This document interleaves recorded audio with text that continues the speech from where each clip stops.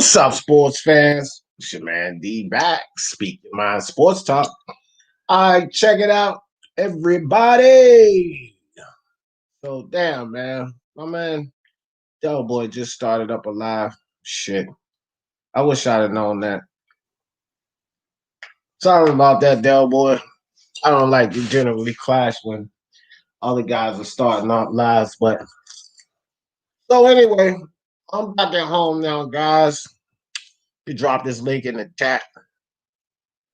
Um, and we could y'all can also address those things I was doing on the ride along. We can address those things we were talking about on the ride along. Uh, no need to specifically stick to one topic, but definitely want to talk about this Oleksandr Usyk situation because I haven't really gotten a whole lot of talk about Usyk since the Derek Chisora fight. But you know, facts are Oleksandr Usyk, he's not ready to get in there with the big boys. And I say this is more than just Tyson Fury and Anthony Joshua. It's more than just those guys. Oleksandr Usyk, he's got a little bit to prove, man. You know, because Del Boy, it's not as if Del Boy is the top of the line in the heavyweight division. You know, he's a gatekeeper slash journeyman. It's not like Del Boy was the guy that beat to say, okay, now you're ready for the best of them. No, Del Boy was somewhat of a test, but I think that Usyk passed the test because he won. But I can't really say that Usyk put a stamp on it that like he's ready to go face Wilder or AJ or one of those guys, Fury. Even some more guys that like look, let's be honest about it. Andy Ruiz can take a punch. He has extremely fast hands. And I know Usyk has extreme footwork, but Andy Ruiz could give Usyk some other five problems.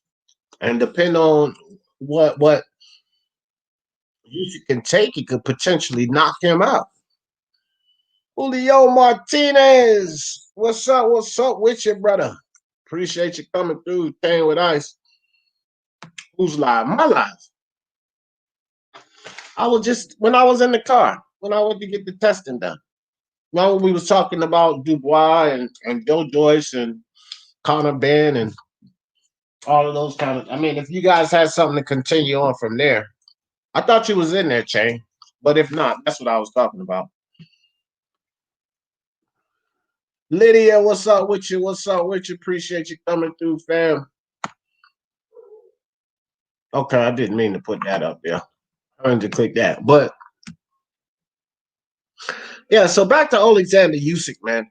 I don't really think that I'm not sure if Usyk's gonna be able to get in there with Joshua and Wilder and Fury and White and hell, Povetkin could end up being some problem for Usyk. Because I'm not sure, like, again, Del Boy is sloppy with his offense sometimes. He's not the greatest defensive heavyweight fighter. He has a lot of flaws himself. And yeah, Oleksandr Usyk beat him, but is that enough for us to say that he can beat one of the top guys? Was that test enough to say he could beat one of the top guys? I'm just not so sure about that.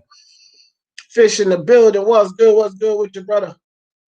My bro IBT up in the house. He said, Oleksandr Usyk versus Robert Helenius. Make it happen. Yeah. Yeah. No doubt, IBT. No doubt. I think he needs a couple of more fights like that, IBT, wouldn't you say?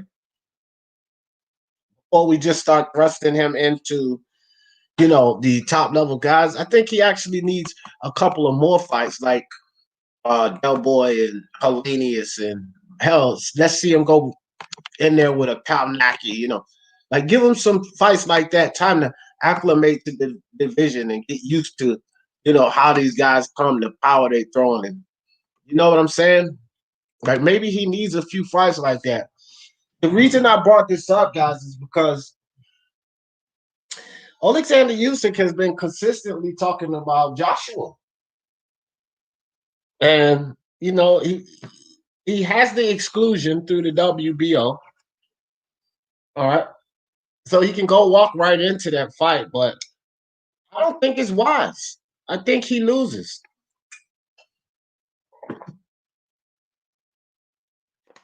I know he wants the titles. I know he and everybody else want these opportunities. It makes perfect sense why he wants the opportunity at AJ. But is he ready?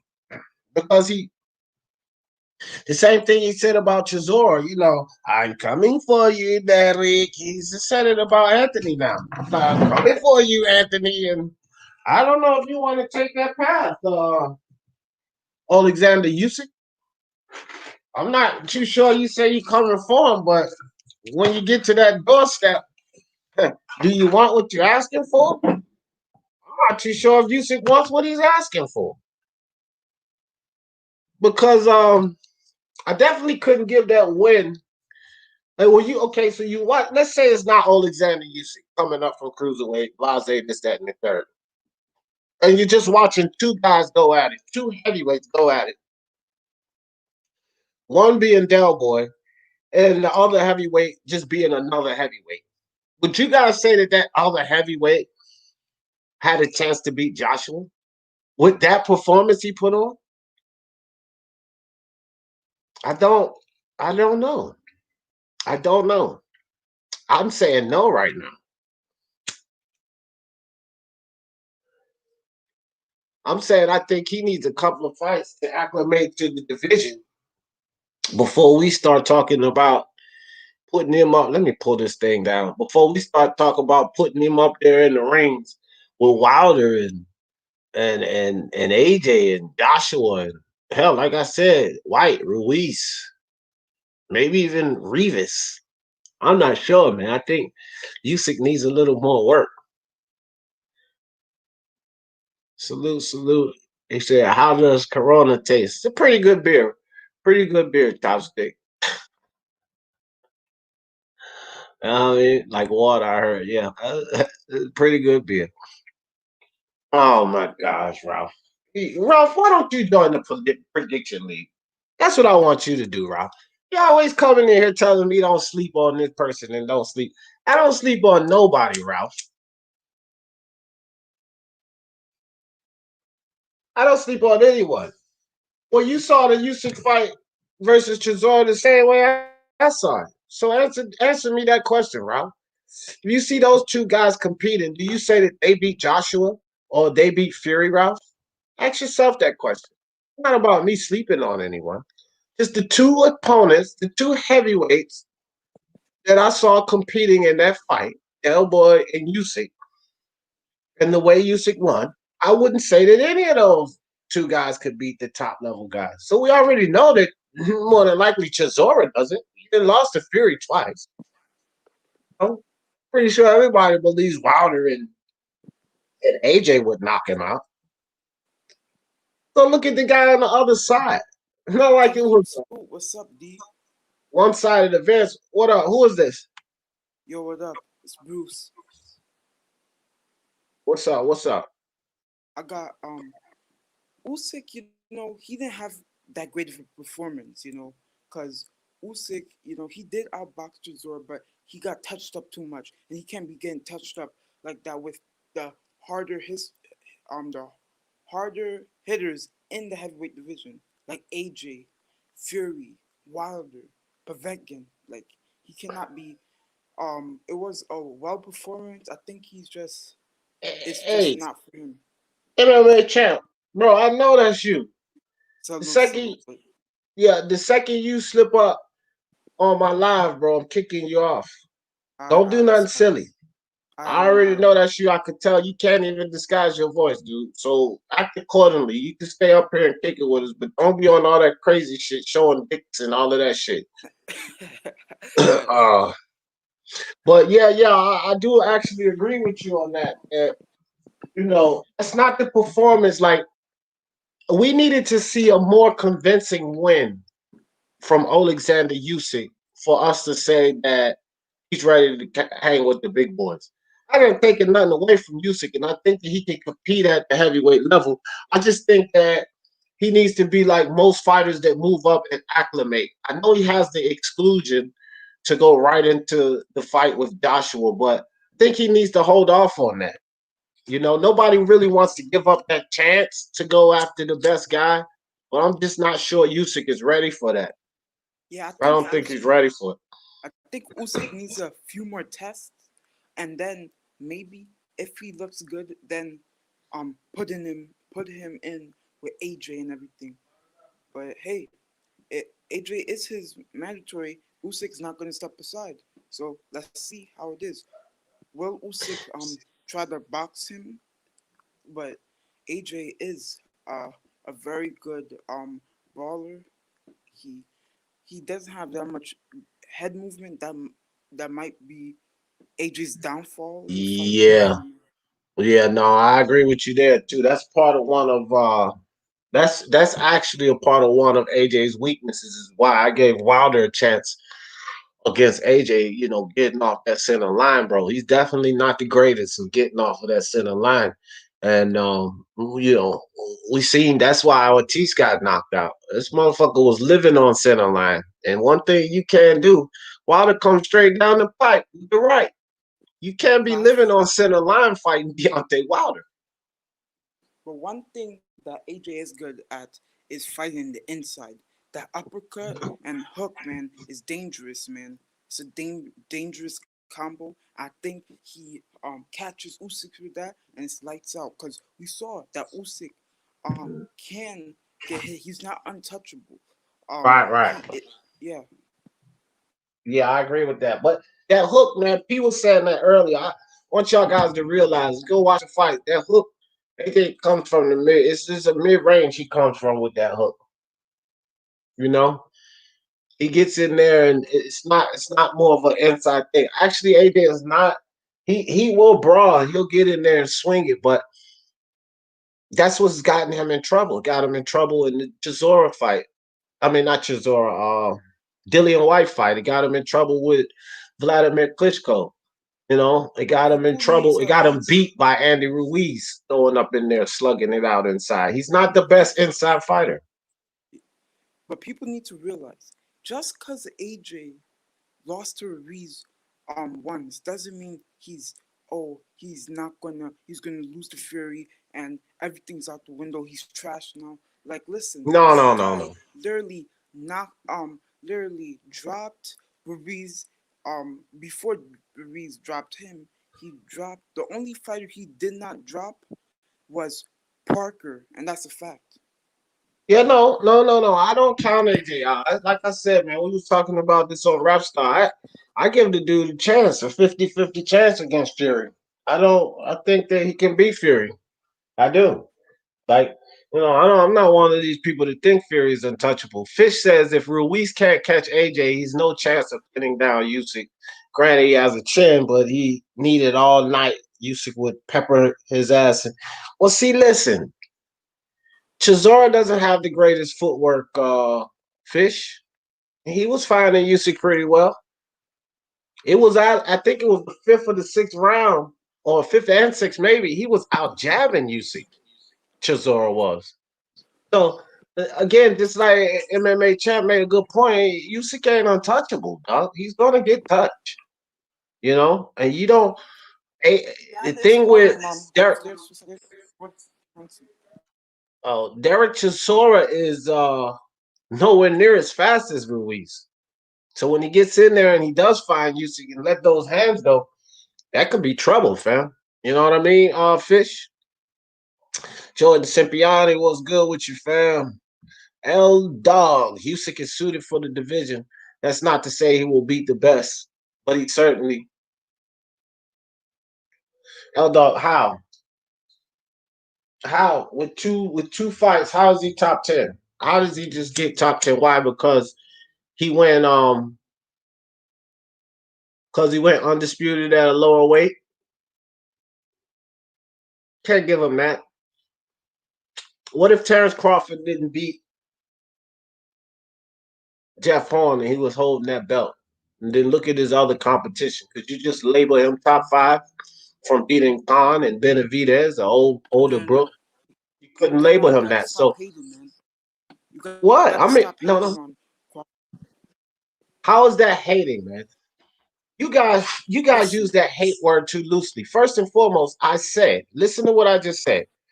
If Crawford did not win that fight with Holmes, so this is a hypothetical. So a hypothetical can't be hating in the first place. But I said if he didn't win that belt with Holmes, and you take those other four fights that he had with Khan, Benavidez, Kalialaskis, and Kell Brook, none of those guys were top five guys. So you couldn't just thrust them into the top five. That's what I said.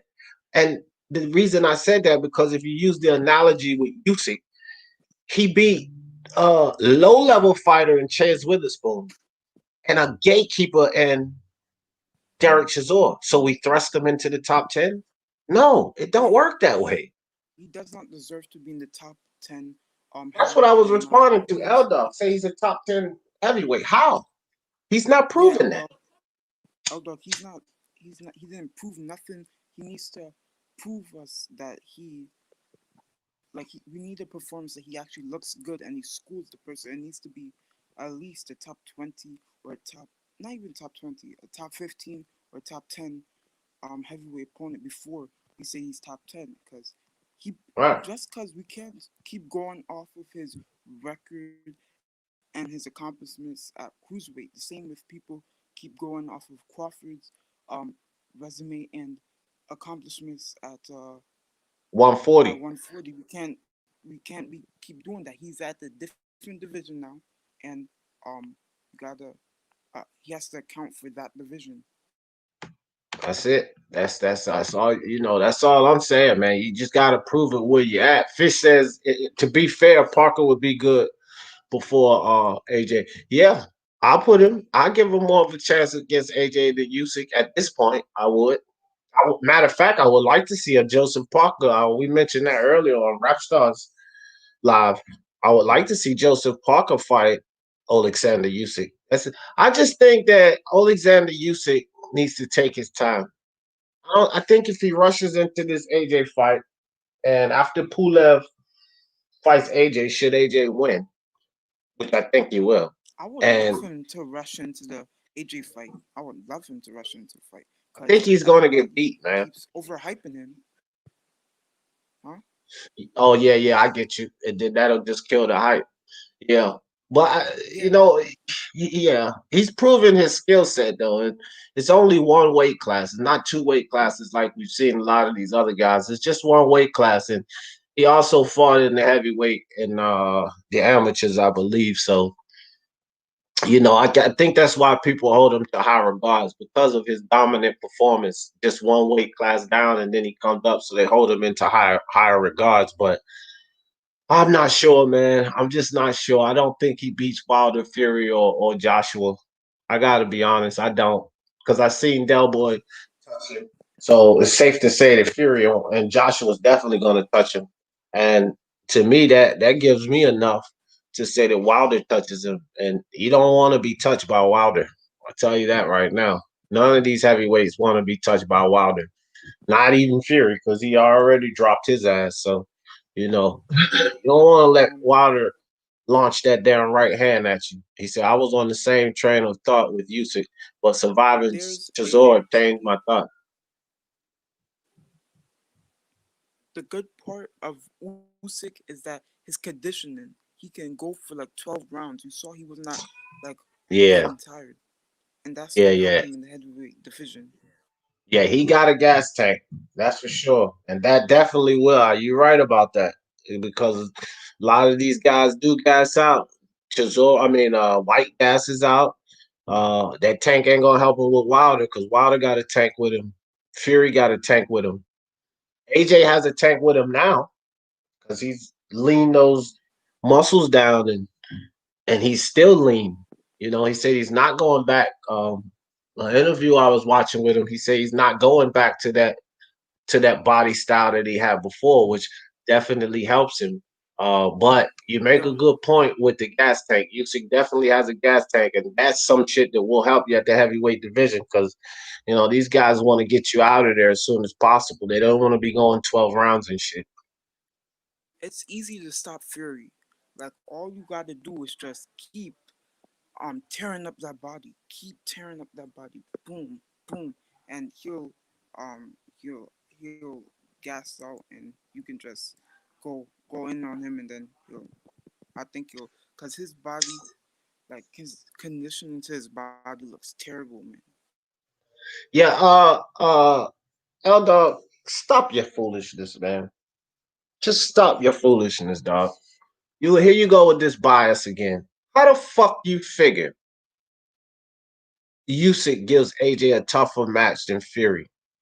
You and P boxing and this damn Fury hate, man. Y'all really gotta AJ stop it, man. Yeah, he A says Dog that is Usyk biased, man. gives AJ a toughest fight out of all heavyweights. That's totally not even reasonable. That's not A even Dog's reason. too What biased, tells man. you that, L Dog? His great performance against Chisora. You know what AJ would do to Chisora, L Dog? Knock him the fuck out, fam. That's what AJ would do to Derek Chisora. So just stop your Yeah, nonsense. Usyk could knock IBP out says AJ. Anthony Joshua Usyk, stops Usyk in the mid rounds. Yeah, I can see that. Go ahead, MMA. Usyk couldn't knock out. Usyk couldn't knock out an old Chisora. So he's overhyped. Stop overhyping him, out, dog, man. Come on.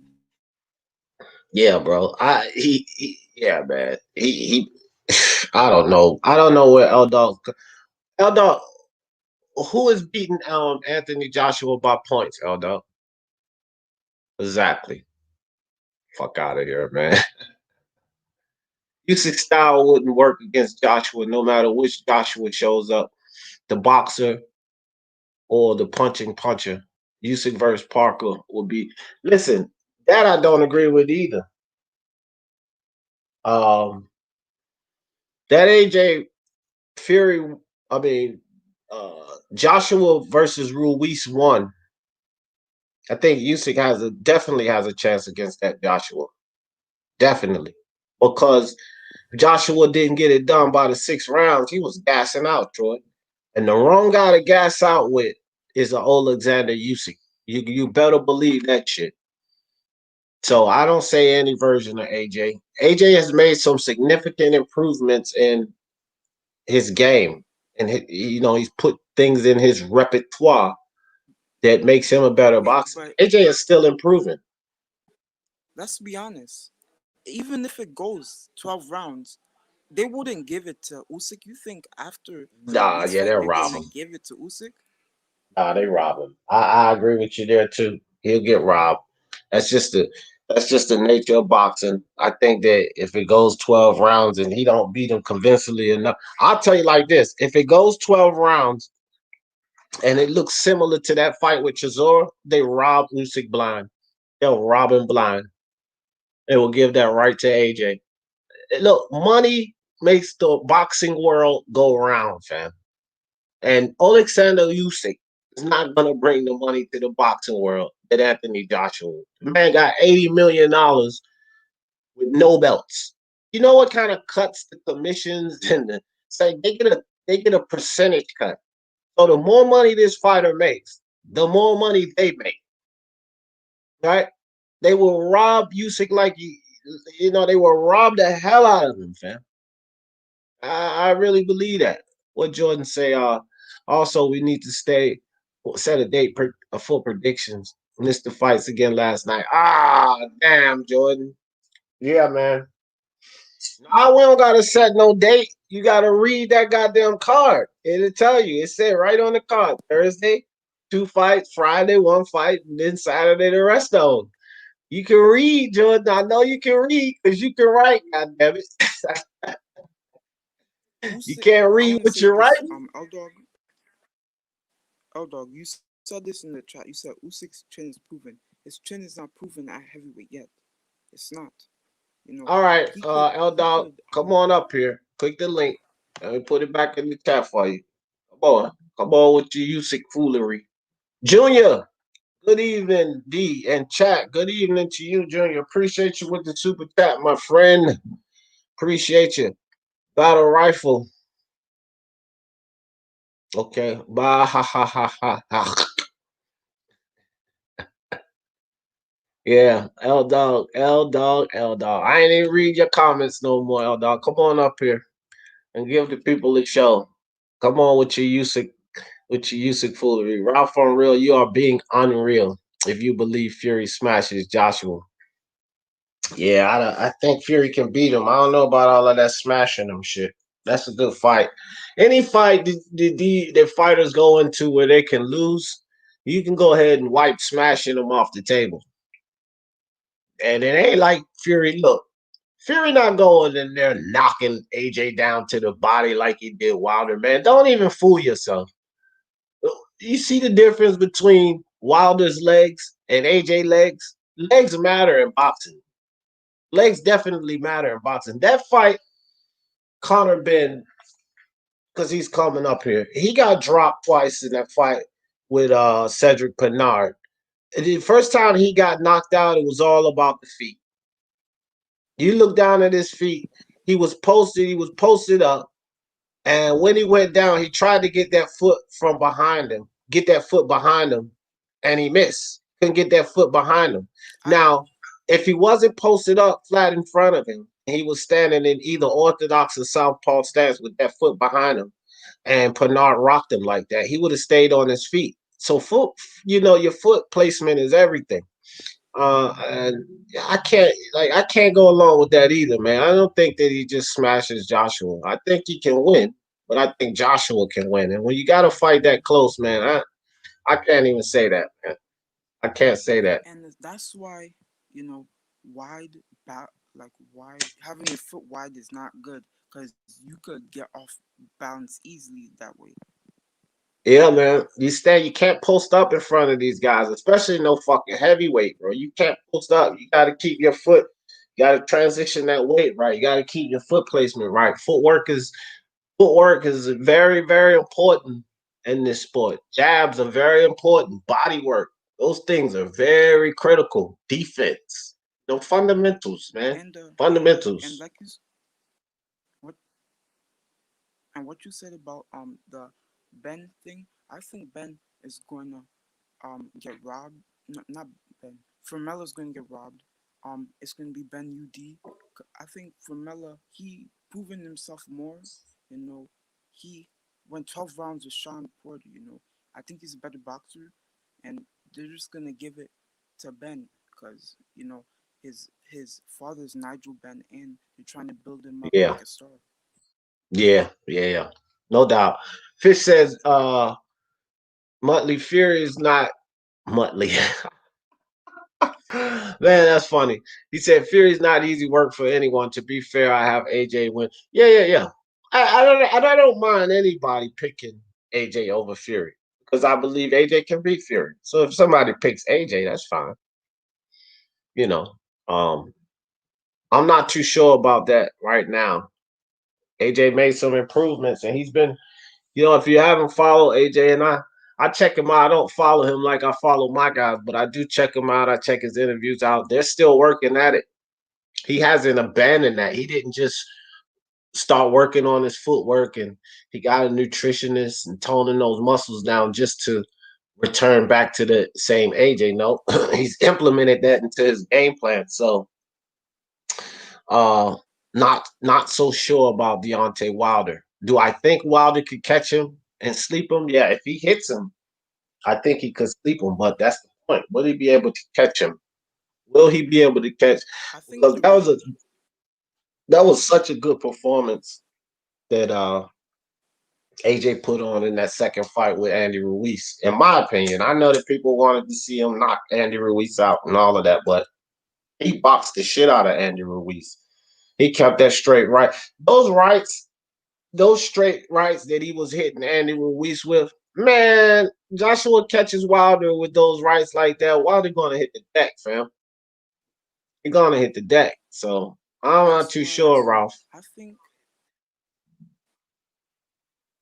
think the Ruiz fight was a wake up call for AJ. Like you can't be pinning your hand downs, and you have to use your reach when you're taller. Like you cannot keep getting close to these guys because these guys are heavy hitters and they can just hit you with a big punch and the fight is over. So you have to have your defense on point. And I think AJ's gonna come here, come to the pull the fight.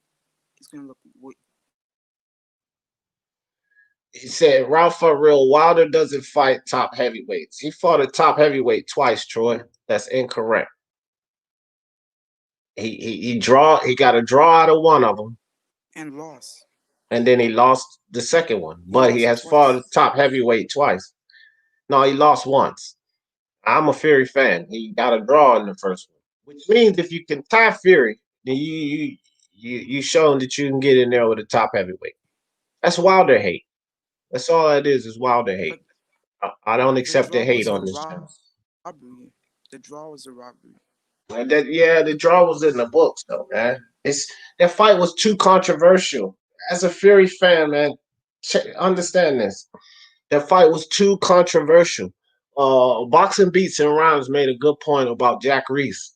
Jack Reese is one of these type of referees that's known for giving the fighter full chance to keep fighting. He's known for doing that. That's why they have a rule that's at the referee's discretion. However, say you got a referee in there like Kenny Bayless. When Fury hit that deck, that fight was over. And that there adds the controversy to that first fight. But we can't just say Fury won that fight without controversy. It was controversy on the Fury side. We can't say Wilder won that fight without controversy. It was controversy on the Wilder side. Fury got up and popped his ass and didn't let him finish. So it's a draw. It's a draw. I mean, we have our opinions. Fury did enough even with the knockdowns to win that fight, but it's not what the referee said. They pay Jack Reese to be an official. They don't pay us to be an official. So with that controversy, it's a draw. He draw with the man, and then he lost to the man. But at the same time, he stood in there. So again, man, I don't even like to put Wilder down like that. Not that list that we put up yesterday, Wilder's wish list. I think he has a chance to beat every one of those guys on that wish list. Every single one of them. I don't think Wilder, Wilder himself believes it's he can not hate, sleep it's just AJ. facts. Wilder is a horrendous boxer. Yeah, he's not the greatest. If he did, he would have already. Yeah. Well, yeah, he didn't try to fight him. So AJ is technically better than Fury, in my opinion. Better fundamentals, more experience. Oh, dog, see, there you go, sounding stupid again, bro. Well, whatever, man. That's your opinion. I don't. You think Fury's overrated. You hate on Fury, so of course you would say that, though, dog. I don't even know why I put your comment up. I told you to click the link. Troy Graham Styles make fight. AJ doesn't move his head a lot. Yeah, he's got center line problem. L Dog agree with you about AJ. True Sons agrees with you. True Sons, smart guy, man. He always says some good things. Smoking Joe in the building. What's up with you, brother? He said regarding the title, having a reach advantage and making use of it is very hard to overcome. So if the big men box long and well, it's their fight to lose. Yeah, yeah. Good comment, Smoking Joe. Usyk versus Parker. The fight fell through. Oh, really? Really? Breaking news. Thank you, Get This Smoke. Breaking news. Tony Five versus Parker is off.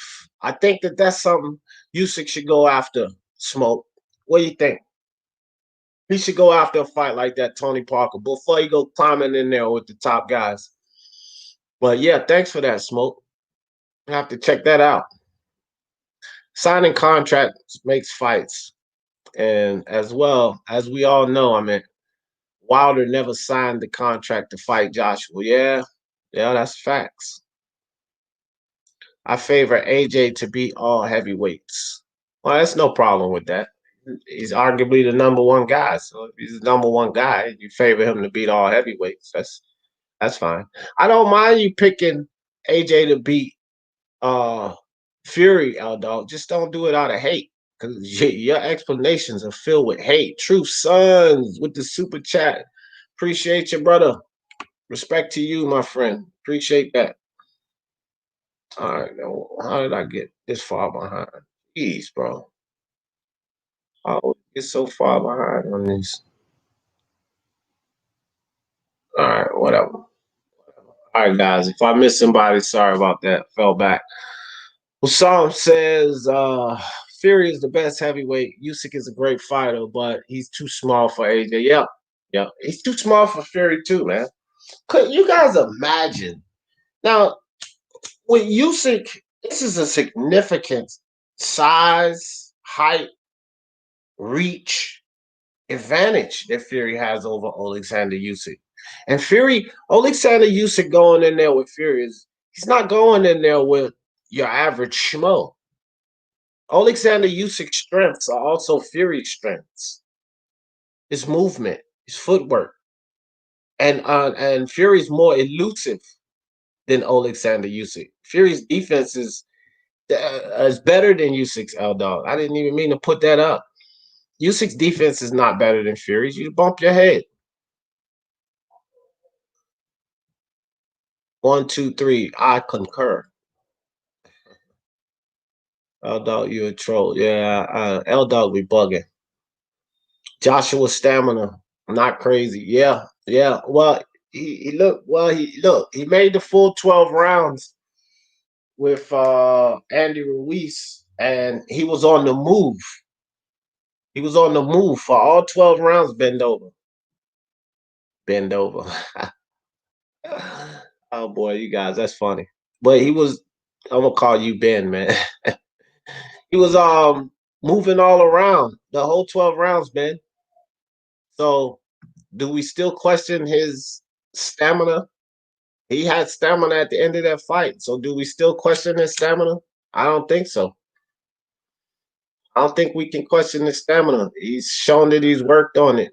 AJ's only problem with his stamina and endurance was the style of muscle he had, man. That dude literally looked like a fucking football player in the ring. Like he's a fucking linebacker or something. That dude was built up, bro.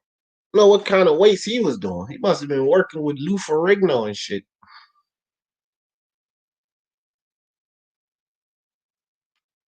Usam says Eddie Hearn will find a way to prevent Joshua from fighting Usyk or Fury. Why would he prevent him from fighting Fury, man? They're comfortable that they can beat Fury. I don't think he would prevent that.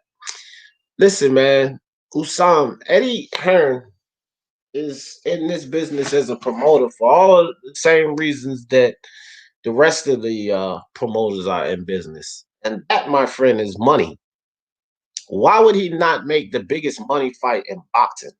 See, these types of things that you guys say don't make sense. You got to make sense to me.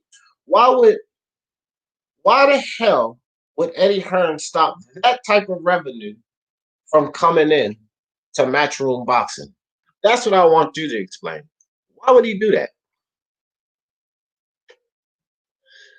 Usyk's chin is not proven at the heavyweight division. Stop it, L Dog. What? Who proved it? Chaz Witherspoon or Derek Chisora, who could barely hit him clean? Derek Chisora didn't hit Usyk with one flush punch in that goddamn fight. So where's the proof come from? That's what I like to ask you, L Dog. Where's the proof? Because who proved his chin at heavyweight?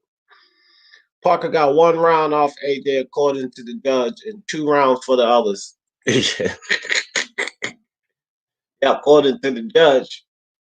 Yeah. Ben says, L Dog, no one has good enough chin to get caught by AJ. Yeah. Yeah, buddy.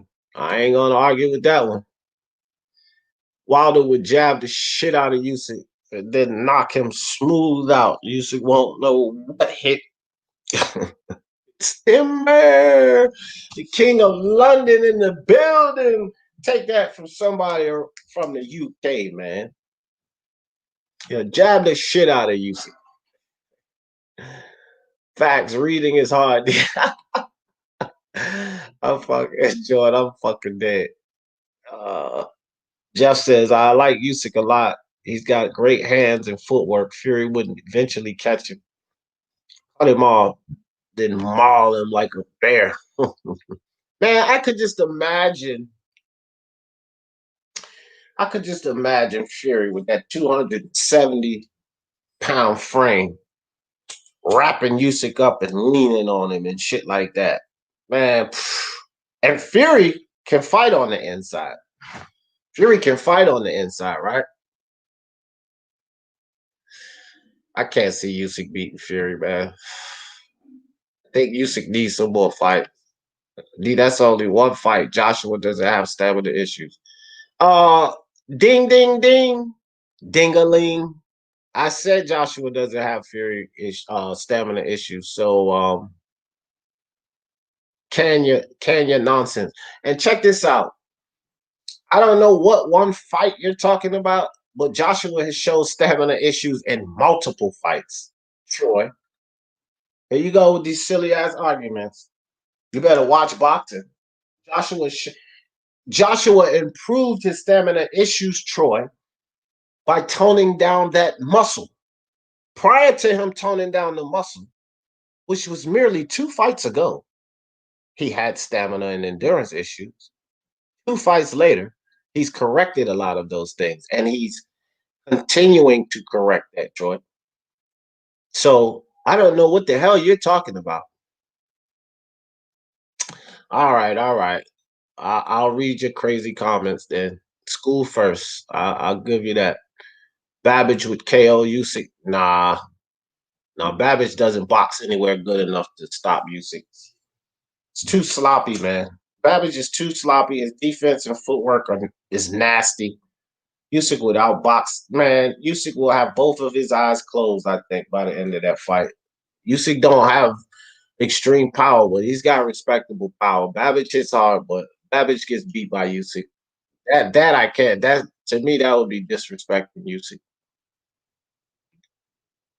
Babbage would KO Prime Ali. Oh, dog, man. You got to be trolling or you just a complete idiot. You explain, Dog. Let me tell you how stupid you sound right now. Before Mike Tyson came and won that heavyweight belt, it was Ali that was the youngest heavyweight champion. Dog. And who did he beat, Dog? Who did he beat? I'm pretty sure you know. It was Sonny Liston. And they said that Ali was too young, too green. Blah, blah, blah, blah, blah. So you mean to tell me that a non-boxing Babbage would beat a guy like Sonny Liston? Dog, open your hand up, put some powder in it, and smack the shit out of yourself for that. Babbage would get totally obliterated by a prime Ali. Do you know the question of fastest hands for heavyweights is Ali and Mike Tyson? Do you know, Dog, do you know that Ali threw 11 punches in 12 seconds? There's footage of it, Dog. 12 seconds, he threw 11 punches. He would beat the living shit out of Babbage. But there you go with your biases for even making a statement like that. You don't talk about a Babbage when you're talking about an all-time great, Dog. You idiot. Jesus, man, what is wrong with you? They will drag the negotiations with Fury, even though the split should be 50-50. Then no, Eddie Hearn already said that they would give him 50-50. So you already talking nonsense. Eddie Hearn and AJ already said they would give him 50-50. Now what? What's with you guys, man? Do y'all want four belt undisputed, or y'all want to talk about every reason why we won't get it? That's what I want to know. Do you want four belt undisputed, or do you want to talk about why we won't get four belt undisputed? Because that ain't really the reason. And Matchroom ain't turning down the biggest fight in boxing. They're not turning down that money. They can make that fight. That fight's happening. And Babbage will not KO Usyk, man. No, he will not. Say Hearn will come to IFL TV and say what it was all Fury's fault and done. Man, whatever. Good afternoon. Listen, what's up, Troy? Listen, Osam. I think that Joshua would probably be favored in that fight. Why would they turn down a fight or not try to make a fight that their guy's favored in? You're not making no sense with this, man. Not at all. And they're in negotiations for a 2-fight deal as we speak, but he won't make the fight. Well, you don't like Hearn or something? Where was you at yesterday? We just did an Eddie Hearn, and he redeemed himself by the end of that life. What's up, Troy? What you got? What you got? Good. Is it just me and you or someone else in here? No, it's just me and you for now, unless somebody else joins. Cool. Yeah, I just want to make sure and I don't know which D I'm talking about. Talking with today. Is this the D that wants facts, or this the D that don't want facts today? You know, which one are you? Man, I want sensible facts, not facts that's irrelevant. Facts are facts, baby. Facts, yeah, but facts they gotta are be facts. relevant. Facts are facts, but they get If, facts are facts, but they gotta be relevant. Don't give me some irrelevant facts and then say I'm just giving you never facts. gave any irrelevant facts. Yeah, I said well, facts. that's okay, Troy. That's from your perspective. You did give facts, but they were facts are irrelevant. provable. If you could prove those facts, then they're not irrelevant, are they? Yes, No, they but are. anyway, let me get to my point. No. Let me get You're not gonna do irrelevant that. to Cut me you. off. No, sir. See, you already come with that foolishness. You're not gonna slip something in there and cut me off. Well, anyway, no. Anyway, let's say that we're talking about two dogs fighting. Two We're dogs not. in a fight. A Nikita. Hold up. No. Because I'm getting ready to break down your nonsense. So we're talking about a Nikita fighting a pit bull, and then you come in and you say, cats don't like water; they clean themselves. That's a fact, but it's a fucking irrelevant fact. So facts can be irrelevant to the discussion. Now go forward. That is a fact made by a fool, and I'm anything but a fool. Well, whatever. So I don't know what Label yourself. I don't know where that analogy. You're a fool. I don't know where that analogy comes from because anyway, like I was going to say to you, irrelevant. No, absolutely not. But we're not going to go backwards. We're going to stay in present time. The question I want to ask you, and I keep hearing about this man's stamina. When are all these fights that he gassed out? Okay, against Andy Ruiz, sure, he was gassed out. He was tired. When he fought Klitschko, he had rounds where he was tired. And then he got his second win, came back and knocked him out. Where's the rest of the fights that he was gassed out? Troy, where? When you get a second win, now, see, you say things that kind of kills your argument, but you know why they say you got a second win, Troy? You know why they say these things? Because you were gassing at one point and you got a second win. It's called a second win for a reason, because you were showing that you were gassing, right? Now, is that not a fact? That is absolute nonsense. Fact? That's absolute nonsense. See, let me speak now and explain it to you, because obviously I don't know if you've ever fought and got tired before. There you go. You got to be sensible. I don't know if I don't know if you've ever been in the ring and actually got tired before. Fighters will get tired in the ring. It's just a natural part of the sport. You will get winded. You will get tired. When you flat out when you flat out get tired and you cannot continue anymore, that to me is gassed out. When you that is gassed out. When you get your second win, it simply means that you're getting your second win and you're ready to go full on again. It doesn't mean that you gassed. You never gassed out. You just went lower and now you got and then you went higher. That's all to that. I'm not going to say I've fought before, man. I'm not going to argue I've seen it semantics, Troy. before, Come on, make your point, bro. no, Make your point. I'm listen. not going to argue semantics with you. Go ahead, make your It point. ain't semantics when it's facts. Make your point, Troy. I don't want to argue about gassing, fam. Okay, well, let me speak. Make a point. Okay, go ahead. Go ahead, man. You go, but make a point. I don't want to have this back and forth with you about gassing. It's irrelevant. We ain't gonna talk about it ain't irrelevant AJ when you're talking to someone that's been in the ring, and I'm trying to explain something to you so you'll understand. Hey, look, you have let me tell you something about motherfuckers. Oh my God, go ahead and keep talking. Y'all motherfuckers with this been in the ring bullshit. Let me explain something to you. Get your scary ass. Stop being a chicken and come to the prediction league. Because since you've been in the ring and you know every fucking thing because you've been in the ring, then you should be able to assess and pick the right winners in fights. That will show your so-called knowledge because you've been in the ring. But I want to share something with you. We have 2 active boxers in our prediction league. We have an active trainer in our prediction league, and they have never defeated me.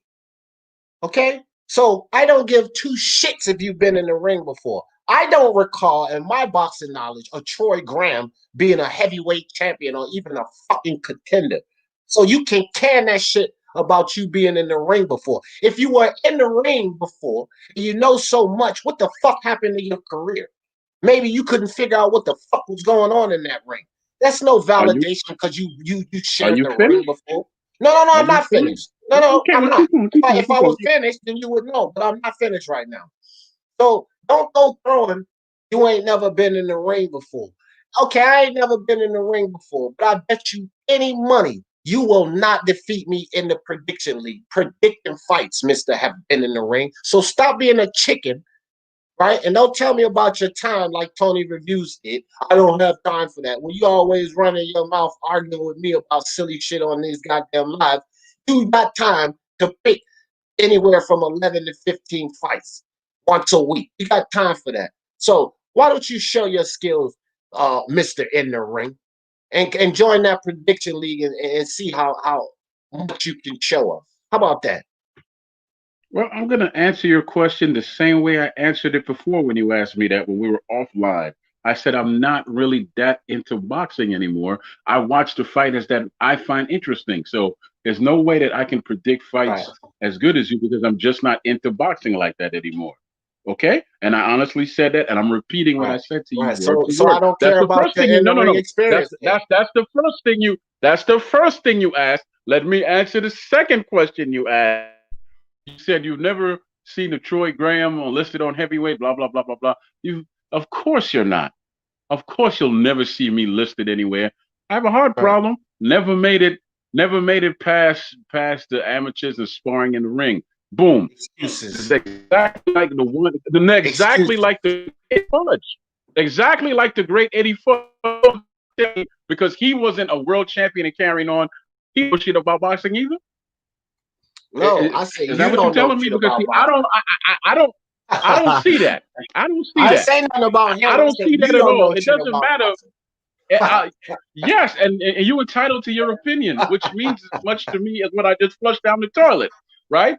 But that's cool. Now let's stay on the subject that I've brought up to you. Flushing your money down the toilet. To me, as I stated before, if the man had problems in 2 fights, only 2 out of X amount of fights that he's had, it doesn't mean that he's gassed out. Fighters get their second win. There's ebbs and flow in the ring. Okay, well, that's why they call. That's why fight. No, come on, brother. Let me finish, man, because you went on this long soliloquy. Go ahead. Thank you, because you went on this long thesis or whatever. So my point is this: you have ebbs and flow when you fight. You have your highs, you got your lows. Then you steady out, then you come back again with one high to finish it. If you were trained right. And that's just facts. It's not about gassing out. Gassing out is what happened to Tommy Hearns versus Hagler. He gassed out. He said that. He was dead tired by the 3rd round. He gassed the hell out. Fighters gas out. It happens. He is not gassed out. He doesn't have a stamina problem. And yes, I agree with you about the muscles. Sometimes he comes in too big. But I'm sure he's working. I'm sure the brother's working on that because until somebody washes him away, I'm breaking up. How can you hear me? Yeah, you was going in and out. Yeah, Okay, yeah. well, until somebody washes him away, I don't see I don't see a gas problem with him. He's simply a young fighter that's coming into his own, and he has to find that peak. There's a peak that you find as a fighter, and you go with that. Go ahead, man. Okay, first and foremost, at 31 years old, you're no young fighter. That's number one. Young fighters, Tank Davis, Teofimo, Daniel Dubois, Deron Boots Ennis, those are young fighters. At 31 years old, you're not a young fighter. That's number one. Number two, I said he had gassing issues. Okay? Gassing issues. That's what I said. Now you can go ahead and try to switch it up to fit your argument and say, I said that he gassed out. No, Mike Tyson gassed out versus Kevin McBride. I said AJ had gassing issues, and he most certainly did. And number three, you go do your research because you said you don't watch boxing as often anymore. So just go do your research and watch the Carlos Takam fight. Go watch the Joseph Parker fight. And he showed us gassing issues. Those are two more fights other than what I mentioned. Okay. What I know, Troy, because I do watch boxing, unlike you, but you admittedly said that you don't watch it as much. What I know that he showed gassing issues in those fights. You know why, Troy? Because those fights were after the Vladimir Klitschko fight, which he also showed gassing issues. Not gassed out, gassing issues. So if you listen, maybe your comments won't, or your retorts won't be so off the rocker like they usually are. That guy, appreciate you with the super chat. He Okay, said well, D you know, verse Troy. Hold up, dog. You hear me reading the super okay, chat? I know you hear that. Okay. That guy, thank you for the super chat, fam. I appreciate you big time. He said D verse Troy, season 5, episode 7. Troy is down 7-0. Let's see if he can get it in this next episode. All right, go ahead, Troy. yeah, I saw both those fights. Takedown and Parker. He had no gassing issues. I just think he Yeah. fought. I don't know what was going on with him against Parker. He didn't fight aggressively at all, and that was a horrible referee. And that Parker fight, not the Parker fight, the Takedown fight. I think he fought on wrong. He made himself small. He could have stayed out on the outside and out jabbed him the same way he did to one Andy. Andy, Andy, the same way he did to Andy. He could have just fought him like that, but he didn't. I don't know why, but I didn't see any gassing problems where he was holding and huffing and puffing or none of that. I didn't see none of that at all. You weren't looking for it. And often you don't. First of all, you don't have to look for something I if it's thought you was done. no. All right, You well, don't keep have to doing look it for till you're something done. if it's clear and plain. You don't have to go hunting for something because if something is so clear and plain, why do I have to hunt for it? Okay. I'm Are not you blind, finished? and I have better All right. eyes than most when it comes to this thing here. So I don't need to explain that. I don't need to explain that. If something is so clear and plain as gassing out, or you said, or stamina problems, like you said, you shouldn't have to hunt for it. Tell me what round and what. No, it should be clear and plain. Period. Okay. Are you finished? Thank you. As I stated, I speak Okay, volume. there we go. I speak volume. I Yeah, speak just with let me know when volume. you're finished. I was done yesterday, so you go speak today. Come on. Okay, well then stop cutting me off then. If you fucking done. Now, I don't have to hunt for a goddamn thing. I know gassing issues when I see it. I know stamina and endurance issues when I see them. Because you don't recognize them, that's your problem, not mine. Period. So I seen gassing issues with this dude, bro. From Klitschko and after until he toned those fucking muscles down. Because the only thing he did after Klitschko got bigger and more brolic, bigger and more brolic, and bigger and more brolic. Until he himself from D. Jefferson. This was a quote that came from Anthony Joshua, that he had stamina and endurance issues. That came from Joshua, Troy. So you're not disagreeing with me. You're disagreeing with the fighter himself, Troy. Fuck. He said he had Come on. stamina Come on problems in back. that fight. Yes. Yes, in that No, no, fight. no. Yes. That is not what Not he did. not his whole blasted career. Okay, well, because you probably didn't see the interview. You probably didn't see the interview when he spoke on this. He said the reason for his stamina endurance issues was because he had the wrong type of muscle. He actually didn't say any particular fight. So that's invalid, Troy. That's invalid what you just said. He didn't give a particular fight. So that's 100% invalid. Would you like to go again, Troy? But this is not me you're arguing with. You're arguing with the words of the fighter himself. So why would you talk about stamina issues after? Okay, get your stupid little laugh on. But why would he talk about stamina issues after a fight if he's not talking about that fight in particular? Why don't you help me out with that? Because it was evident in that fight. That's why. So basically, he's talking about the fight he just had, right? Thank you. Yeah, it was evident that he had gas. Yeah, so he was talking about that fight. But again, it was evident in other fights. You don't accept what other fights, sir? I asked you that 4 fucking fights, dude. But you don't accept it. Okay? You never named any, bro. I've been on the phone with you the whole time. What other fights did you name? Are you fucking retarded right now? Andy Ruiz. What? Okay. Hold up. Name the other fights and chill out with the adjectives, man. Andy Ruiz, which I did mention. Klitschko, which I did mentioned those two. Hold up. Listen, Troy. Again, stop cutting me off now. You said go ahead and name it. So shh and listen. Andy Ruiz, Carlos Takam, Vladimir Klitschko, Joseph Parker. That's 4 different fights, Troy. Again, whether you accept that or not, that's your problem. Also, if the fighter says that he had these issues, I'm going to go with the fighter. I'm not going to go with Troy Graham. How about that? So he said, because see, I watch all of those fights, and yes, I watch interviews too because I like to hear what fighters have to say. So basically, he said in whichever fight you were talking about, Takam or what's the other one?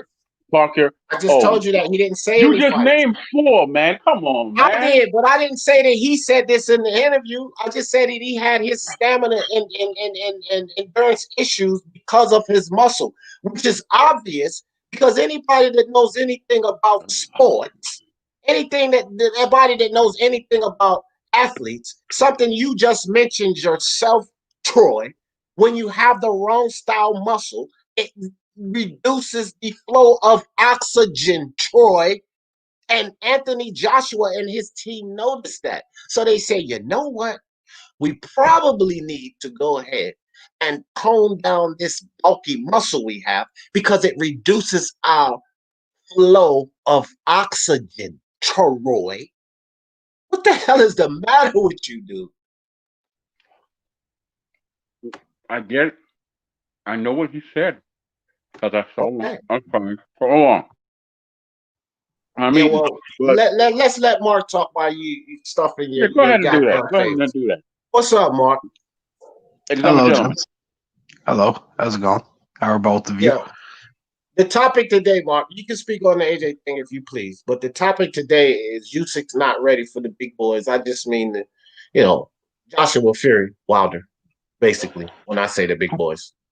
We'll have to wait and see. Right. We will have to wait and see for sure, but my thing I think of the 3 names you named there. I'm not saying which one. I think Usyk wins. Yeah, wow. And if the fight gets made, you'll see it in my prediction. Yeah, it would be Wilder. I say his best. Well, I'm not just speculating that his best chance to win against one of those dudes would be Wilder, in my opinion. I see certain flaws in a certain fighter that I think Usyk can actually extremely exploit. I'm not saying who. I got you. I will say this, man. Just from what I saw with Chisora, I see certain problems that he will face. Yeah.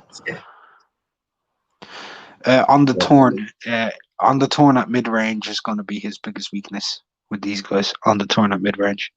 Mm-hmm. That'll be his biggest weakness for AJ. His biggest weakness for Fury will be Fury's way larger and he can go to this and throw them out. He can just close the distance from further out. And then with Wilder, it's the one punch thing, really. All right, I want to jump in on the Usyk thing. Are you cool with that, or you have something to say, D? D. Nah. Mark was talking, so you could jump in when he finished. God damn it. You will finish, No, Mark? it's okay. No, it's okay. No, Go no. You go ahead and finish, man. Go ahead and No, finish. I'm good.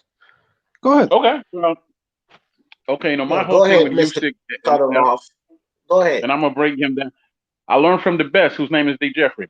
But like I was saying, when it comes to him fighting Joshua, I don't see him beating Joshua any style Joshua brings in the ring, because the way he fights is that he likes to break people down. He warms up around the fifth round and all that. That's when he starts going and boxing and moving and all that.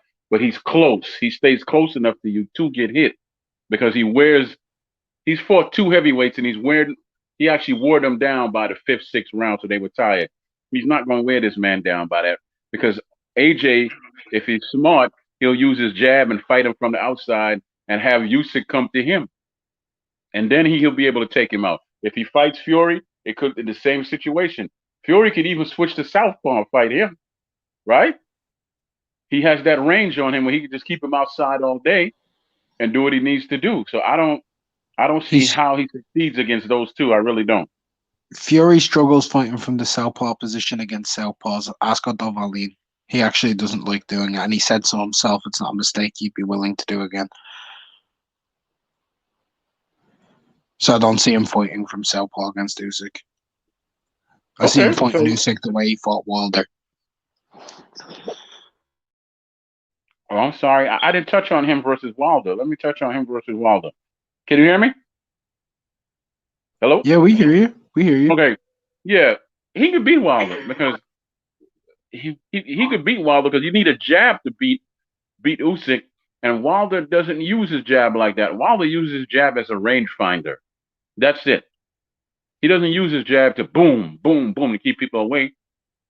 He uses it simply as a rangefinder, which is proof in all his fights, because people have gotten inside of him. If he uses his jab to keep people away and box and move, it'll be difficult for him to lose, but that's not the way he fights, is it? And he's a one-trick pony. Yeah. Usyk, on the other hand, is smart enough to stay just close enough where he can see the right hand, and even if the boy throws it, he's going to miss it. He's going to miss it.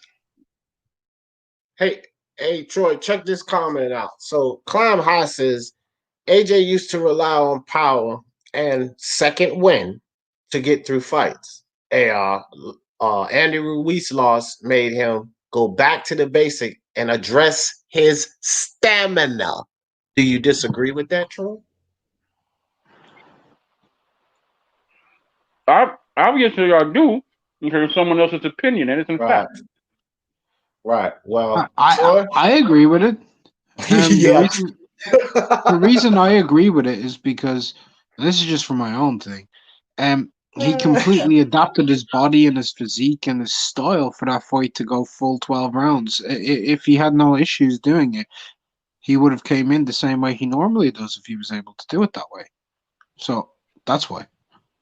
Yeah. No, he was smart enough to change his style up, and he lost a lot of that muscle on purpose to make him more fluid as a fighter, and that's what he needed to do to be this style of fighter.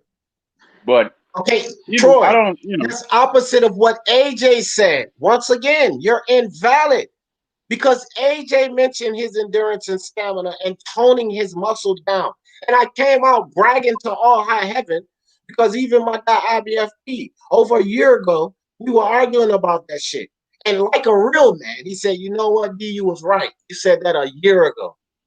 And now AJ confirmed it, but Troy is saying otherwise. You're saying otherwise from what the fighter is saying, dude. What part of this are you missing? This is what Troy is saying, which is totally averse to what AJ said. It's opposite.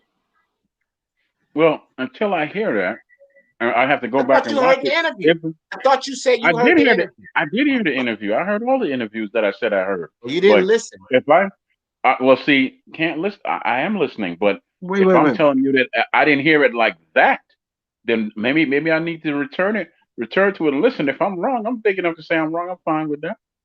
Are Well, you cool two with it. arguing over if AJ has stamina issues or not? no, I'm saying that he doesn't have he's stamina issues. arguing saying that he never had stamina issues. That's Okay. his argument. Absolutely That's not. That's Troy's not what I argument. said. That's absolutely not what I said. Okay, well, That's not what I what's your said. argument then? What is your My argument? thing is just because he had issues in the Andy Ruiz fight and he fought tired because he had too much damn muscle when he fought Klitschko does not mean that he has stamina issues. It's just 2 fights. What You about fought against him pointed Dillian out White? Parker and track him. I didn't. There was no gas issue in either one of those fights. What None. about against Dillian? What about Dillian? He was gassing the second, third, and fourth round from 1 punch. Did he show gassing? Really? He was Yeah, gassed because I didn't see that. I seen a man who took a hell of a left hook. I he don't took remember one what left round hook that and was. he took one left hook and he was struggling to throw a punch for the He next was 2 rounds. He was gassed. most people because he was dazed. He was He puffing was really dazed. hard, dude. He relied on a second wind. Well, that's not being. Oh, listen, that's not being gassed. Yeah, that's being. He was dazed by that left hook. He came back and left Dillian on his back. Okay. Oh It my was God, Dillian that bro. was. It was Dillian that was gassed Oh out. shit. It was Troy, are Dillian you who was heavyweight? gassed out. Are you heavyweight? I was, but like I said, I never was pro or none. But yeah, Dillian was the one that was gassed out at the end of that fight. Yeah. Me myself, I'm the same boat, right? I'm a 6'5", 245 pound guy, right? I'm able to get second wins, but I'm also able to gas. Right. It's what Everybody I is told a him gas earlier. out, man. It's a stamina issue. I know that when I trim off 15 pounds off of me, I've got better stamina. And I know when I trim off Everybody 40 knows pounds, I this. have better stamina. I'm Mm-hmm. 40 pounds Okay. overweight. 40. See, this is So I why need to work this is on why that. Mark, this is why Troy gets body bag. He can't accept the fact that he gets body bag. You know, because he First gets of, into these arguments and he doesn't want it. Look, here's another comment for you, Troy. AJ I don't think gas I'm out. arguing with Mark at all. No, this is a comment. AJ gas out because of muscle. All right, because of muscle. I'm just gonna leave it at that, bro. Right there on the screen for you. Well, as a wise man knows, as a wise man knows, these as far as opinion goes, they're like asses. Everybody has one. So you keep coming with your opinions. I'm going to keep telling you Right. they don't mean Yeah, anything to okay. me. And a wiser man once said, and saying something is wrong merely because of an opinion, or saying something that's not right just because you think it's an opinion, doesn't give you any more validity. And that same wise, That's not the man same said, wise man. It's not the same wise man. That's a legit quote from okay, how Albert do you know? But Einstein. let me finish. Let me finish because you made your statement, and and there's another wise man out Oh my flipping God. around that says, just because somebody says something doesn't mean that it is. Okay, like I said, That's not the if same I'm wise man. wrong, That's not the if same I'm wise man. wrong, Mark, if I'm wrong and I hear it out the fighter's mouth, I'm gonna come right back on here and say, hey, well, I'm wrong. I'm cool with that. But you keep giving me all these opinions from different people. What's that supposed to mean to me? I mean, it's the same for you, isn't it? Like when you give me your opinion, what's that supposed to mean to me? Yeah, absolutely right. If I can't back it up with some facts, you're 100% right, Mark. You're 100% right, sir. Okay. Well, here's a fact that we backed ours up with. Bulky muscle causes stamina and endurance issues, Troy. I 100% agree with you. Okay, AJ had bulky muscles ever since the Klitschko fight. He did not tone the muscle down until after the first Ruiz fight. So it would be safe. It would be a safe assumption to say if he had those bulky muscles, then he had stamina and endurance issues. That's a safe assumption and validity. Now you said he didn't have them. So you're saying that those bulky muscles didn't affect him also? I never said that. I clearly stated when Well, I I came asked on you a here. question. I just asked you a I'm question. I going didn't to say what you I'm did. going Say. to I asked you. answer. I'm going to answer when you shh. You don't shush me because it don't work. But anyway, now I'm shushing you. Now let me answer. My point. Yes, bulky muscle does do that. I never disagree with you. That's my answer to you. I never disagreed about the bulky muscle. You can't say I have. I didn't say What's you the did. next I asked question, you a man? question. I answered your So if question. Yes, okay, bulky muscle does. good. Yes. Okay. So if AJ had the bulky muscles, and that attributes to stamina and endurance, then how did he not have gassing issues then? He didn't consistently gas out against anyone. I saw the bulky muscles and all that, but I only saw really one fight where he gassed out. That was against Andy Ruiz. He had some stamina issues in the Klitschko fight, but he was too friggin' big. 250, whatever, all muscles too friggin' big. Andy Ruiz, he gassed out. I'll say that, but overall, in every one of his fights, he didn't gas out. That's my point. All I'm hearing is he gassed out. He gassed out. He doesn't gas out in all his fights. That's my point. Well, you know what you do. You make points, and you say a lot of invalid things, because just like you said, I didn't say that. Nobody said that he gassed out. You kept bringing in gassed out to support this silly argument. I logged on because everybody was saying he gassed out. Hold your horses. No one said that. What I said, and the initial statement before you start defending this foolery you're talking about, was that AJ had gassing issues. That's it. I didn't say he gassed out. Mark gave you an example of the Dillian White fight. He didn't say he gassed out. I don't think I read any comment in the chat that said he gassed out. I said he had gassing issues, and you said you don't agree with that. If people weren't saying that he didn't gas out, I would never have come on. Why would I come on? Why would I come on and defend something that doesn't exist? I don't know. Say he gasses. I'll say it straight. He gasses. I mean, that's what nobody said. He gassed out like he ran. I even gave the example. Look, Mark, I even gave him an example, right? When I told him the first time that nobody said he gassed out. And the example I said was Mike Tyson gassed out against Kevin McBride. No one said he gassed out. We said he had gassing issues. That was the example I gave him before he kept continuing with this foolishness. I know what I read. It ain't foolishness if you know what you read and you know. Okay, you can read what you want, but you came up here to argue with me. So no, even if I missed that comment, you came up here and you disagree. Troy, that's why we're going back and forth, dude. You're being so dishonest right now. The whole reason we started going back and forth with gassing issues is because you came up here. Everybody heard you say this, dude.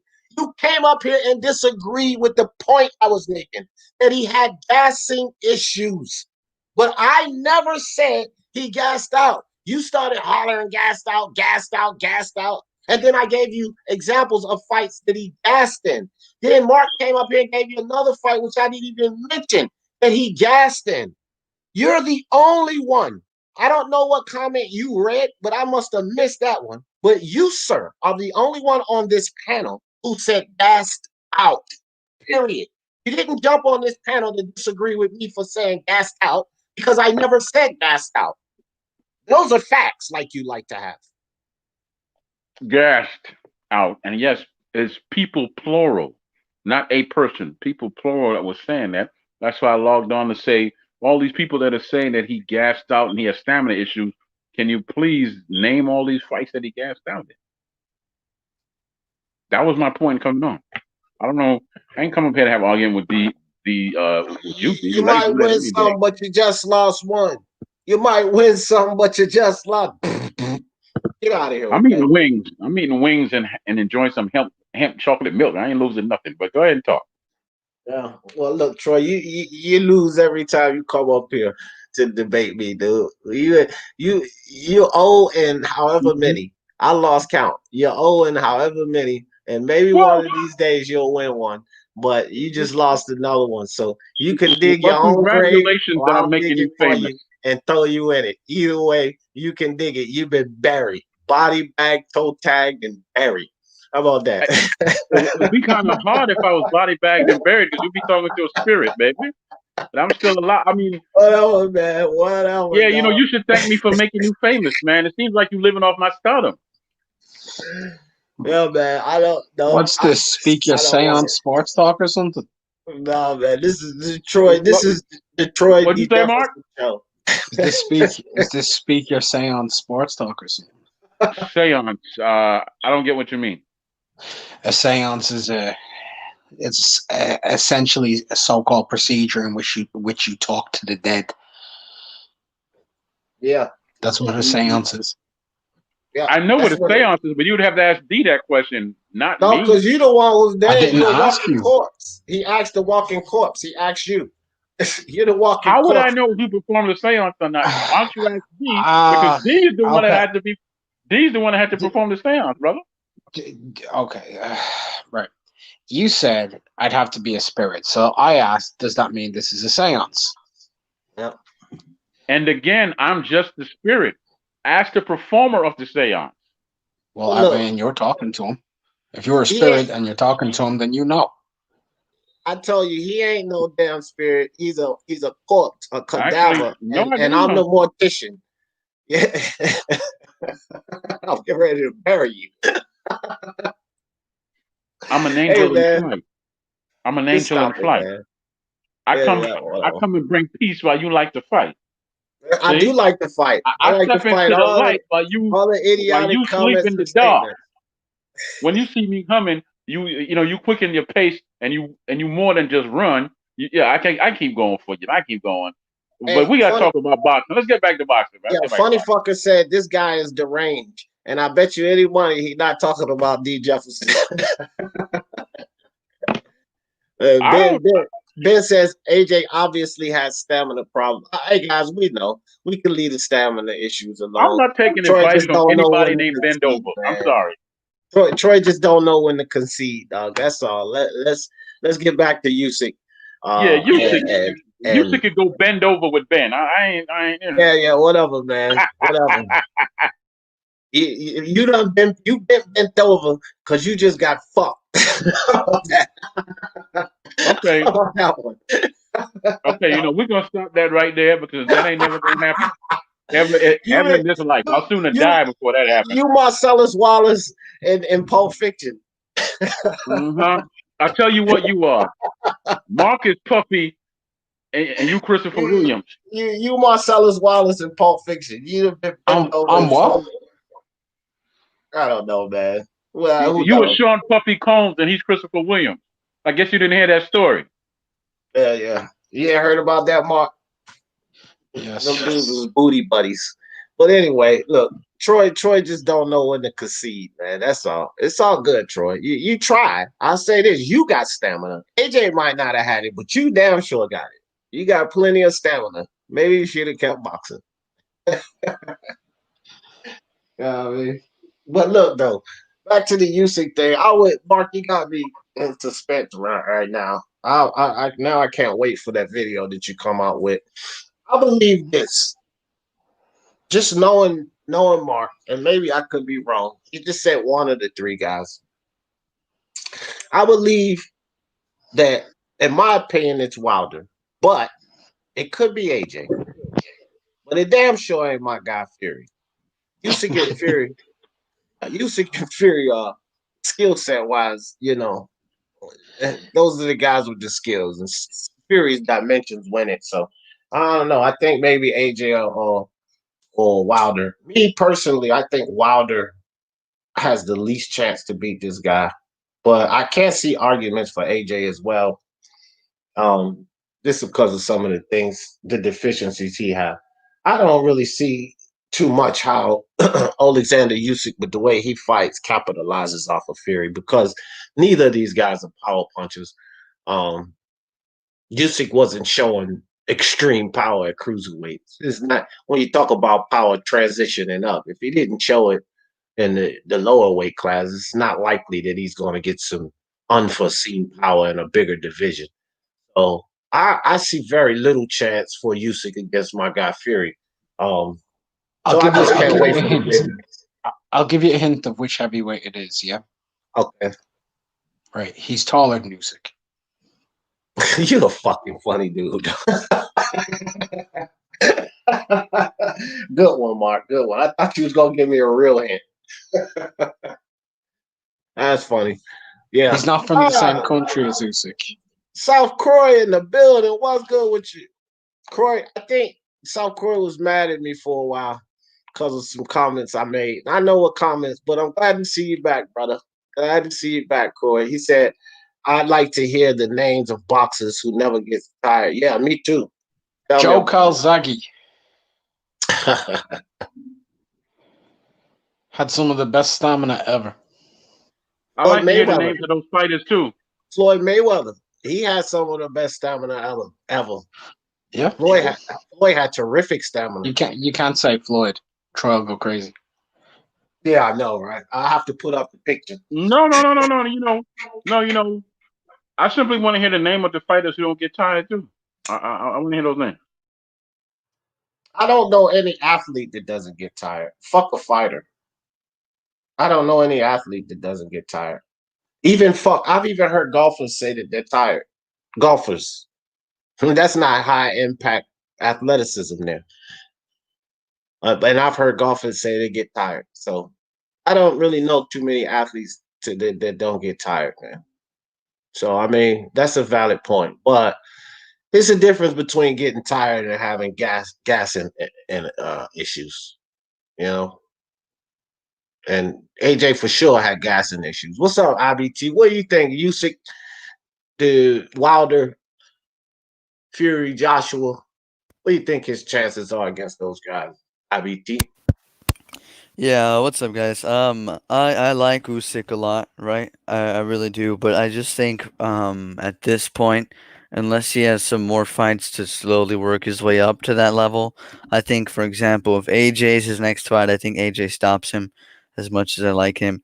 And with Wilder, I need to see how Wilder looks after that Fury fight, just because, when you have someone that type of fighter who really relies on that aura of invincibility and that self confidence, right?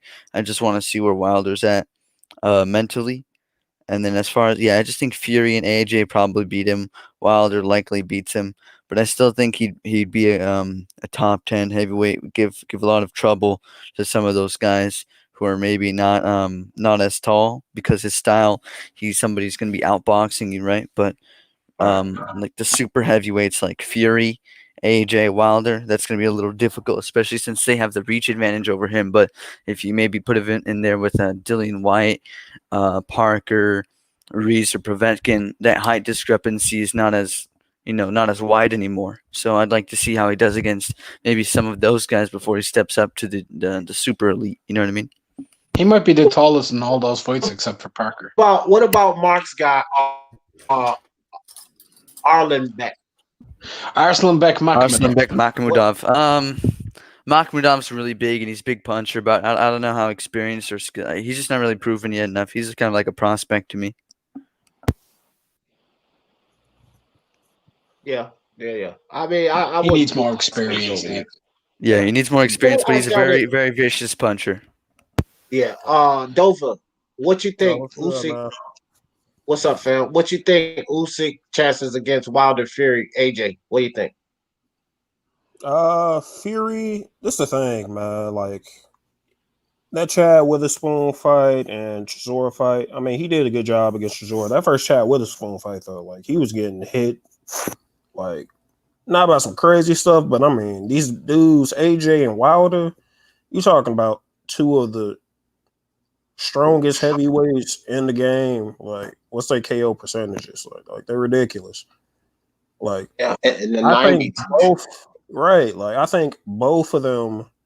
He probably could get Wilder some problems. You know what I'm saying? Like his footwork's so good, it's like really good. He catch Wilder. He could catch Wilder. I don't think Wilder got the best chin in the world too. Like cumulative damage, Wilder ain't getting. Well, shit, Wilder could down and get you out at any time, whole time. Like, it's a dangerous fight. I don't know. But Fury though.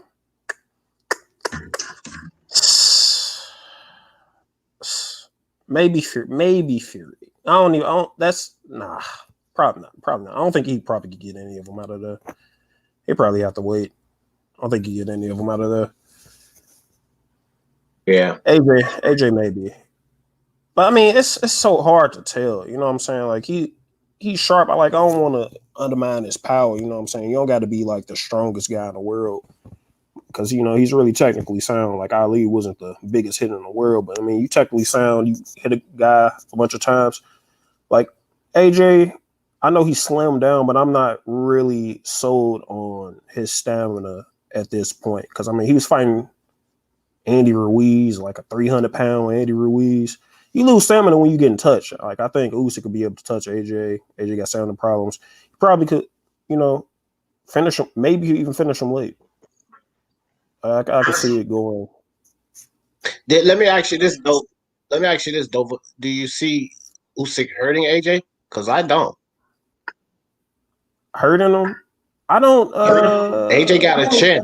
That's the thing. Like Usyk, like they got that style where they just, it's accumulation of damage over time. But like I mean, he couldn't get rid of Chisora, so probably not. More than likely not. Anything he'd try and get caught. Wouldn't you agree? AJ Wouldn't you agree that you have to have something to deter AJ? Because he can be an aggressive fighter, and if you don't have anything to deter him, then how does Usyk keep AJ off of him? Good footwork, good technique. You know what I'm saying? Like missing enough shots going after the guy that could deter you getting countered. But I mean, AJ, a motherfucker. Hey, kind of off topic, and I don't want to like really go on this. Just want to let you guys know that. No, off topic. No, I'm playing. Go ahead. All right. The Andrade versus Dusty Harrison fight is off. Oh That's wow, we're so thank upset. goodness. We're Thank so goodness. upset. Well, here's better news that Smoke shared with us. Tony Fa and Joseph Parker is off. Yeah, we knew that yesterday though. Yeah. So Yeah, I missed that. So I didn't even know that. Yeah, I missed that too. Yeah, and Ryan Garcia versus Luke Campbell is on for January 2nd. That sucks. Like I wish they would just find somebody else to fight Ryan the whole time. Why? I mean, like I want to see him fight. Yeah. Fight like right now. I was waiting on that bitch. Yeah, me too, bro. I definitely was excited for that fight because I like Ryan Garcia and I like the fact that he's the fight's back on January 2nd. Yeah, it's all saying. Yeah. The fight's happening January 2nd. Yeah, he didn't want it postponed was his point. He wanted to see it. Now he just didn't like the postponement was his point. Look, since Battle Rifle just stepped up here, I want to ask all you guys a question. Because I believe that Usyk should I think he should lay off of pulling up on AJ next and take a couple of more fights at heavyweight. What Battle Rifle? What do you think about that idea? You think he should just lay off of that for now and take a couple of more fights at heavyweight? Some, bigger opponents than Chisora? Yeah, I think he should do that. Like, if they wasn't going to do that, if you think he was ready, I was more willing to see that fight with AJ in comparison to AJ versus Derek Chisora, because I think I would have known what I would have got, despite Derek Chisora being a tough opponent. I think I would have known what we have got. With Usyk, I think it wouldn't have been so cut and dry like you said he was. I don't think he would necessarily beat AJ right now. So I think he should fight more opponents because he gotta get more. He gotta get more. How do I finish it? That'll be a fight. I want to see that. I want to see how you back. Man, the thing is, like, with him, it's hard to put my finger on it, but he's missing something. Like, he's missing something at a very high level that he really needs. For one, he shows up a little too much. Like, for me, I don't mind if you fall back behind your guard and stuff like that, but sometimes he takes unnecessary hits and he ends up losing a round. Like, eventually he gotta either tie up or use his arm to frame off their guy. Like, that's when you see people like Andre Ward fight, he'll usually frame off the guy so they don't get another hit off on him. He needs that little push to that next level, and maybe you can get it with a lot more fights, or maybe he's at his pinnacle. I don't know. Troy, let me tell you this, dog, and I want to say this: the GOP has not transferred power yet, and until they do that, he's not the president, and those are facts. Television network said that he was the elect. There are other presidents, whoever that is, that got shit in the background, like mute that, a television or something. But the the power has to be transferred before he's announced president. There's actually presidents and leaders around the world that have not made to call to congratulate him yet because it's not official. Now, those are facts, Troy. Just because a television network says you're the president, that doesn't make you president. There's procedures that you have to go through. And Biden hasn't passed those procedures yet. So those are the facts, Troy. All right. So Do you stick to boxing? No, I'm just kidding. yeah, no, really. But I mean, I think everybody's paying attention to that. So Dover, what do you think about that? Usyk taking on a couple of more opponents before he just goes in there with AJ. Yeah, I mean, they talking about doing that next. Was that what was going on? Usyk is talking about just AJ, I'm coming for you, AJ. Well, you know, he's on that Lomachenko, you know what I'm saying, trying to be great. You can't knock him for, you know what I'm saying? Like, if you want to try to do it as quickly as possible, you think you got some momentum on this side, like, I ain't going to knock him, but I would really like to see him in there versus some, you know, I want to see him versus Povetkin. I want to see how he looks against Povetkin. Like, Povetkin a little older, also got stamina problems, but we know Povetkin could crack. And, you know, Povetkin's technically sound. You know what I'm saying? I want to see how he reacts to getting hit by somebody with some power. I want to see how that look before you send him in there against AJ to get murdered. Yeah. IVT, what you think? About AJ? No, Usyk. I felt like this is my opinion. He should take a couple of more fights before going right into that AJ fight. Yeah. I said. I think. I think as great as he is, and as much as I like him, just I don't think he's quite had enough time or the proper fights to adjust to someone like AJ already. Right. I think there's still too many discrepancies in size. Size, height, reach, weight, all that stuff, that even though he does have a tremendous skill set, I think it'll end badly if he steps up to those super heavyweights right now. So he should kind of cool off a little bit and work his way up the top 15 a little slower. Because I think he's jumping from, like, Chaz Witherspoon to like a top 15, top 20 guy like Chisora to an arguably number one guy in AJ, right? AJ's either number one or number two, no matter what way you slice it. So I think it's a little steep. I think he should fight someone in between there. Mark, what you think, fam? Yeah, I don't necessarily agree. The only reason I don't really agree with everybody's point on it is I'd rather see him take the fight, man. And the only reason I say that is people can bring up the Povetkins and they can bring up the Whites and all that. That doesn't get you ready for AJ or Fury. Honest to God, it doesn't. Those guys are pretty much your same size and completely different styles. If the punching resilience is the issue and he can't take their punches, he'll get knocked out anyway. If he can take their punches, cool. But it won't tell us if he can take AJ's power or Fury's skill set or Wilder's power. Completely different fights. If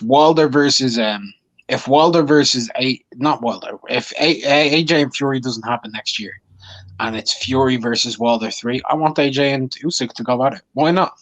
Why not? If he wants to do it, let him go. It'll be his own detriment if he loses. If he pulls it off, he looks great.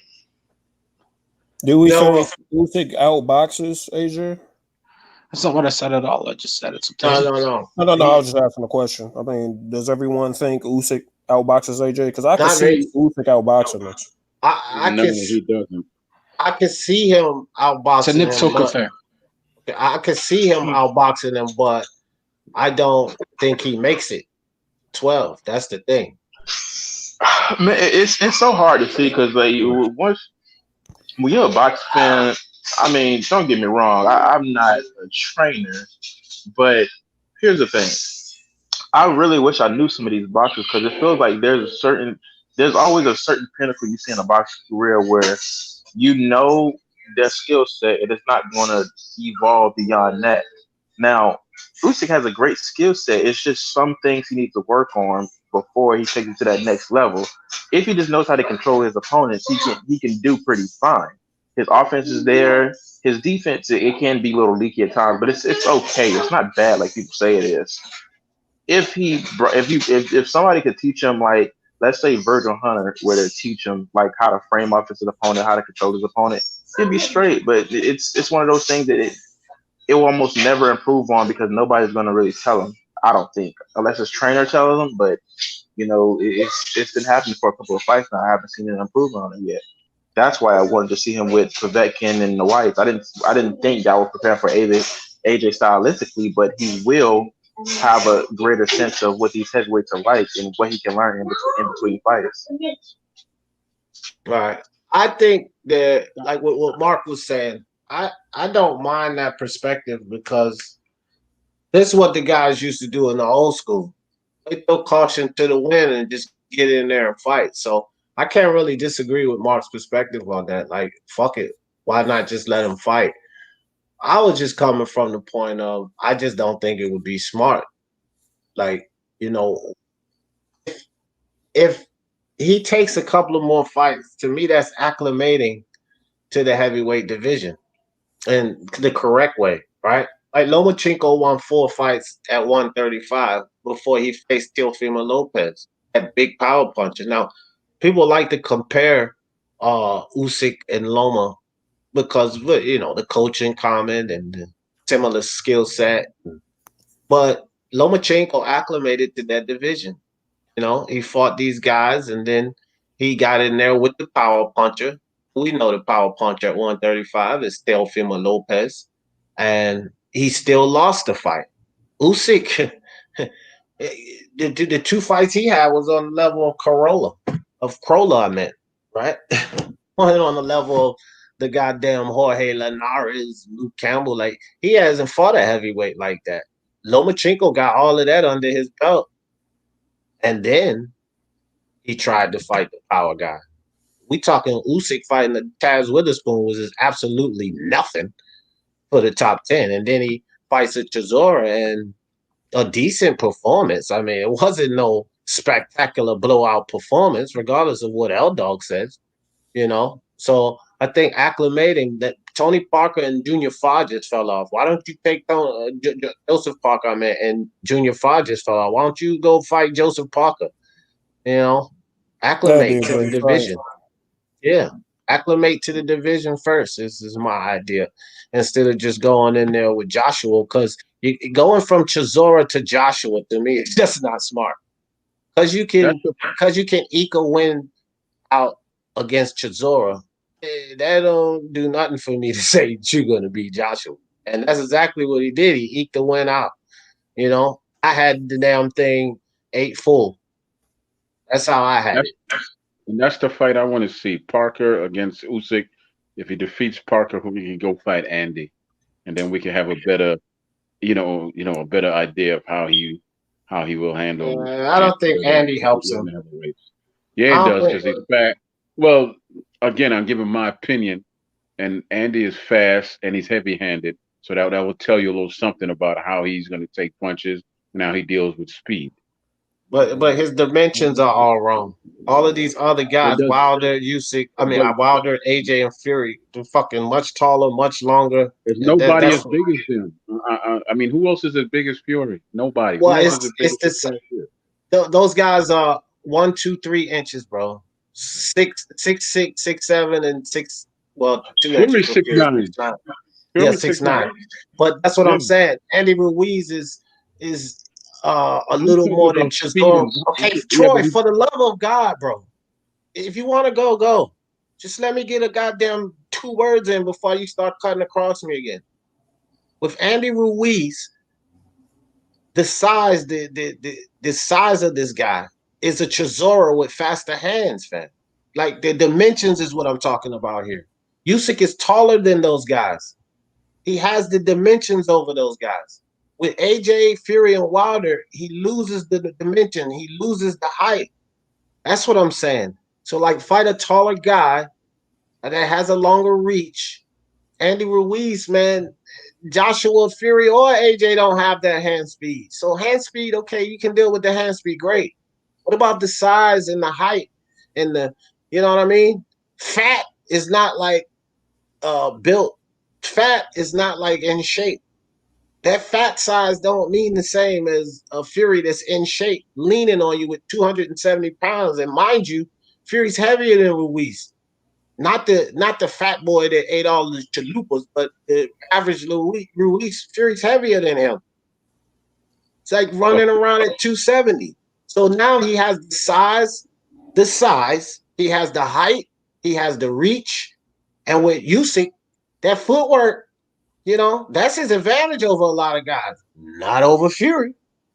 Not the footwork over Fury. You could consider them equal. They both have great footwork. Both of them. Fury can switch hit. Don't forget. We don't see Usyk in there doing a bunch of switch hitting. I've seen Fury do it in multiple fights. So we ain't talking about no footwork when it comes to my guy Fury. They share the footwork. They share that. I would say Usyk is a little better, but I mean, considering the me weight too. discrepancy, it's irrelevant. Yeah. It is a little Yeah, you can. I said that too. Usyk got a little better footwork than Fury, but it's not where he blows his footwork out like the rest of these guys. His footwork is much better than the other guys. It ain't no much better than Fury. He's got better footwork. It ain't much better. Like Fury got great footwork too. Right. But the only other taller fighter that compares to the two Fury and Joshua will be Wilder, but he has no skill to help out Usyk learn anything. So let me Huh? All right, hold on. Let me rephrase this for a second, Troy, so that you get it and we don't go into these long drills. This is what I said. He's smart for Usyk to fight a taller guy with better dimensions. I didn't say he has to fight a guy the size of Fury and AJ and Wilder. I said a taller guy. Derek Chisora was not taller. He didn't have the longer dimensions. I didn't say they have to be comparable to Fury, Wilder, and AJ. I didn't say that, Troy. But if you fight a taller guy where he doesn't have the advantage over height and reach. That's what I said, Troy. I get what you're saying. I really didn't need the explanation, but what I'm thinking about is you said you want to see him take some power. That man has power. I get the height and all that. I don't need an explanation. But the only two other tall fighters that I could think of would be Wilder, which you can't learn nothing from him. He got power, but and then there's the other guy, Helenius, right? Dillian White's taller than you. He's only 6'4" though. I don't care. He's taller than Usyk, Troy. I get that. I thought about that before I started speaking. I thought about White before I started speaking. But the fact, I don't know what you just said. I don't care. But the fact is, what I'm looking at is not just height and all of that stuff. Because he's in most cases, once he moves up to the top guys, he's always going to be the shorter man. At this point in your career, you fighting heavyweights, you should know how to deal with that. But taking power and dealing with someone's timing who has that speed, that would help you out against the bigger, stronger guys, especially a guy like Fury, who really is not known for his power, but he's known for his boxing skills and his movement, which equals timing. You understand what I'm saying? Joshua, on the other hand, is bigger, and I'm not done. Joshua is bigger, and he's taller than him. He's known for his power, and yes, he can jab. So you got both worlds that you helping out here. That's all I'm saying. I understand your point of view, but understand mine. Philippe. Me personally. Oh my God, bro. Okay, Philippe Hergovich is taller. Hold on, battle. Philippe Hergovich is taller, has the dimension, has a jab.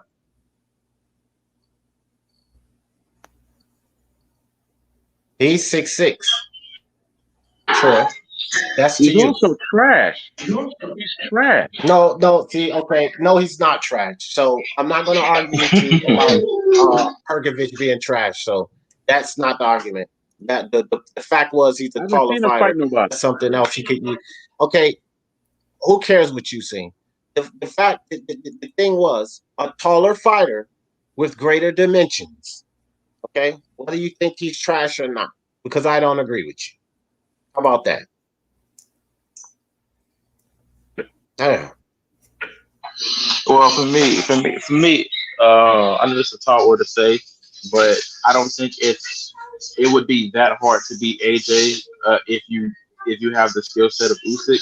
It's just that it's just certain things you can just wrinkle out what you could actually give him that'll give him the edge over AJ, because I think he can just he's 4 inches shorter than AJ. So when it comes to him like as far as getting inside and getting out, he can still do that. Like I don't think it's that big of a problem. I don't think he's ever fought anybody that exceeded him 4 inches in height, but I think he can do it. It's just the fact of the matter is, will Usyk look good down the stretch? Because mid rounds he's always doing really good. Mid rounds he's always good. It's just the leader down the stretch part where he kind of falls off a little bit, or sometimes when he after the mid to late rounds he gets better. But that was just my problem. I think it's just he can get to that point. It's just that as far as what Usyk are we going to see in that ring when it comes to AJ, because AJ is a much bigger guy and he has a totally different arsenal.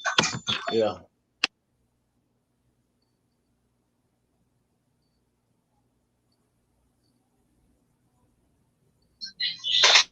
I feel the longer it goes, like the more in favor it would be for Usyk. Man, because I've seen AJ getting outboxed before in a sense by Povetkin. Like Povetkin was getting inside and getting in his best punches or whatnot. Eventually, he got caught and it was over. So it's just a part of boxing, man. It's like if you can get inside the guy's reach, you definitely can put some hurt into a guy. The guy has been tagged on top of the head many times. So, for me, it doesn't need to be like this long stretch of fight where AJ just looks worse every time he goes on. He gets off a combination, steps out, he's good.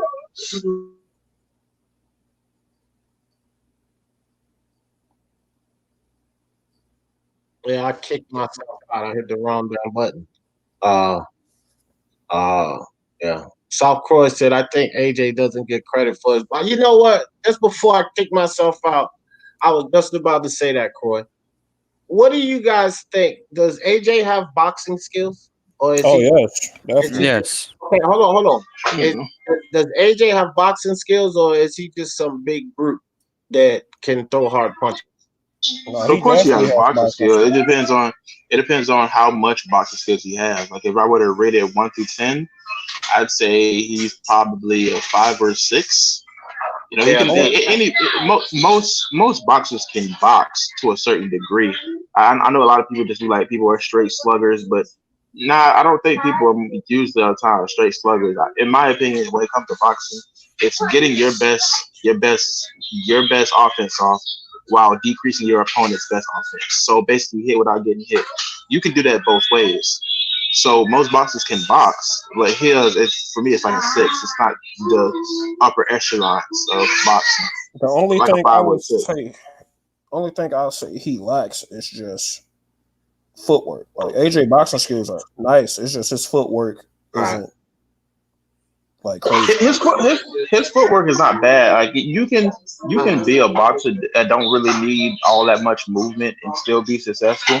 I know Riddick Bowe did it, but the simple thing is, for me, I think he needs to work on his head movement, because his head movement is not bad. It's just sometimes he gets caught at the top of the head.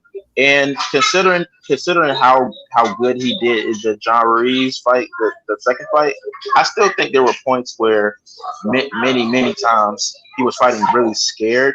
Like for me, and I think certain fighters want to, like a certain smart fighter will capitalize on AJ knowing that he gets kind of gun shy when he's under pressure sometimes. Like don't get me wrong, he's had really good fights where in the Vladimir fight he came back after a knockdown and knocked him out. But there are certain times he's gotten gun shy. Battle Rifle, I just want to tell you something. When you talk, we can hear you, but every time you take that mic off mute, it sounds terrible, dude. Are you in the middle of a fucking Iranian war or something? Jesus Christ, bro. All kind of shit in the background. But look, this was my point about, and I think that you, Battle Rifle, are terribly underrating AJ. To say 5 or 6, really, bro?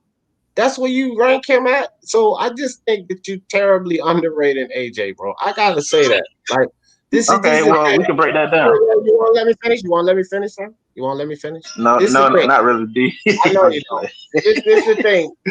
With we can. It's okay when you have a smaller guy that is, extremely skillful and so skillful that he can nullify the power, the height, the range. And that to me would mean that the guy he's getting in the ring with, probably a lower skilled guy, probably a rated 5 or 6 guy. But I don't rate AJ at no damn 5 or 6, fam. I'm sorry. Maybe that's your assessment of hold up. I ain't finished. I don't rate him at a 5 or 6. Maybe that's your assessment. Now, if I rated AJ as a 5 or 6 skill wise, then I would be agreeing with you totally. Problem is, with his resume, with the things he's done, with the people he's fought, I got to give him more credit than just 5 or 6. And I think that Usyk is more skilled than AJ. No disagreement there. But I'll go in a minute. No, I got one downstairs. All right. It's no disagreement there that he has better skills, better footwork than AJ. But I don't think it's so far superior that we can just nullify AJ's skills that he has himself, and then to couple that, probably, arguably the hardest puncher. It's only him or Wilder, I think, when we talk about the hardest punchers. But AJ brings a lot of other things to the table. It's just not like he's some big doofus and gets in the ring with power. So let me ask you a question. What do you see? What was that? Let me jump in here. I think his phone fell off or something. Let me jump in here. I think that AJ is a good boxer. I think he's an all-around good fighter. He just has a little minor flaws like every other fighter. And honestly, overall, I think he could outbox Fury. I think he can. Now his footwork is not as far as he's not as fluid on his feet as Fury, no. But his hands are speed, I think, is much faster than Fury's once he gets going. He got more coordination. Yeah, check this out. Check this out, guys. Well, hold on, right quick. Check this out. Remember earlier when I said irrelevant? So what Troy just gave us was some facts, but we were just sitting here talking about Usyk and AJ, and he's telling us about how AJ could outbox Fury.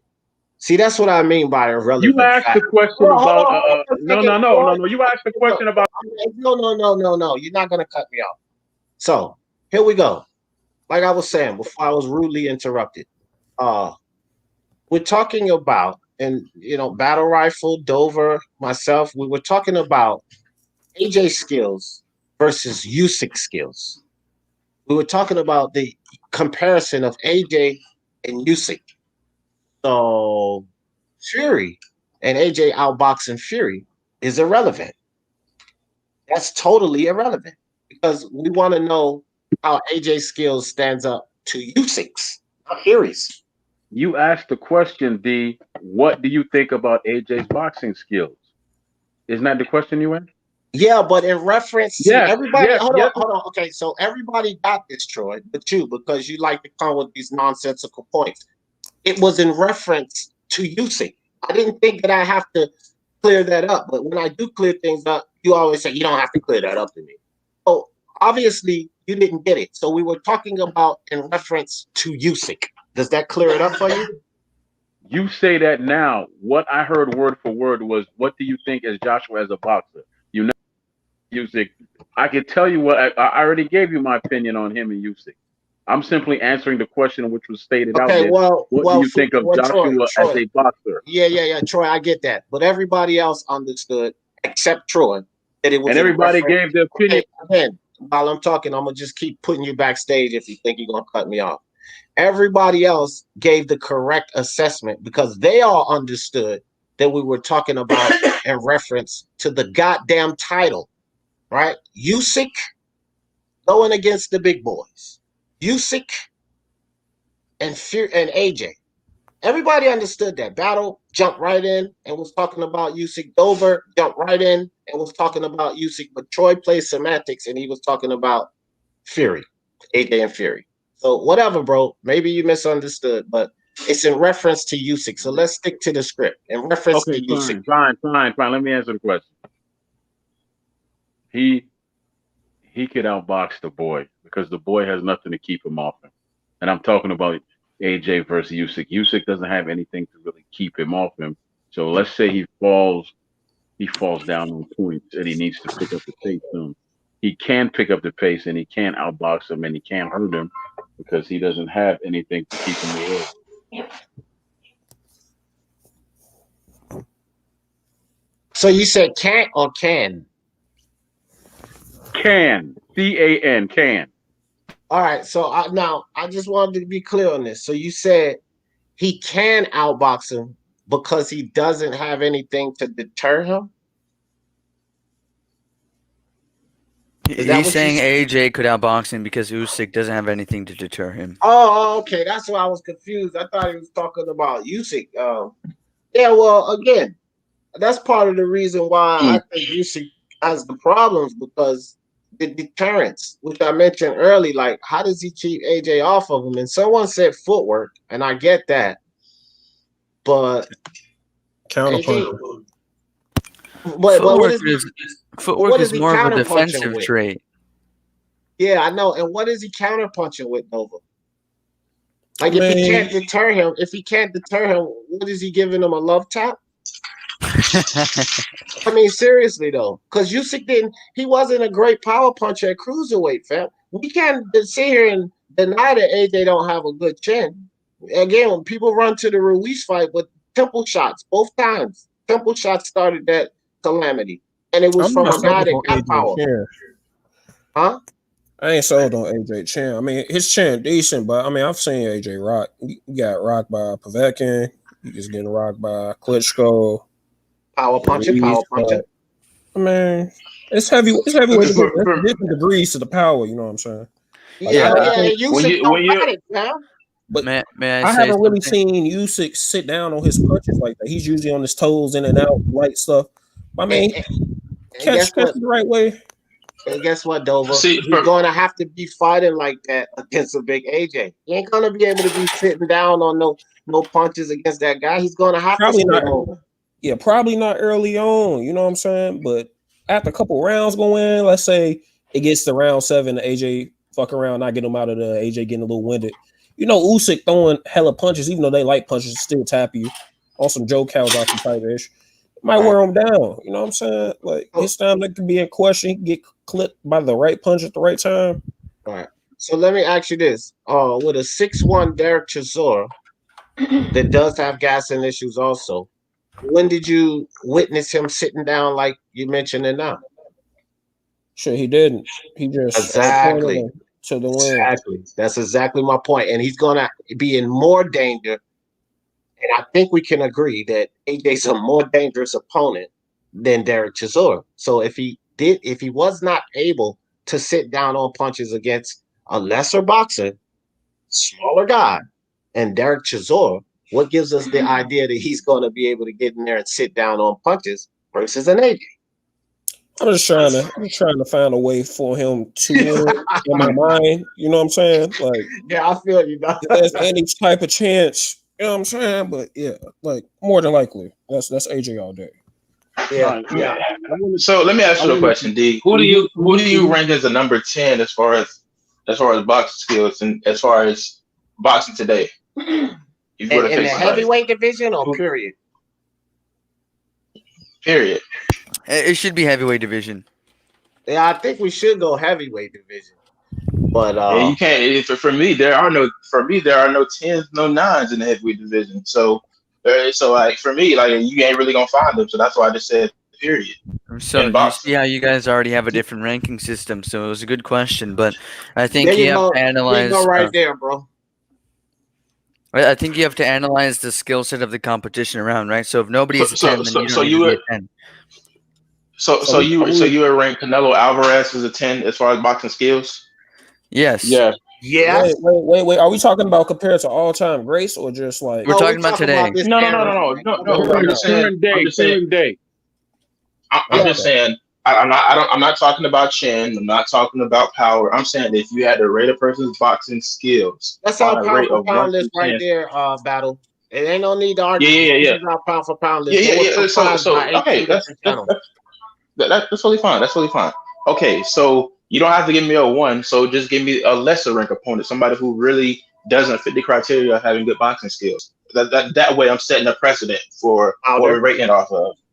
Wilder? Okay, He don't fine, got whatever. he don't got good boxing skills.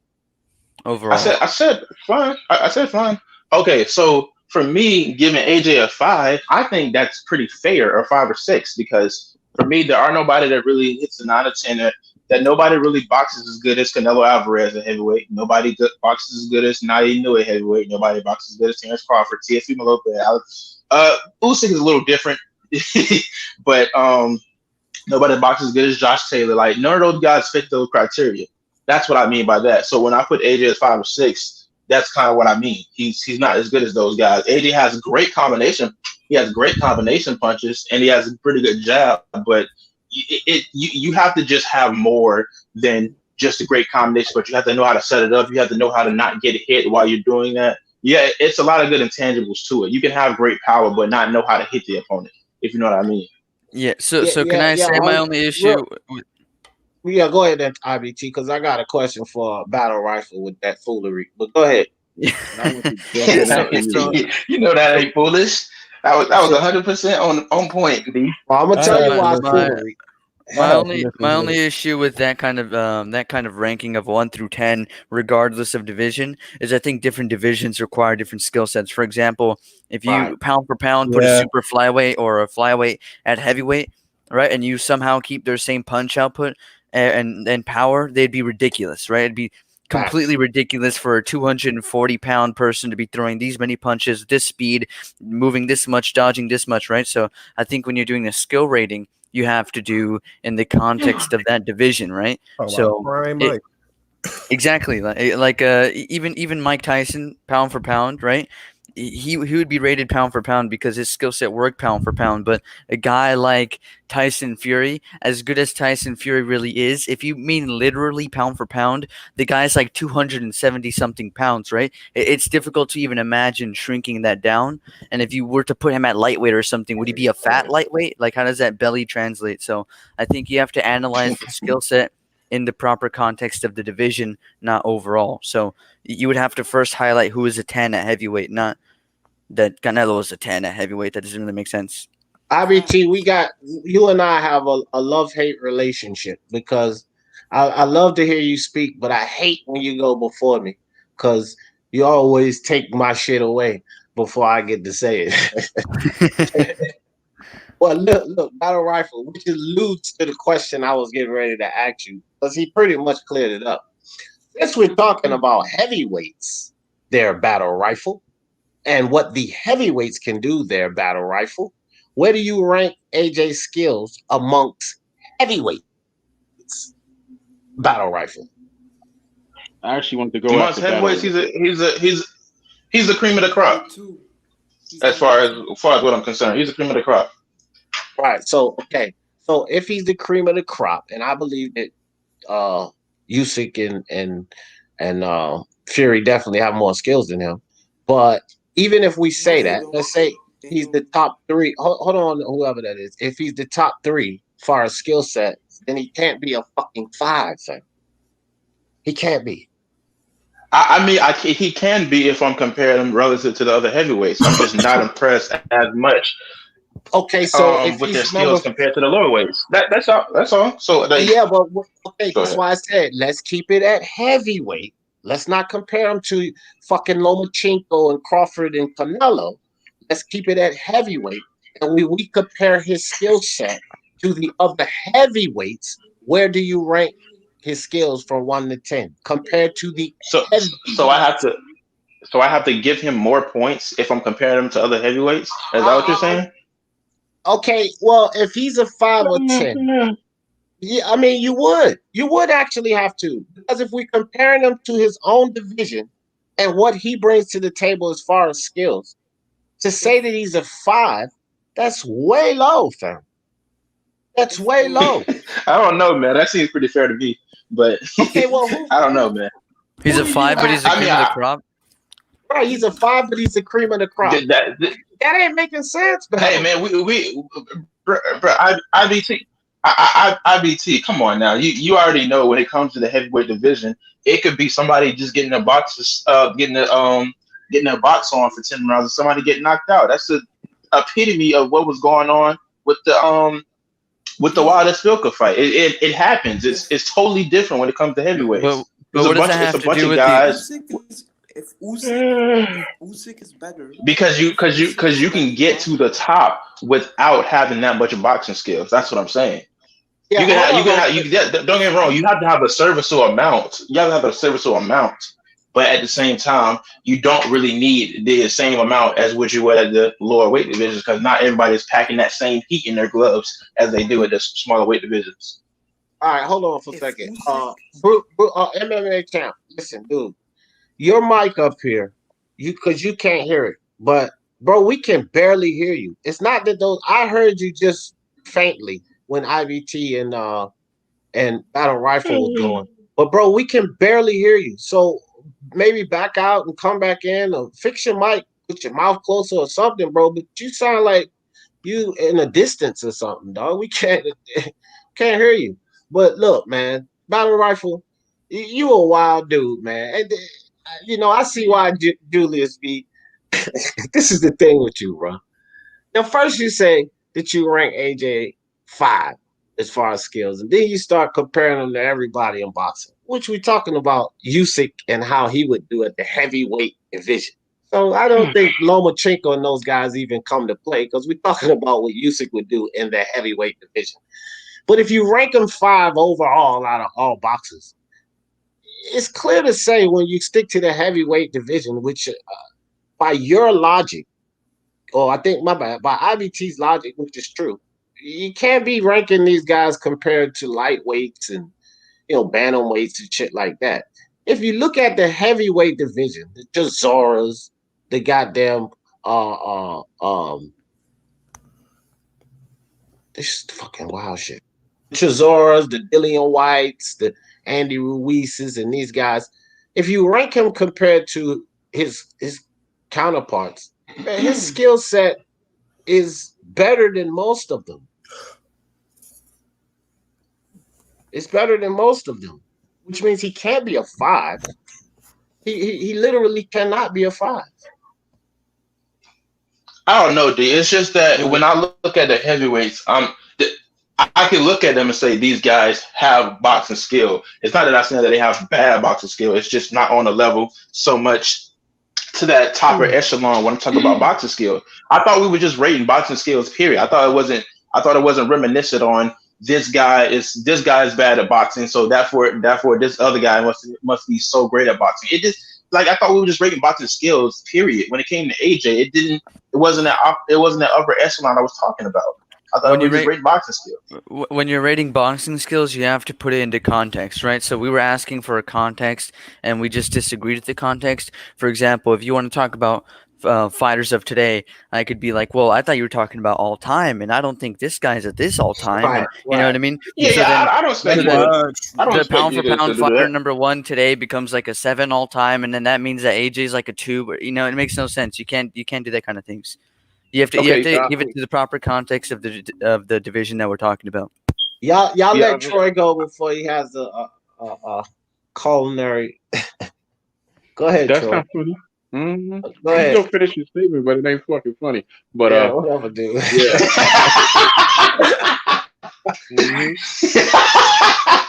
No, you shouldn't put certain things into the universe, brother. It's just not funny. It's All right, funny. Troy, Let me finish my statement. Let me ask my question now. Let me get your name. Is Battle Rifle, correct? Battle Rifle? Yeah, that's right. Yes, sir. When you say 5, right, who are you comparing him to as far as overall boxing skills currently? I was comparing them to Crawford, Lomachenko, and I was comparing. No. I said top heavyweights because he's a heavyweight. Who are you comparing him to as far as top heavyweights? That's why, Troy. That's why I asked D Jefferson earlier. If you're rating to other heavyweights, do you want me to go higher? Because that's apparently what y'all want me to do. If it's ranked to other heavyweights, then yeah, he's like I said, he's the cream of the crop. But that's what I was originally going off of. I was going off of boxing period. I wasn't going back in history. I was just going off boxing period. No, sir. I said who are you comparing AJ to in the current top heavyweights? I never said anything about history. I said current. Look, Okay, go ahead, Battle. Go ahead. Okay, so when it comes to the Furies of the world, the Wilders, the Dillian Whites, he's the cream of the crop, unless Fury can prove otherwise. All right, so with that being said, the cream of the crop there, Battle Rifle. I got another question for you. Sort of an analogy here. Teofimo Lopez just beat Lomachenko, right? Now, skill-wise, how far apart do you have those two guys? Skill-wise, Lomachenko and Teofimo Lopez. I would. This might sound contradictory, but I would probably have him slightly lower than Lomachenko. But he managed to outbox him. You can have a fighter's number on a certain night, or maybe a couple of nights if you do the right thing in that ring. Right. And so when we look at the size difference, AJ is a much bigger specimen compared to Usyk than Teofimo was compared to Lomachenko. I think AJ is much stronger than Usyk compared to Teofimo versus Lomachenko. I think the skill set is, if you call him the cream of the crop, he's slightly lower than Usyk. So we just witnessed when you see this smaller guy come in the ring with a bigger guy whose skill set is slightly under, we witness what happens. Yeah, and that's a good analogy. Isn't that just a testament to his size and his power and his strength? Yeah, but listen to what you said. Listen to what you said just a minute ago. You said this may sound contradictory, but you have Teofimo a little lower, right? So despite the skill difference being in favor of Oleksandr Usyk, because AJ's skills in conjunction with his size, because that total is greater than Usyk times his size, right? He'll still be able to beat Usyk. So even though Usyk is more skilled than Anthony Joshua is also bigger and slightly less skilled. So he can use his size in conjunction. I don't disagree. Let me finish. He can use his size in his conjunction with his skills to outbox Usyk. Let's say he starts popping a power jab, right? And it's just like it pushes back Usyk every time. Even if he blocks it, pushes him. It physically pushes him back, right? Like when Chisora was landing it. What is Usyk gonna do? Doesn't matter if he's got all the skills in the world or all the footwork or all the IQ. If you are just getting pushed around by a jab because someone is bigger than you and they can recognize that because they are still skilled, then what are you gonna do?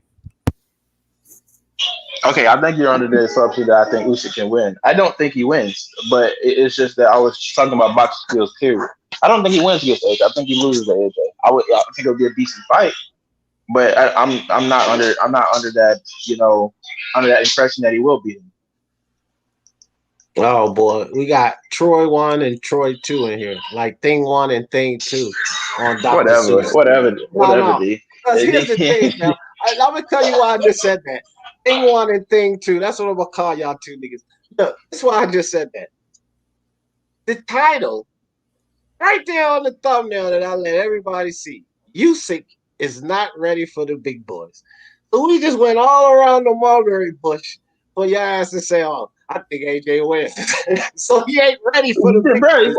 Okay. So do you got short-term memory loss? Because the first question you asked me when I got in this thing, you said, "Hold up, we got Battle Rifle in the building." You said, "Should Usyk take the fight next, or should he fight other opponents?" I said, and I remember what I said.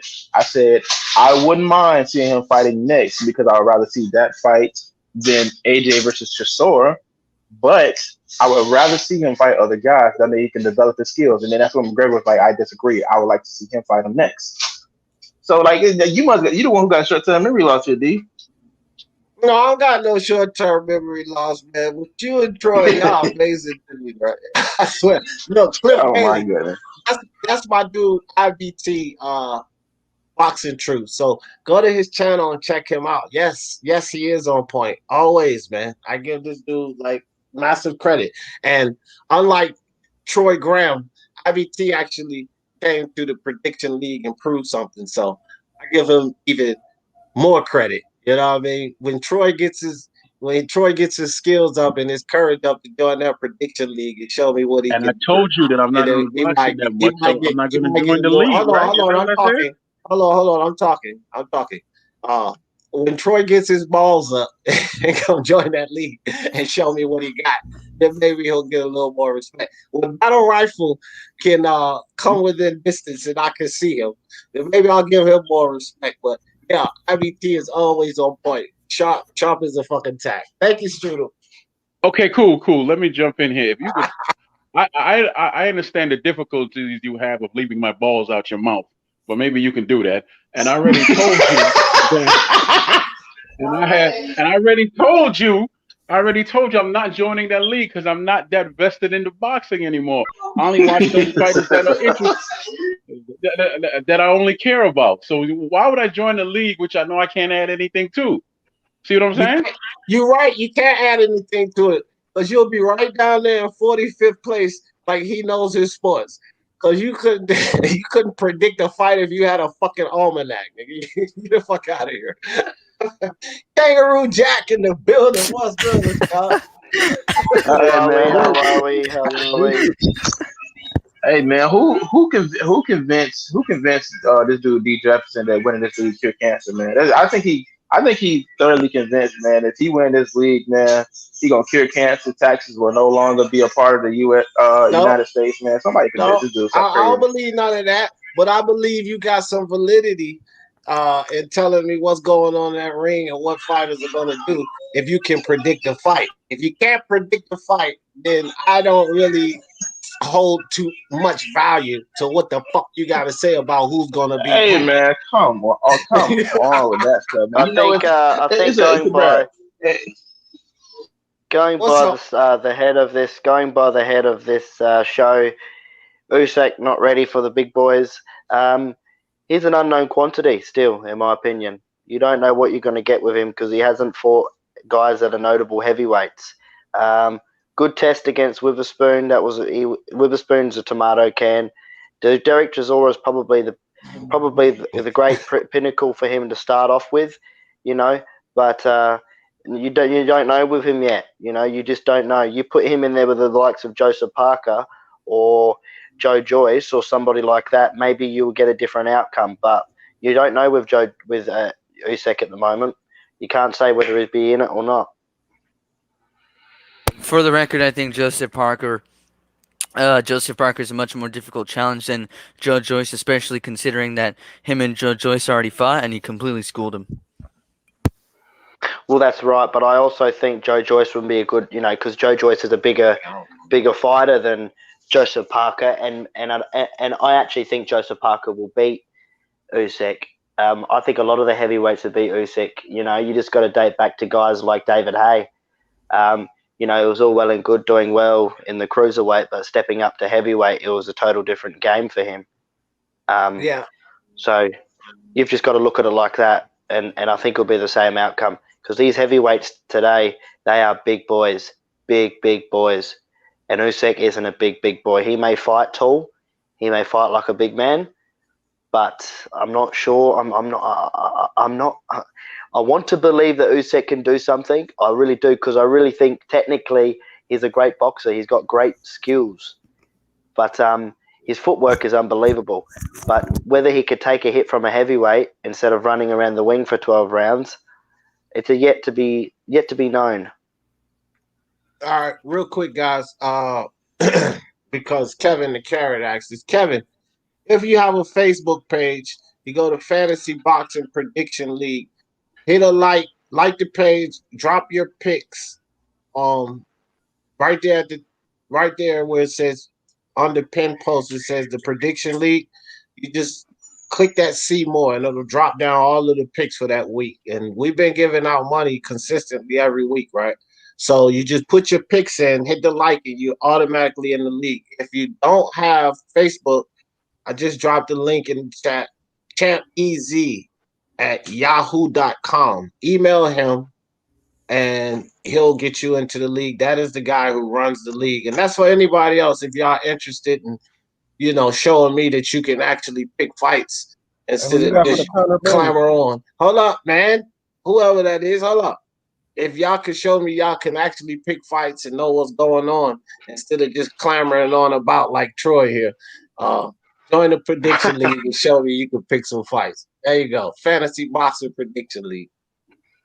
Yeah, just send Champ Ross an email, tell him you want to join. He'll give you the instructions, how to play and all that stuff, how the points work. And even though we're mid-season right now, don't wait around and join when next season starts. Just join now so that way you can get used to the format. You can see what type of fights are on the schedule basically, and you can use this as a preseason. And if you do well, you can get money, right? You don't have to You win can the win. whole thing to get money. You can win a weekly basis. If you win a week, you get money. There you go. And then you can prove Who- something, unlike Troy. For you guys at the moment, who who do you think at the moment we're going to be looking back in 4 to 5 years' time and say, yeah, that guy there in the heavyweight division is now an all-time great. When someone, Fury and AJ and all that, they'll retire in 5 to 6 years' time. And whether see how they go with whether they hold the titles for that long, or whether they can reign champion, retire champions or something. Who do you think will come out on top? Who's going to be the last man standing? Fury. The winner of AJ Fury. I was just about to say that one of those two guys. I don't think anybody else has the potential to be an all-time great at this point. Not Just yet. one of those two guys. In 5 or 6 years' time, just one of those two. I actually think if AJ beats Fury, I don't think that gives him the accolade to say all-time great. But if Fury beats AJ, you could almost sit there and say that's a movie. Like you can make a movie on Tyson Fury, because his story is unbelievable. To come back from a fat guy. Yeah, go ahead. To come back for the weight he was, how big he was. I don't know if anyone remembers how big he was through the 2.5 year off. 417 pounds. To come back from that and suicidal and drug use, right? To come back and wipe the floor with the hardest hitting pound for pound boxer on the planet, right? After one fight with Sefa Safiri, outbox him, and then second fight completely dominate him, right? It is an absolute, for me, is amazing. I never used to like Fury back in 2015, 16, 17 about his personality. I thought he was cocky. I was like, this guy's going to get flattened one day. He's going to get knocked out. But after watching him closely and seeing his skill set, I'm thinking to myself, to beat Fury, you're going to have to lay this guy out and you're going to have to keep him down. Because if you don't knock him out, Fury's going to beat you every time. Kangaroo Jack, let me ask you this. Who, between Fury and Joshua, currently, who has the better resume, in your opinion? Who's beating the more valid heavyweights? Who's beating the more valid heavyweights? Is it Fury or is it Joshua? Oh, I'd probably say Anthony Joshua. Okay, so with that logic, if Joshua has currently the better resume, and we're talking about 5 years, with Fury's habit of showing us that he's going to fight Wilder, Klitschko, AJ, and pretty much nothing in between, and Joshua was to win, 4-belt undisputed, which is huge at heavyweight, 2-time champion. Remember, he lost his belt and got it back, and no telling what else he's going to continue to do for the next 5 years. How would he not be considered an all-time great?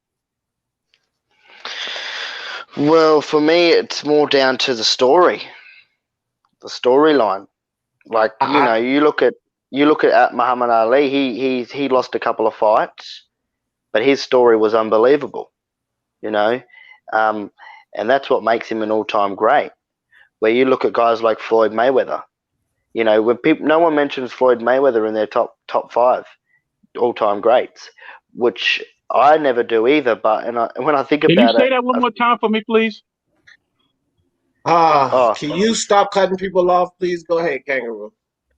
I said nobody mentioned Floyd Mayweather in their top 5 pound for pound greatest boxers of all time. Right. They always mention heavyweights or cruiserweights of the past. Now, if we go on legitimacy, honesty, and being real, Floyd Mayweather is probably the greatest boxer to ever live. And that's just being honest. And I don't really like the guy, but I'm just being real, being honest with people. You see what I'm trying to say? Yeah, I feel you, but here's the thing: when we talk about the all-time greats, and God knows, I sit around some guys that knows a hell of a lot more than I do about these old-time boxers. Shit, one of them is on the fucking panel because I don't know as much about these old-time boxers as say IBT and Unrivaled and Intangible and Beats and Rhymes and Is it Boxing Herkovic? Librarian. Hold on, no. When they talk about the all-time greats, I can guarantee you this: it's way more than 5 guys. And Troy, not Troy, but Floyd, I don't consider him one of the top 5 all-time greats, but I definitely consider him an all-time great. Yeah, the educated opinion doesn't put him in the top 5. There are other Right. guys who are more deserving, but the educated opinion does put him in the top 30 comfortably. Like Right. top, like I've got him in the 25, 30-ish, to 20 to 25 area, like that, which is still incredible considering how old and how rich the history of the sport is, right? So I think what you're talking about isn't necessarily all-time great. I feel like yeah, boxing virus and China. You're talking about the people who are going to be cultural icons or like legends, right? I think the Talking winner about the of GOAT AJ. situation, when you say top 5, that's the GOAT talk right Yeah, there. yeah, that's the GOAT. But in terms of who's going to be an all-time great, I think if you can get 4-belt undisputed, especially either of them really, especially considering Fury's run and considering AJ's resume, if you were to add a Fury onto that, Tyson Fury, that would be incredible. That'd be truly incredible. Well, that's exactly right, and with that as well, you talk about resumes.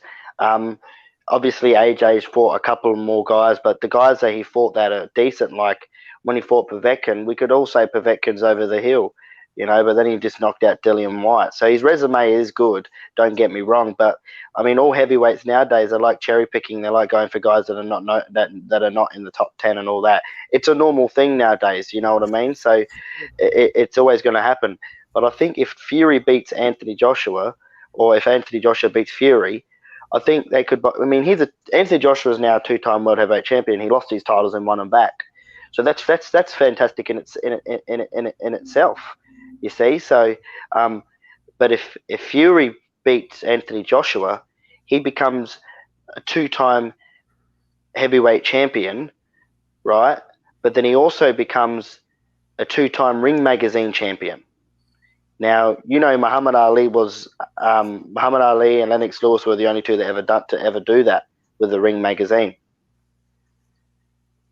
and that's a big belt, the ring belt. Who's your guys' So, top 5? sorry, Who's your guys' top 5 all-time great? who do I have? Yeah. Oh God, like all-time great in every division or just heavyweight? It's All all-time divisions. great. All-time great. All division. Yeah, all time. Oh God. Okay, well, I'm gonna go number 1, Larry Holmes. Number 2, Muhammad Ali. Number 3, Joe Frazier. Number 4, Lennox Lewis. And number 5, Floyd Mayweather for me. And see, look, I see, hold on real quick. I see you, Kangaroo Jack. I can see you now. I can see you through a microscope. You a heavyweight guy. I get it. Oh yeah, I love I the heavyweight. See why I your love the top list heavyweight. that you're a heavyweight guy. Look, here go mine. I got the great Sam Langford, number 1. That's the great Sam Langford, number 1. 2, I got Sugar Ray Robinson at number 2. Look, I don't want to leave Harry Greb off this list. I'm just going to say that, but I don't know enough about him. So my third is Muhammad Ali. That's my third. From what I hear about this Harry Greb, I would probably, if I did my research on him, probably have to stick him up there. I guess I'll just say that because I mean, like the guy was great, right? But anyway, I digress. And I know people won't get down with this, but I say number 4 is Joe Louis, and because he's my favorite boxer of all time, number 5 is Pernell Whitaker. My top 5 guys. One. That's a good one. Ain't bad. Okay. Can I get my list? Yeah, go ahead. Okay, well, Joe Louis, Pernell Whitaker, Evander Holyfield, Mike McCollum, the body snatcher is one of the greatest, and who else on list? Archie Moore, man. Archie Moore. Archie Moore. I would go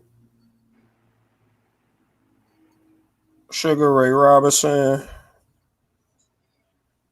Henry Armstrong, Sam Langford, Willie Pep. Willie Pep, a motherfucker. Yeah, boy, he was fucking. That guy was elusive. All right, that ain't bad. So IBT, top 5 of all time. Yeah, I don't think I'm quite like educated enough to like make this real proper. Get the fuck out of here, man. No, I'm serious, man. Like, dude, this stuff's hard. But I'd say number 5, Henry Armstrong. Number 4, Archie Moore. Number 3, Harry Greb. Number 2, Sugar Ray Robinson. And number 1, Sam Langford. Yeah. I need to go do my research on Harry Greb because the things that I've heard BL talk about, boxing beats and rhymes, Mark Unrivaled, like this guy is amazing. So I need to go do my research on him because if I do, then I probably would have to replace Joe Louis because I ain't replacing goddamn Pernell Whitaker. Goddamn it. So yeah, I'm sorry. 45 and 0 in a year. I'm sorry, guys, but sorry that I'm not quite like. I know a lot of great fighters back in the day that you guys just mentioned, but I haven't watched any of their like rematches and stuff like that, like matches through back in the day. But I just love heavyweight boxing. I keep up to date with heavyweight boxing, so I might be good to have in your lives when it comes to heavyweight boxing. But I just love heavyweight boxing. All the fighters that are going around today, like White, Ortiz, Ruiz Jr., Parker, Hunter, Rivas, Pulev. You've got Sanchez. You got all these fighters, Herkovich, Chisora, Martin from the US, Usyk. You got all these fighters that are coming through. So I love the heavyweight division. Kangaroo, let me tell you something. Your list was not a bad list because they were all actually great heavyweights. I love Larry Holmes, right? Probably one of the best jabs in heavyweight history, right? So your list is not a bad list, fam. You got to understand something. All of these guys were considered greats. I don't think any of us gave a list of guys. Smoke, I don't know what happened, but it just, like, I didn't kick you out, fam. But I just think that, I was just saying that all of our list of guys that were great. I don't think anybody gave a list of guys that was great, except I think I heard one guy on Troy list. I don't know, it might be a little shady. I'm not even picking with you. Who's that? Who's that? Give you a list again. I think everybody. Okay, I'm going to get Joe Louis, Pernell Whitaker, Evander Holyfield, Mike McCollum, and Archie Moore. Okay, there you go. Archie Moore, I'm cool with. Joe Louis, I'm cool with. Pernell Whitaker, I'm cool with. Listen, man, I don't know about that goddamn Mike McCollum. Because you don't know about him, don't mean nothing. Oh, I said I don't know about him being top 5. Troy, I forgot more about this sport than you know. And don't you forget it. But you asked us to give our top 5, which means I know. So my opinion was Mike McCollum was the only one that came from left field, goddammit. That's all. That was just my opinion. Okay, but I'm saying that your opinion here doesn't matter because you asked me for mine. Come on, baby. No, this opinion matters because my goddamn parasite. Well, I've got a big one. I got a big question now. That it's going to take a bit of thinking, especially if you don't know much about what's been going on at the moment. Well, probably it's the most talked about division in the world at the present time. Top 10 best heavyweights at this second. No, I can do 5. Top 10's too deep, but you got to do a top 10 because there's a lot of blokes outside the top 5 that could really shake up anybody in the top 5. Well, check it out, Kangaroo Jack. Here, two reasons why I cannot do top 10. 2 reasons why, and I'm being perfectly honest. One, it seems like you're super proficient on the heavyweight division, probably more so than I am. But number 2, I really believe after top 5, it's not a far stretch between these guys. Even once before I even get to number 5, I think that it's close with a lot of these guys. It's close because it's not the talent, the skill level and the talent level in the heavyweight division. It's not far spread, right? So I mean, right off the bat, I'm gonna say Joshua Fury and Wilder. Forget about what his skills is, his danger level. I'm gonna say Joshua Fury and Wilder, right? And then I'm gonna start thinking about 4 and 5. But after I get past 5, bro, I can't give you 10. Because to me, it's like a lot of these guys can beat each other on any given fucking night. And I really mean that. Like, I honestly believe that Dubois could get in there and beat Oscar Rivas. But Oscar Rivas has proven more. I believe Dubois could get in there and sleep Luis Ortiz, right? So it's not really a far stretch. So I can only really give you 5. That's just I think Dubois could sleep AJ. I'm big on Dubois. Oh boy, Dubois gonna get his ass beat in this next fight. I don't see it happening. Who just said that? Who just said that? Who said what? Who said that Dubois could sleep, AJ? Me? Oh, Dover said that crazy shit. Dover, you know how slow that boy is. I could walk a mile before he throws one punch. He is slow, but he got like a steady pace. You know what I'm saying? Like, yeah, his jab. I rate Daniel Dubois as well. I think he's gonna put Joe Joyce to sleep within the first 4 rounds. Man, Daniel Dubois got rocked and burned.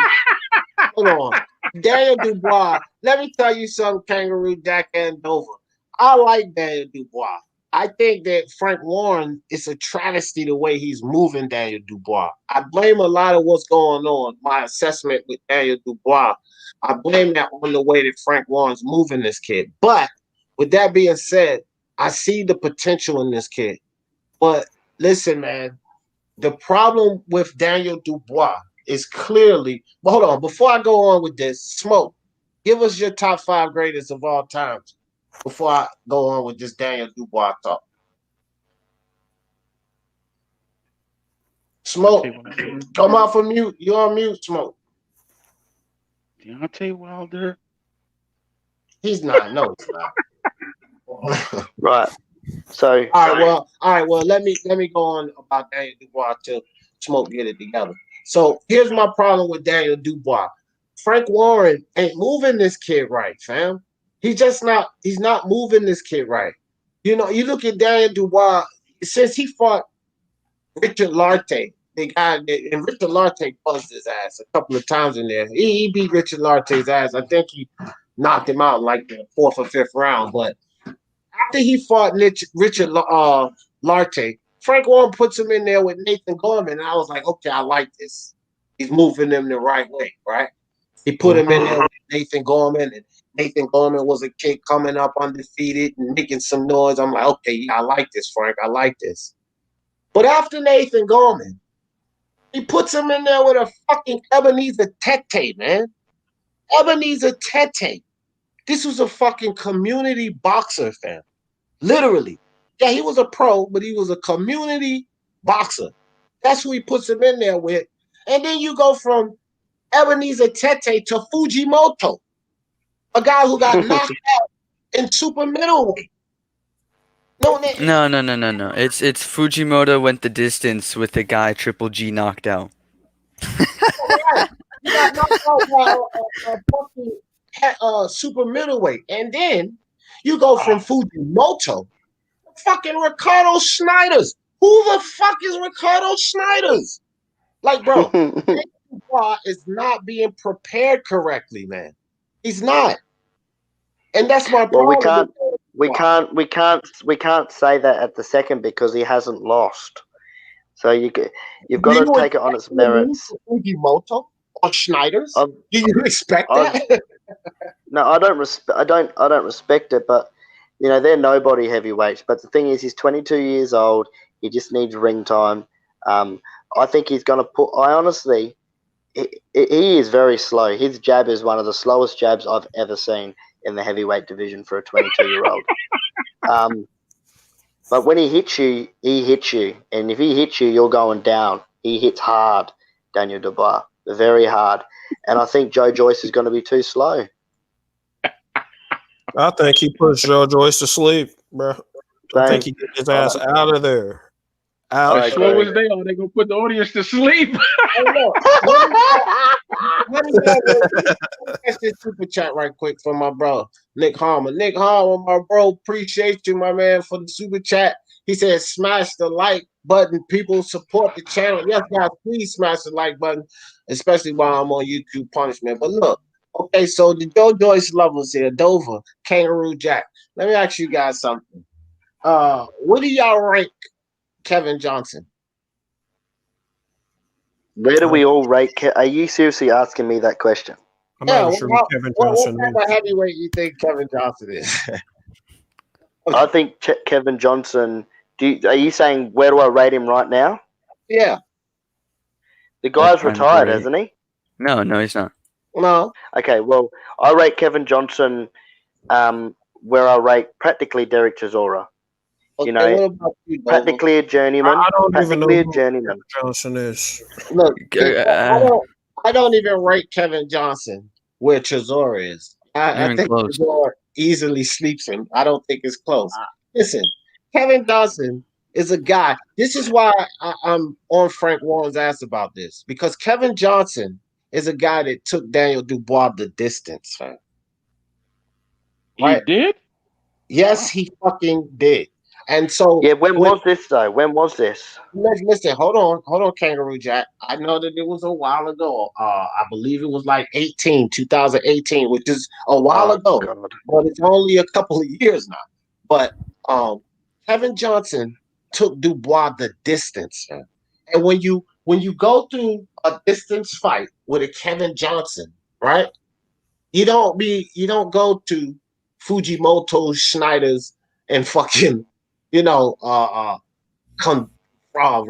Kondanu and shit like that, man. You got to take this kid uphill.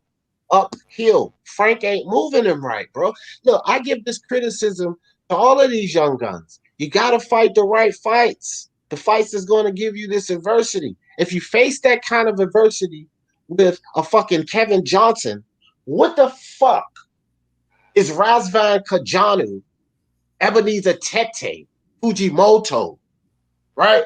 Ricardo Schneiders, what are they going to do for you getting better as a boxer if you struggle with a fucking Kevin Johnson? You guys tell me that. Okay, I think I can answer that question. I think I can. Oh, my God. Troy, that question was to Dover and Kangaroo Jack. You think you could remember? Okay. I'm sorry, Kangaroo. Go ahead and make your point, Jack. Yeah, thanks. Well, thanks, for me, I don't look into that fight. Honestly, I have no interest in responding to that because, first of all, it was 2018. It was Daniel Dubois' like fifth fight, right? He was fighting a journeyman. It's just not. And, it was actually like his eighth or ninth fight. Well, eighth or ninth. But the thing is, it was a journeyman. It's not going to be easy. He's going to put the pressure on. But I still think Daniel Dubois can get the job done against Joe Joyce. I really do. Well, I'm not trying to change your mind about that. I'm just trying to kind of bring things into perspective why I believe Joe Joyce will win. Because Daniel Dubois is still extremely untested, fam. Extremely untested. Okay, what did that other bloke wanted to say? Can I mention something really quick? Yeah. Go ahead. Kevin Johnson is a journeyman with a record of 35 wins, 17 losses, and 1 draw, right? But of those 17 losses, only 3 of them didn't go the distance, and that was against Martin Bacoli, right? Martin Bacoli, Peter Milas, and Anthony Joshua.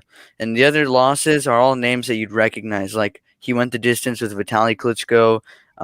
He went the distance with Tyson Fury. He went the distance with Derek Chisora, Christian Hammer, Manuel Char, Kubrat Pulev, Andy Reese Jr., Daniel Dubois, Philip Hergovich, Nathan Gorman, Marius Vach. So he is a journeyman, right? But I don't know if D was trying to say he didn't stop him as a bad thing or a good thing. Because in my opinion, if you can get past Kevin Johnson, you've now just got past one of the most premier journeymen, if that makes sense, right? Well, So now, you're on the right place. Go ahead. now that you've beaten this journeyman, that's if you beat him, you're somebody. That's normally what it means. That most people who have beat him have gone on to do something, right? All the names I mentioned, a lot of those guys were world champions, right? So if you're beating Kevin Johnson, you shouldn't be regressing back to the state of fighting guys who aren't even notable.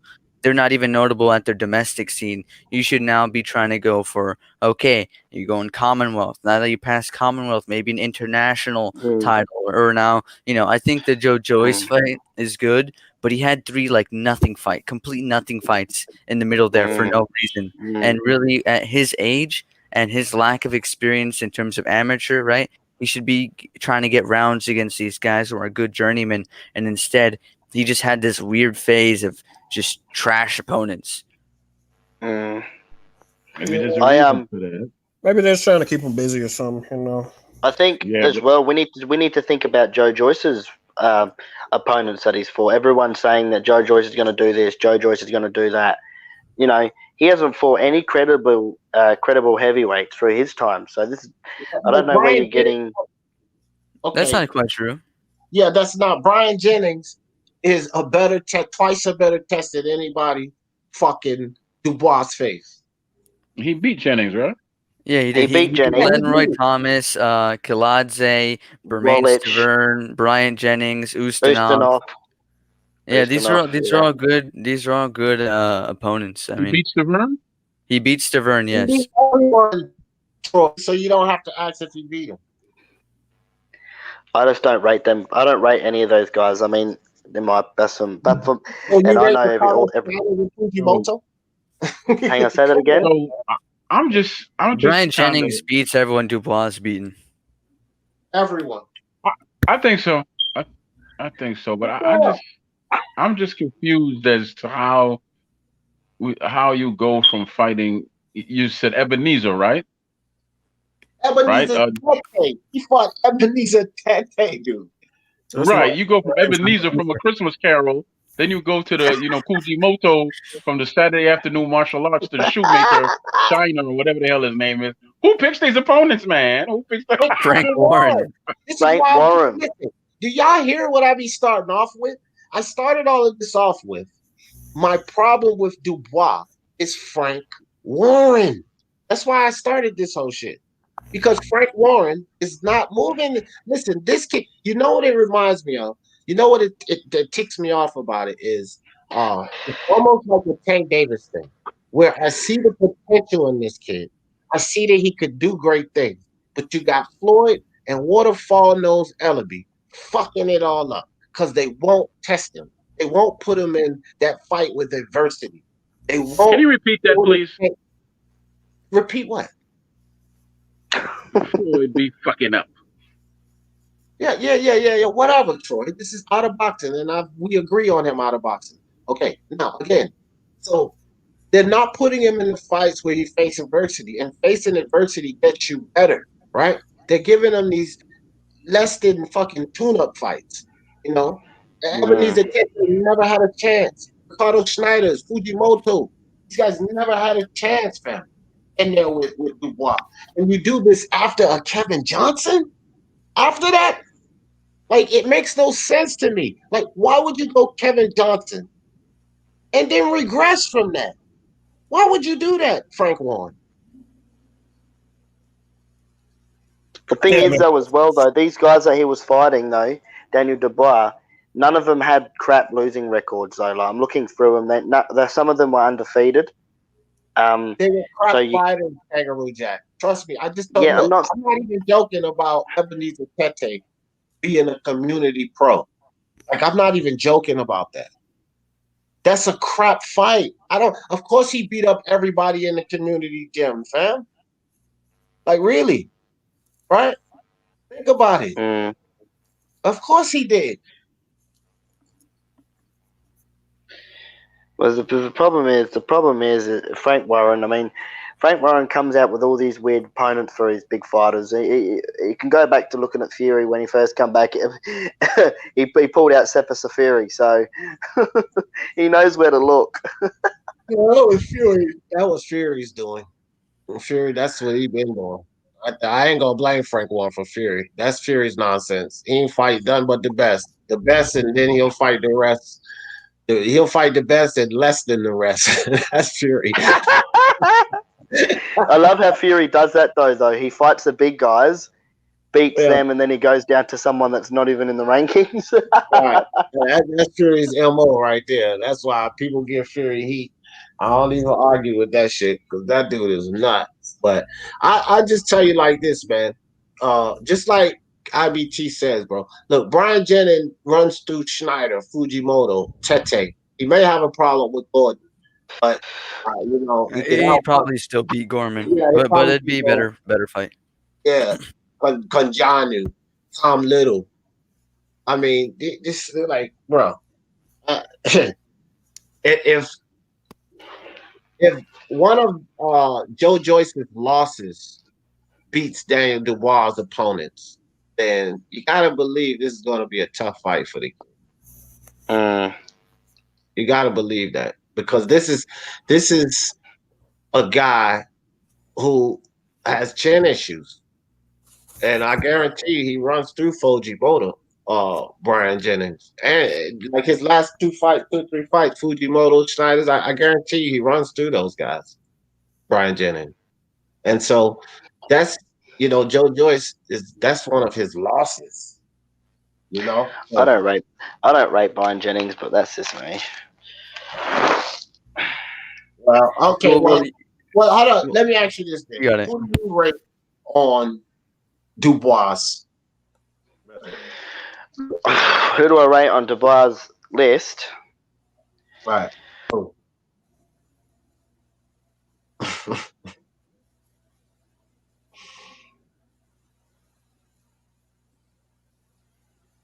Is your mic muted? No, I don't know. I don't know if it's muted or he's trying to think or what. I just maybe he's looking at. Can you hear me? Yeah, we can hear you now. Oh, I'm here. Problem is with Dubois' record is he's fought guys that no one's ever heard of before. So that would be no one, right? You don't rate anyone on this. No, I don't rate anyone on his, and I don't rate anybody on Joe Joyce's record either. Maybe Jennings is probably the highest rated there. Ustinov was a pretty solid fighter as well. Alexander Ustinov. Yeah, he actually fought Klitschko, I'm pretty sure, years ago. I mean, that's what I'm saying. He's solid. Like Jennings also fought Klitschko, for that matter. Both of those guys are solid. And Dubois don't. I mean, again, Kevin Johnson, solid, but a journeyman. He was 39 years old, 38 years old when he fought Dubois. And Ustinov didn't fight Klitschko. I think you may be thinking about Pulev. I think it might have been Pulev, yeah. Yeah. But they've all. But the thing. Didn't Joe Joyce fight Iago Kalaze as well? Yes. I think Iago Kalaze beats his last 3 opponents. No cap, right? Yeah, Latte was probably the only fighter on Dubois' list that's credible. Gorman's better. Maybe Gorman. I'll give him credit. Lardy beat Gorman. Gorman beat Lardy. So if you're gonna include Lardy, you for sure have to include Gorman. Yeah, that's what I was saying. Lardy and Gorman, they're both 2 credible opponents.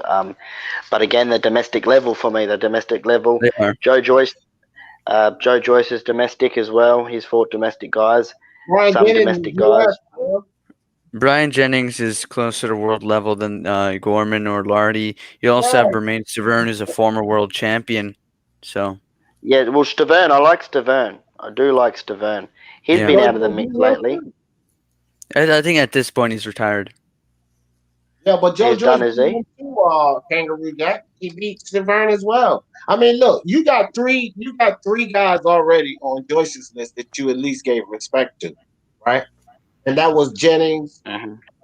Ustinov, and Bermain Severn. I Which don't were give his a last 3 fights before this one, The if you f- don't include the the f- tune-up that he just he had. fought Michael Wallace last. Yeah, I said if you don't the, include the tune-up. Oh, the okay. fight will be interesting. The fight will be interesting. There's no doubt. But I haven't been wrong with a lot of heavyweight fights when I predict fights in the Well, I heavyweight haven't been, division. hold on now, buddy boy. IBT and I, we ain't wrong a lot when we predict any goddamn fight. You better get down with the league, buddy, because we two of the top guys in that league I'm talking about here. So it ain't just about no heavyweight fights for us. It's about any goddamn fights, buddy. We predict I fights. watch all different weights. I watch all different rates, not just the heavyweights. Yeah, well, we watch it all, dog. We predict fights from what is it, 112 to, to unlimited. You know what I mean? Champ Ross will put any Yeah. on that card. We're about to get a minimum women's minimum weight fight or some crap Yeah, next year. we predict women's fights too, Kangaroo Jack. Like we predict them all and at a high rate, a very high rate, one that Troy couldn't keep up with. Yeah, I do the same thing. I keep in contact with the middleweights and stuff. But like the middleweights, some not so much super middleweight, but middleweights. You know, I like the super welterweight and stuff like that. Like Jermo Charlo is a very good fighter. Watched That's a my couple of his guy. fights. That's my I've guy. watched a couple of his fights. Very good fighter. Liam Williams as well in the middleweights. He's an underrated fighter. If you've watched him a couple of times, I just watch different fights on different programs, and just see, just see unknown quantities to see, like have a little look. Mickey Garcia is also good in the welterweight division. Oh man, you got to get around. Mikey's probably at the bottom of the totem pole right now. If you think he's good, we also got Virgil Ortiz as well. Virgil Ortiz is good. David Avestanan or whatever his name is. There's a few in there that I watch. Yeah, I know, but you got see that's the thing, man. If you think of like Mikey Garcia's good, then you got a lot of looking to do. Because I can tell you right now, Garcia, Porter, the other Garcia, Danny, Porter, Spence, Crawford, like all of these guys are, Well, I mean, Mikey's good. He's a good fighter. I just don't think welterweight's his weight class necessarily. That's why I said in the welterweight division. That's why I was like, yeah. No, not Mikey, man. You know what I mean? Yeah. Like, He's still good at welter, but he's like elite at the other divisions. You know what I mean? Kangaroo Jack said that heavyweight is his thing. That's like BOP that comes through. BOP specializes in light heavyweight and cruiserweight. He doesn't know like all of these other weights, but you ask him something about light heavyweight and cruiserweight, and he's on it. Like that's his specialty. So certain guys watch. Well, I keep up to date. I keep up to date with all weights, but I don't really like get into who should fight. Like, don't really get into like, oh yeah, he should fight him. He should fight him, because some of them I don't watch. Like, I watch highlights of this guy. I watch highlights of that guy. The other day I was watching highlights of Lopez, and I was watching highlights of Yavin Mendy as well in the lightweight division. I was watching highlights of just the champions there. Watching highlight of Robert Esther. I was watching highlights of George Linares, Jackson Martinez. Man, I need to see. I gotta send you a list of some guys to watch, because Robert Easter, man, don't even waste your eyesight. Don't be mean to Robert Easter, man. I know, don't do that. Do any of you guys have you had a look at the George Kambosos from Australia? Yeah, he's a very good fighter. Be careful with him. He's gonna come. He's better be ready. Rumor is Hold up now. Go ahead, RBT. I was gonna say, rumor is he's gonna be fighting Teofimo Lopez. Yeah, he's gonna be fighting Teofimo Lopez next in Australia, and they're gonna have Andrew Maloney versus Joshua Franco 3 on the as the co-main event. But That'd be a He's good better be card. ready because us Aussies. Hold on, Jack. Let me tell you something now. And this is what I tell everybody, Kangaroo Jack, because you new here, brother, and I want you to know there will be no Teofimo blasphemy on this channel. Because if you do, and everybody can tell you, I'm coming for your neck. So tread lightly, because it ain't gonna be no Teofimo blasphemy on this damn channel. All right. Well, Teofimo Lopez, I picked him to beat Lomachenko. So even though I think Lomachenko's one of the pound for pound best, but once I don't know if that was his weight division, he went up too much. I don't know. So who knows? But I will tell you this though. Aussie, oi, oi, oi. We're coming. Don't you worry about that.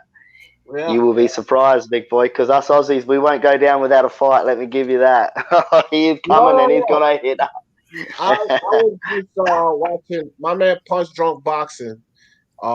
He had George on the show. He was interviewing him, and I was watching the live. He's a really likable guy, man. He's full of heart. Like he has all the heart in the world. He's not coming to fuck around with Teofimo Lopez. I like this kid. I really do like. See, when you get to listen to fighters talk like that, and Punch did a terrific interview with the guy, right? And you get to listen to fighters talk like that, and they open as George was. It gives you an insight to the fighter, man. And he's a really likable guy. I hope that he keeps that attitude because the media will fucking turn you sideways. But I like George Campbell Jr. But now, coming from boxing, gauging the fight, all of you guys save your Australian bucks, okay? Don't bet no money on George Campbell Jr. Because Teofimo Lopez is gonna knock George Campbell Jr. out, fam. I'm sorry. We'll see. That is just the assessment that I have, my friend. Save your bucks. Don't bet on the hometown boy. Because Teofimo gonna fly to Australia with his belts, and he's gonna fly back home with his belts. Okay, we'll see.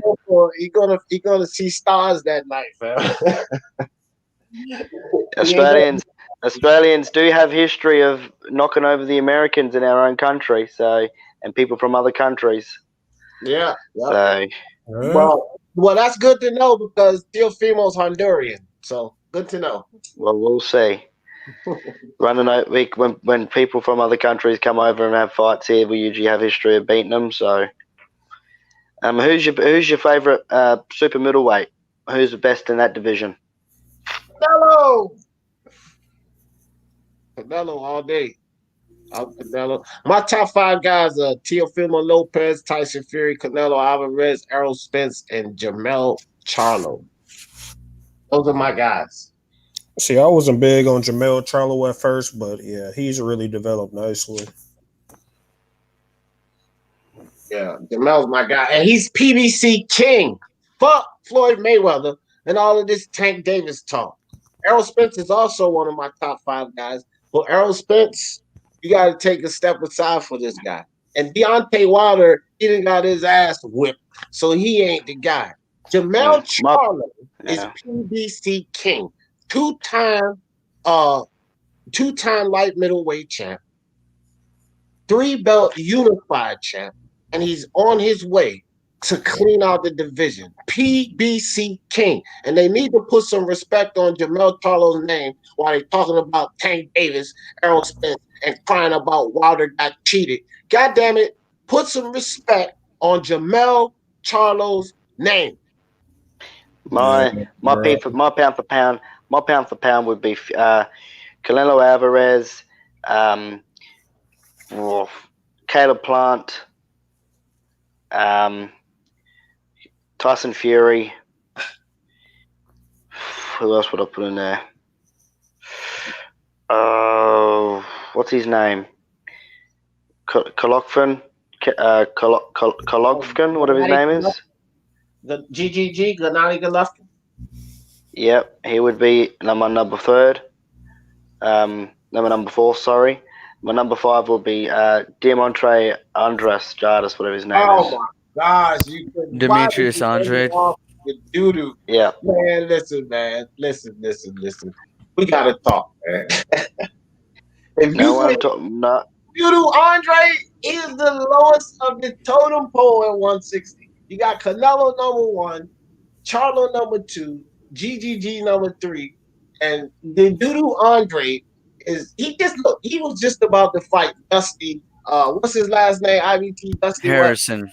Dusty Harrison, and he couldn't even make that fight happen. The problem is, why the fuck was he about to fight Dusty Harrison?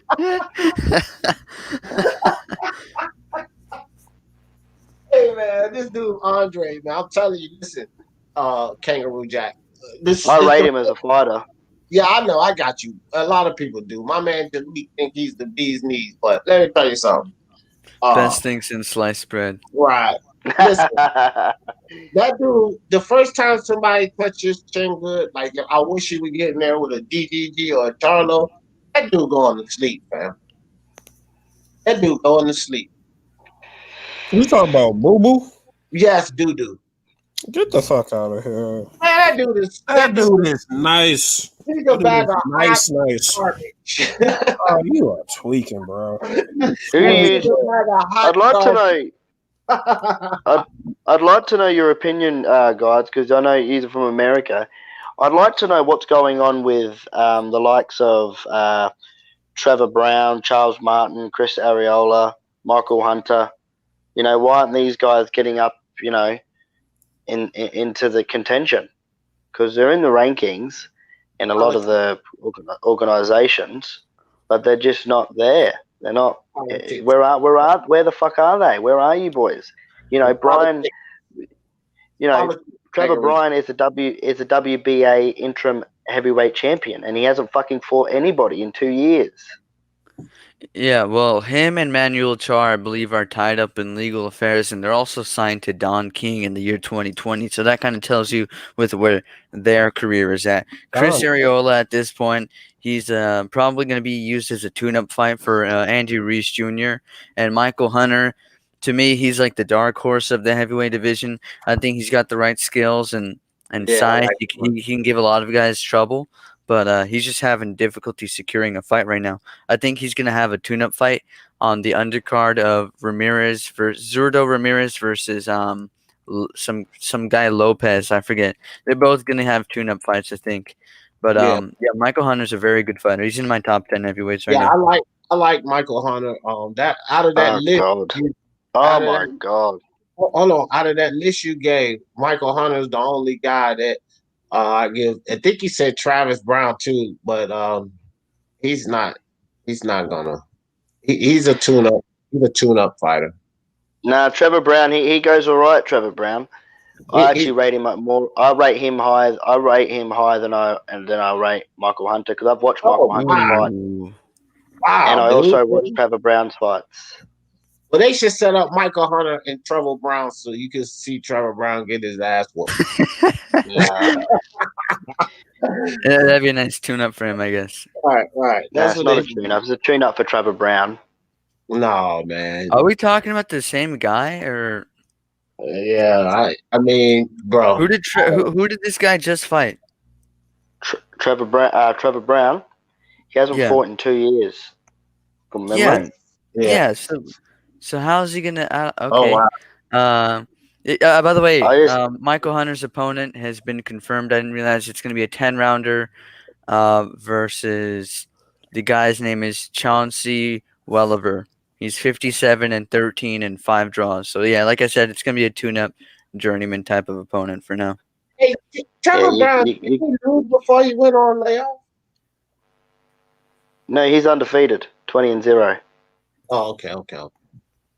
I think there's a lot of this. I actually rate Charles Martin as well. I do rate Charles Martin. When he gets going, he's very good. All right. But that's what I say about these heavyweights, man. It's like not a It's not a huge gap. Man. After the top 4 or 5 guys, it's not a huge gap with the rest of the guys. They can all be held up. Well, I had another debate with someone, yesterday about this, Herkovich that. It's like, it's like the best thing that the world's ever created. The guy hasn't bloody. Yeah, that was probably L Dog. Yeah, don't listen to him because Hergovich is a good fighter. But if you listen to him, it'll sound like Jesus descended down onto Earth and cured humanity of it. Like Jesus, he's a decent prospect. He's not even being moved well right now, though. Smoke, no, it's not. His name is not Bryant. It's Brian. Trevor Bryan. Get this smoke. Always trying to correct somebody. Now you try to correct somebody, you dead ass wrong. How about that one? Now, smoke.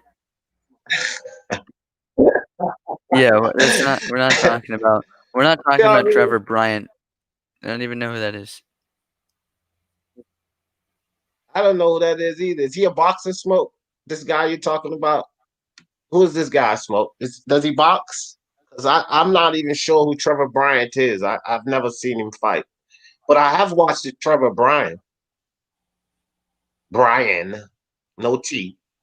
Cocksucker. Typo. Oh, typo. You went in on him for no reason, man.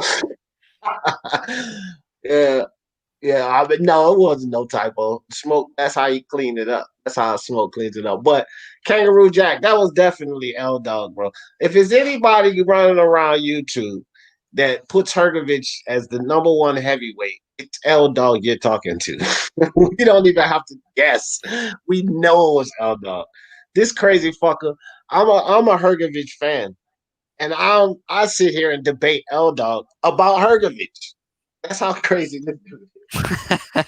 Yeah, me too, man. I like her. He's like one of my top prospects in the division. Right. I debate him against Him Hergovich. about Hergovich because he's so fucking nuts. You know what I said to him? I said, he's sitting there saying to me, "Oh, Herkovich is going to flatten Anthony Joshua. Herkovich is going to completely destroy." And then I asked him to explain how, and he didn't explain it. He just what the fuck? No, that sounds just like L Dog, man. That's not. You're not gonna get him. I can hear it now. I can hear his voice in my head. Yeah. Your top 5, the heavyweights outside the top 5 that could really cause some damage to anyone in the top 5 would be Andy Ruiz Jr., Oscar Rivers, Carlos Takam. People forget about him. Parker and Dillian White. Dillian White, Povetkin. Dillian White or Povetkin. Toss up. It's gonna be Povetkin. I bet you Povetkin sleeps his ass again. Povetkin gonna put his ass out again. It's highly possible. It's highly possible, but I was watching that fight and I was sitting there watching it with my Coke, chilling out, and Dillian White was bossing that fight, completely dominating Povetkin. But that uppercut that he hit, it's Povetkin's specialty. He's hit that uppercut multiple times over the years. I just think the next fight, Dillian White's going to be more careful when he's literally just going to dominate and win by decision. I think he shouldn't go 12 rounds with Povetkin. Not in the sense of that's not good, but like for his own to increase his chances of winning.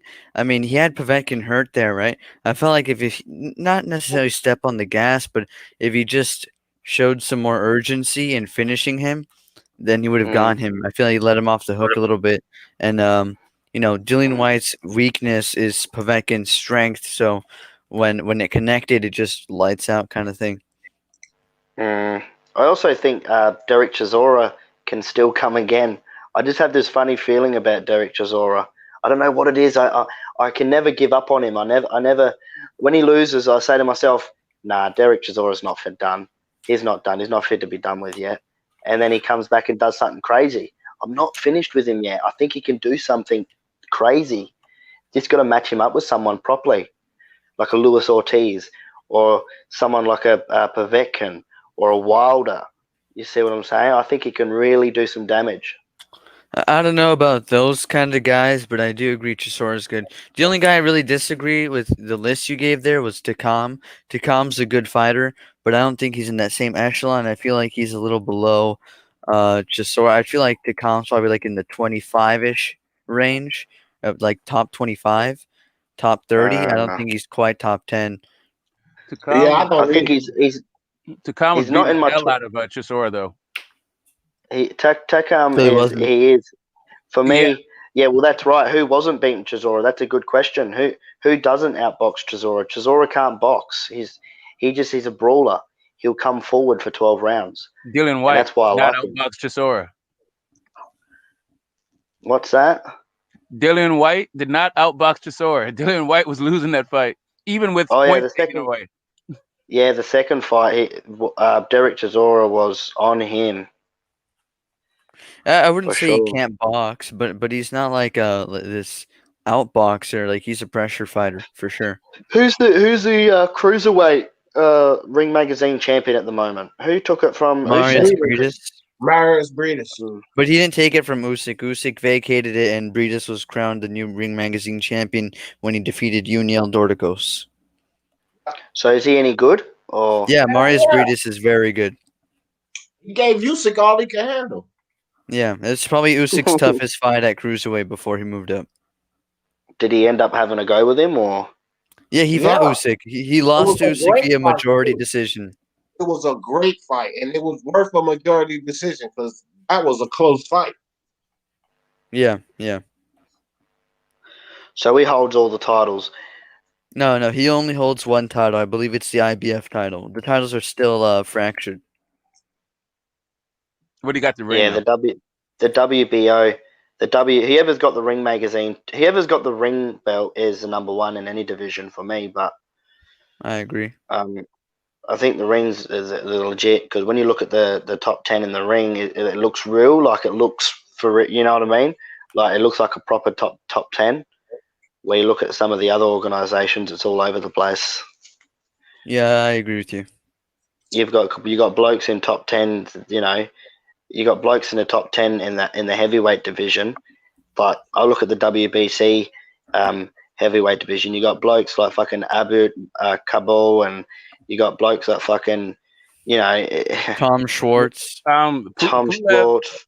Both Pulev and Ortiz been Ring Magazine top 10 forever. Nobody gives them top 10 heavyweights ever. Nobody ever mentions them in the top. Like, begrudgingly, you might get Ortiz, but Pulev. Do you think people? Really. Do you think people are underestimating Pulev against Anthony Joshua? No. Is this happening again? Not really. No. I think the style thing between Rees and Pulev, like Pulev is not really his style. Doesn't give AJ issues, whereas Rees did. There were people who could kind of tell that Rees might give a little more trouble than others anticipated, but really Pulev's style and just the way he fights is kind of accidentally tailor-made for Anthony Joshua. I expect Anthony Joshua to stop him within the first 5 rounds. Yeah. If AJ fights Ruiz fights, he loses, right? If AJ fights Pulev's fight, he probably still wins. He probably still knocks him out. Well, that's right, but you know, we've seen AJ when he starts getting into a bit of a war, that he does become vulnerable. Yeah, but you need to have a little bit of sting to you, or something that that brings you over the edge. Pulev is a tough guy. He can take a lot of punishment, but he's slow as hell and doesn't throw a lot of shots. That'll probably go to a decision, that fight. Kangaroo Jack is like he like my man Rapstar. They like to give these fighters extreme benefit of doubt, and I don't mind that. I mean, I see you guys giving these fighters the benefit of doubt, but AJ gonna knock Pulev ass the fuck out. I'm just saying, I'm saying that Sky Sports has got these guys like tripping, like for real. Like I get that these are the fighters that you guys are beamed into your living rooms, but yeah, there's other fighters, man. This Anthony Joshua won't knock out Pulev. It'll go the distance, and he'll win by decision. No, he's gonna knock Pulev out in glorious fashion. It's gonna be stopped within the first 5 rounds. It might be stopped in the 3rd round even. I'm leaning towards like 4th or 3rd. Yeah, I'm leaning towards decision. Pulev to go down 2 or 3 times. I think if he goes down at all, AJ will finish him. AJ's a good finisher. Yeah, he gets on you, doesn't he? He really does get on you. You really don't you, Kangaroo Jack? No, I don't. I think he's shit, but I just think it's going to go the distance. I mean, Well, Pulev's got a good skill set, but just like I said, he's tailor made for AJ. Yeah, I don't know, man. I can't see Pulev. You know, I don't know. Who are you? Who are you picking for? I know who you. I know. Who are you picking for the Fury AJ fight? Young fella. Who, me? Me?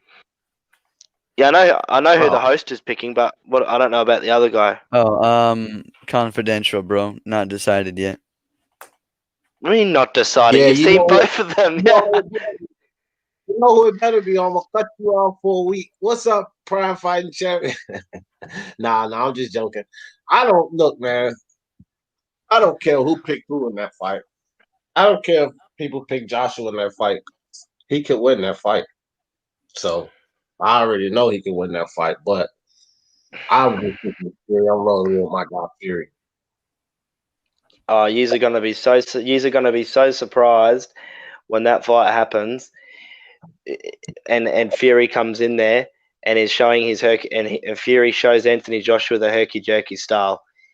Anthony Joshua is gonna be shocked. In the all-time favorites list, I couldn't help but notice a lack of Joe Gans, Sugar Ray Robinson, and Henry Armstrong, and I think you guys are sleeping on some greats. Hello, I said both those guys. Okay, so I missed it. I missed yours. I didn't hear yours at all, IBT. I missed you. Okay, that's okay then, Smoke. I forgive you. D Hodges. D Hodges, I know you got AJ, but you also had Lomachenko. You better stick with me because my guys are winners. Winners.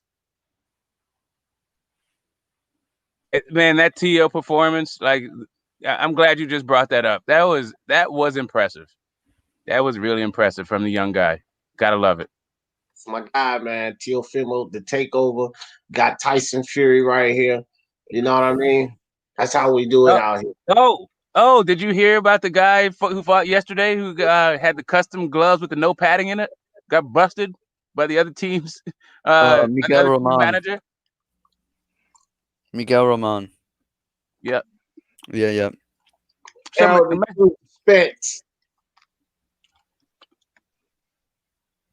Spence is pound for pound, probably number one, probably. No, incredible. Man. Hell no. What? Pound for pound number one over Canelo? Hell no. Over Spindly arm Monster Nue, he should be.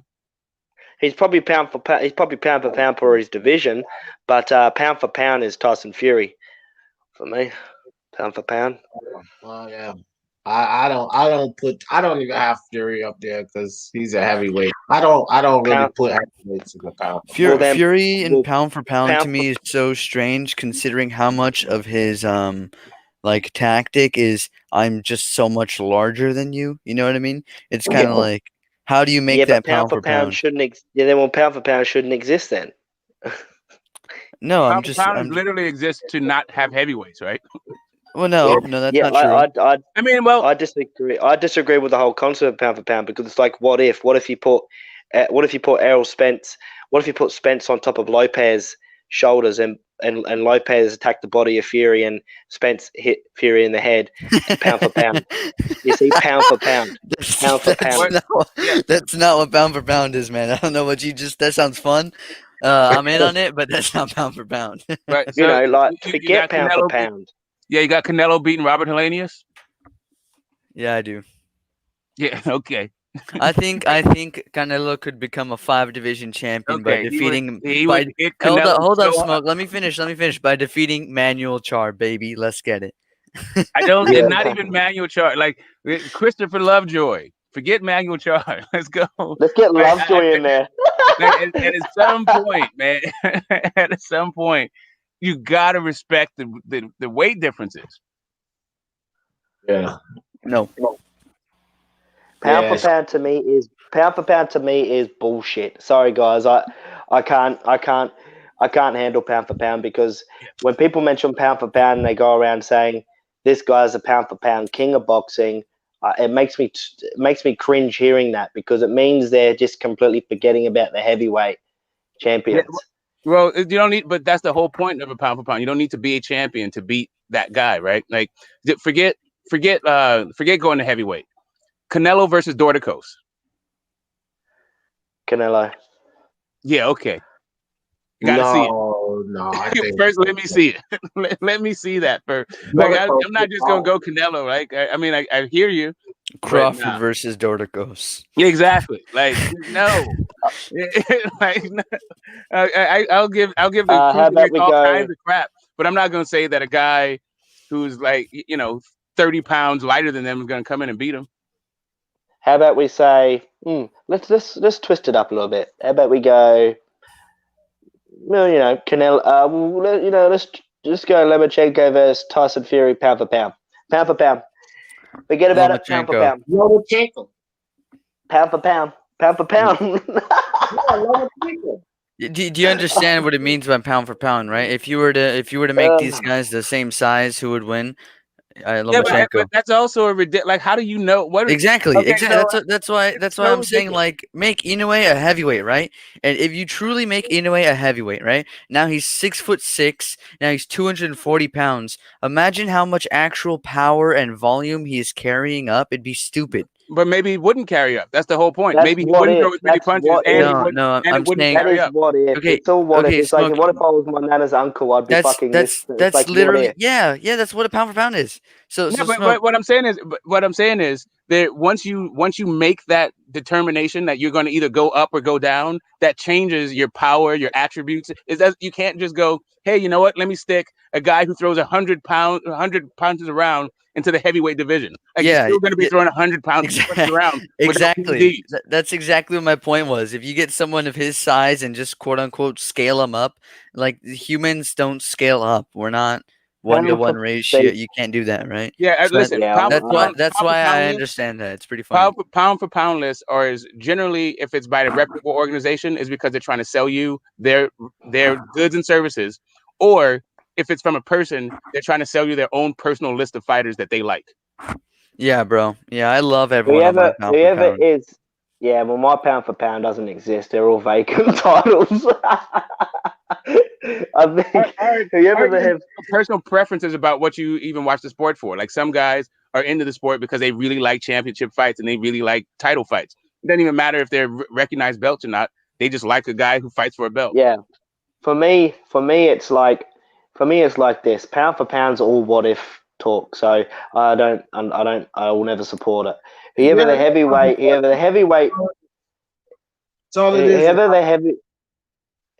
heavyweight champion is at that time, right? Whoever holds a Ring Magazine belt in boxing is the #1 boxer on the planet. Hey, what belt is that Tyson Fury got over his shoulder there? The Ring Magazine and the WBC, two of the most religious belts in boxing. There's only one Tyson Fury. Tyson Fury, your defense is terrified because Fury's on fire. Ooh, sha la la la la la. Yeah, Hey, you know what? Yeah, Smoke. Fury's the only Jesus, guy man, help me out. Fury's the only undefeated champion in heavyweight division, and he's the only guy to touch all 4 belts. And he's also the third guy to touch the Ring Magazine twice. Fury. Fury. Fucking Fury, fam. And when he beats up Anthony Joshua, for all of you Joshua lovers, he's gonna do it again. The only one. Joshua, we're gonna give Joshua his second loss. before Fury caps his I purse. think everybody underestimates Fury against these other top people. Like before he fought Klitschko, they thought Klitschko would beat him. Before he fought Wilder, they thought Wilder would knock him out. Now before he fights AJ, everyone's saying AJ's gonna beat him.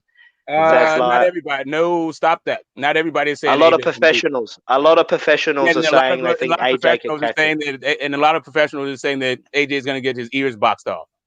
Well, that's true. That is true. But there are a lot of hypocrites out there that are saying AJ is going to catch him. Fury's going to try and lean on him. He's going to get, I know Fury's probably the A side in the fight, but a lot of people were 50-50, and a lot of people are saying the argument that AJ is going to win. Yeah, Fury's going to win this fight. It's all good, man. Look, all of you AJ look, here we go. AJ Lover in the building. Let me tell you something, brethren. What's up, Iron Cone? What's good, brethren? Tyson Fury is going to box that Dulce's head off. That's going down. Let's hope he gets. Let's hope that Anthony Joshua is ready for that nose to be boxed in, because AJ's coming out and he's going to be jabbing that guy head back 100 times a fucking round. He is going to be jabbing him like no tomorrow. And the question is, Kangaroo.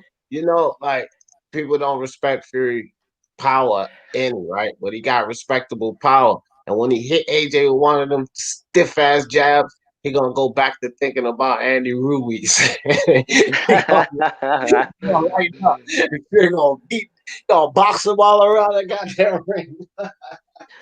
I actually like that second fight AJ was in with Ruiz. I saw a different side of him with the whole bouncing around, not willing to engage. So he can change it up a bit, but it's gonna be. He ain't gonna win that game boxing Fury like that. He's not going to 100%. No, sir. He's gonna have to put some pressure on Fury. He ain't gonna outbox him like that. There's not a heavyweight on the planet that can outbox Tyson Fury today. So that's out the question. I think Fury's going to pack on the weight. I think he's going to come in heavy, and I think he's going to try and put it on AJ. I actually do. I think that'd be a tactical error. Hey, Iron Cone, you could put it in English, Spanish, Japanese, German. No, make no difference. He ain't. He gonna box that Dulce's head off. That goes for all of you. I see the comments. Fury, Tyson, fucking Fury. It ain't. I ain't putting nothing down, Dragon Leg. There's gonna be no Tyson Fury blasphemy on this channel. Hey, Smoke. Yeah. How many heavyweight champions have held the Ring Magazine title 2 separate times? 2 separate times. Two or more, right? 2 or more separate times. Let me see. You got to throw Ali in there right off the bat, right? Yeah. You got to figure Foreman. Foreman. No. Foreman didn't get it twice? No. Lennox Lewis? No. No, not Lennox. That's it. It's just Ali and Tyson Fury. Oh, just now, two guys? Another question for you. Mm-hmm. How many heavyweights have had their Ring Magazine title stripped for inactivity? Well, they changed that idea, right? Like during that wasn't always the case. So the only guy that would have been applied, the only person would have applied to was Tyson Fury. That's all. No further questions, Your Honor. Strip. That's why you just solidified for inactivity. Strip for inactivity. Yeah, or you can call it drug use, right? Whichever both work. Whatever. Y'all just solidified the fact. I made an error. No, he was never. Wait, I made an error. I made an error. I also forgot to say Floyd Patterson. Okay, good. Who? No. There's only one. Who was Fury? Fury wasn't. He didn't. He never went to court and got charged for any of that. So I'm not sure. Yeah, they when he avenged to Johansson. When he what? He avenged the Johansson loss, right? We're talking about Floyd Patterson. Yeah, but the thing is, as well, doesn't matter whether he got stripped of them, whether he gave them up. He's won them twice. So Right. Doesn't matter what you do. Yeah, I mean, I don't. Ring Magazine is all cool and all. I mean, I mean, but nobody gives a damn about the winning the Ring Magazine outside of Tyson Fury and Rocky Balboa. Marciano cared too because he also held the title. Smoke. So. No, I got it, but Rocky Marciano held the real title. Right? He wasn't talking about no damn Ring Magazine title. What do you guys think of this whole lineal situation? I think that Tyson Fury has sold you guys a bill of goods. He is not the lineal champion. The last lineal champion is Lennox Lewis. And until there's an undisputed, we don't have a lineal champion. He's the lineal champion, Smoke. Stop hating. He's a lineal Ring Magazine champion. He ain't the lineal champion. There's one thing we do know, Smoke. Wilder ain't. Now we know that. The hell no, Wilder ain't. If Wilder ain't, AJ's not. The Klitschko brothers weren't. The last lineal champion we had was Lennox Lewis. Is the man you out there lineal? Whatever.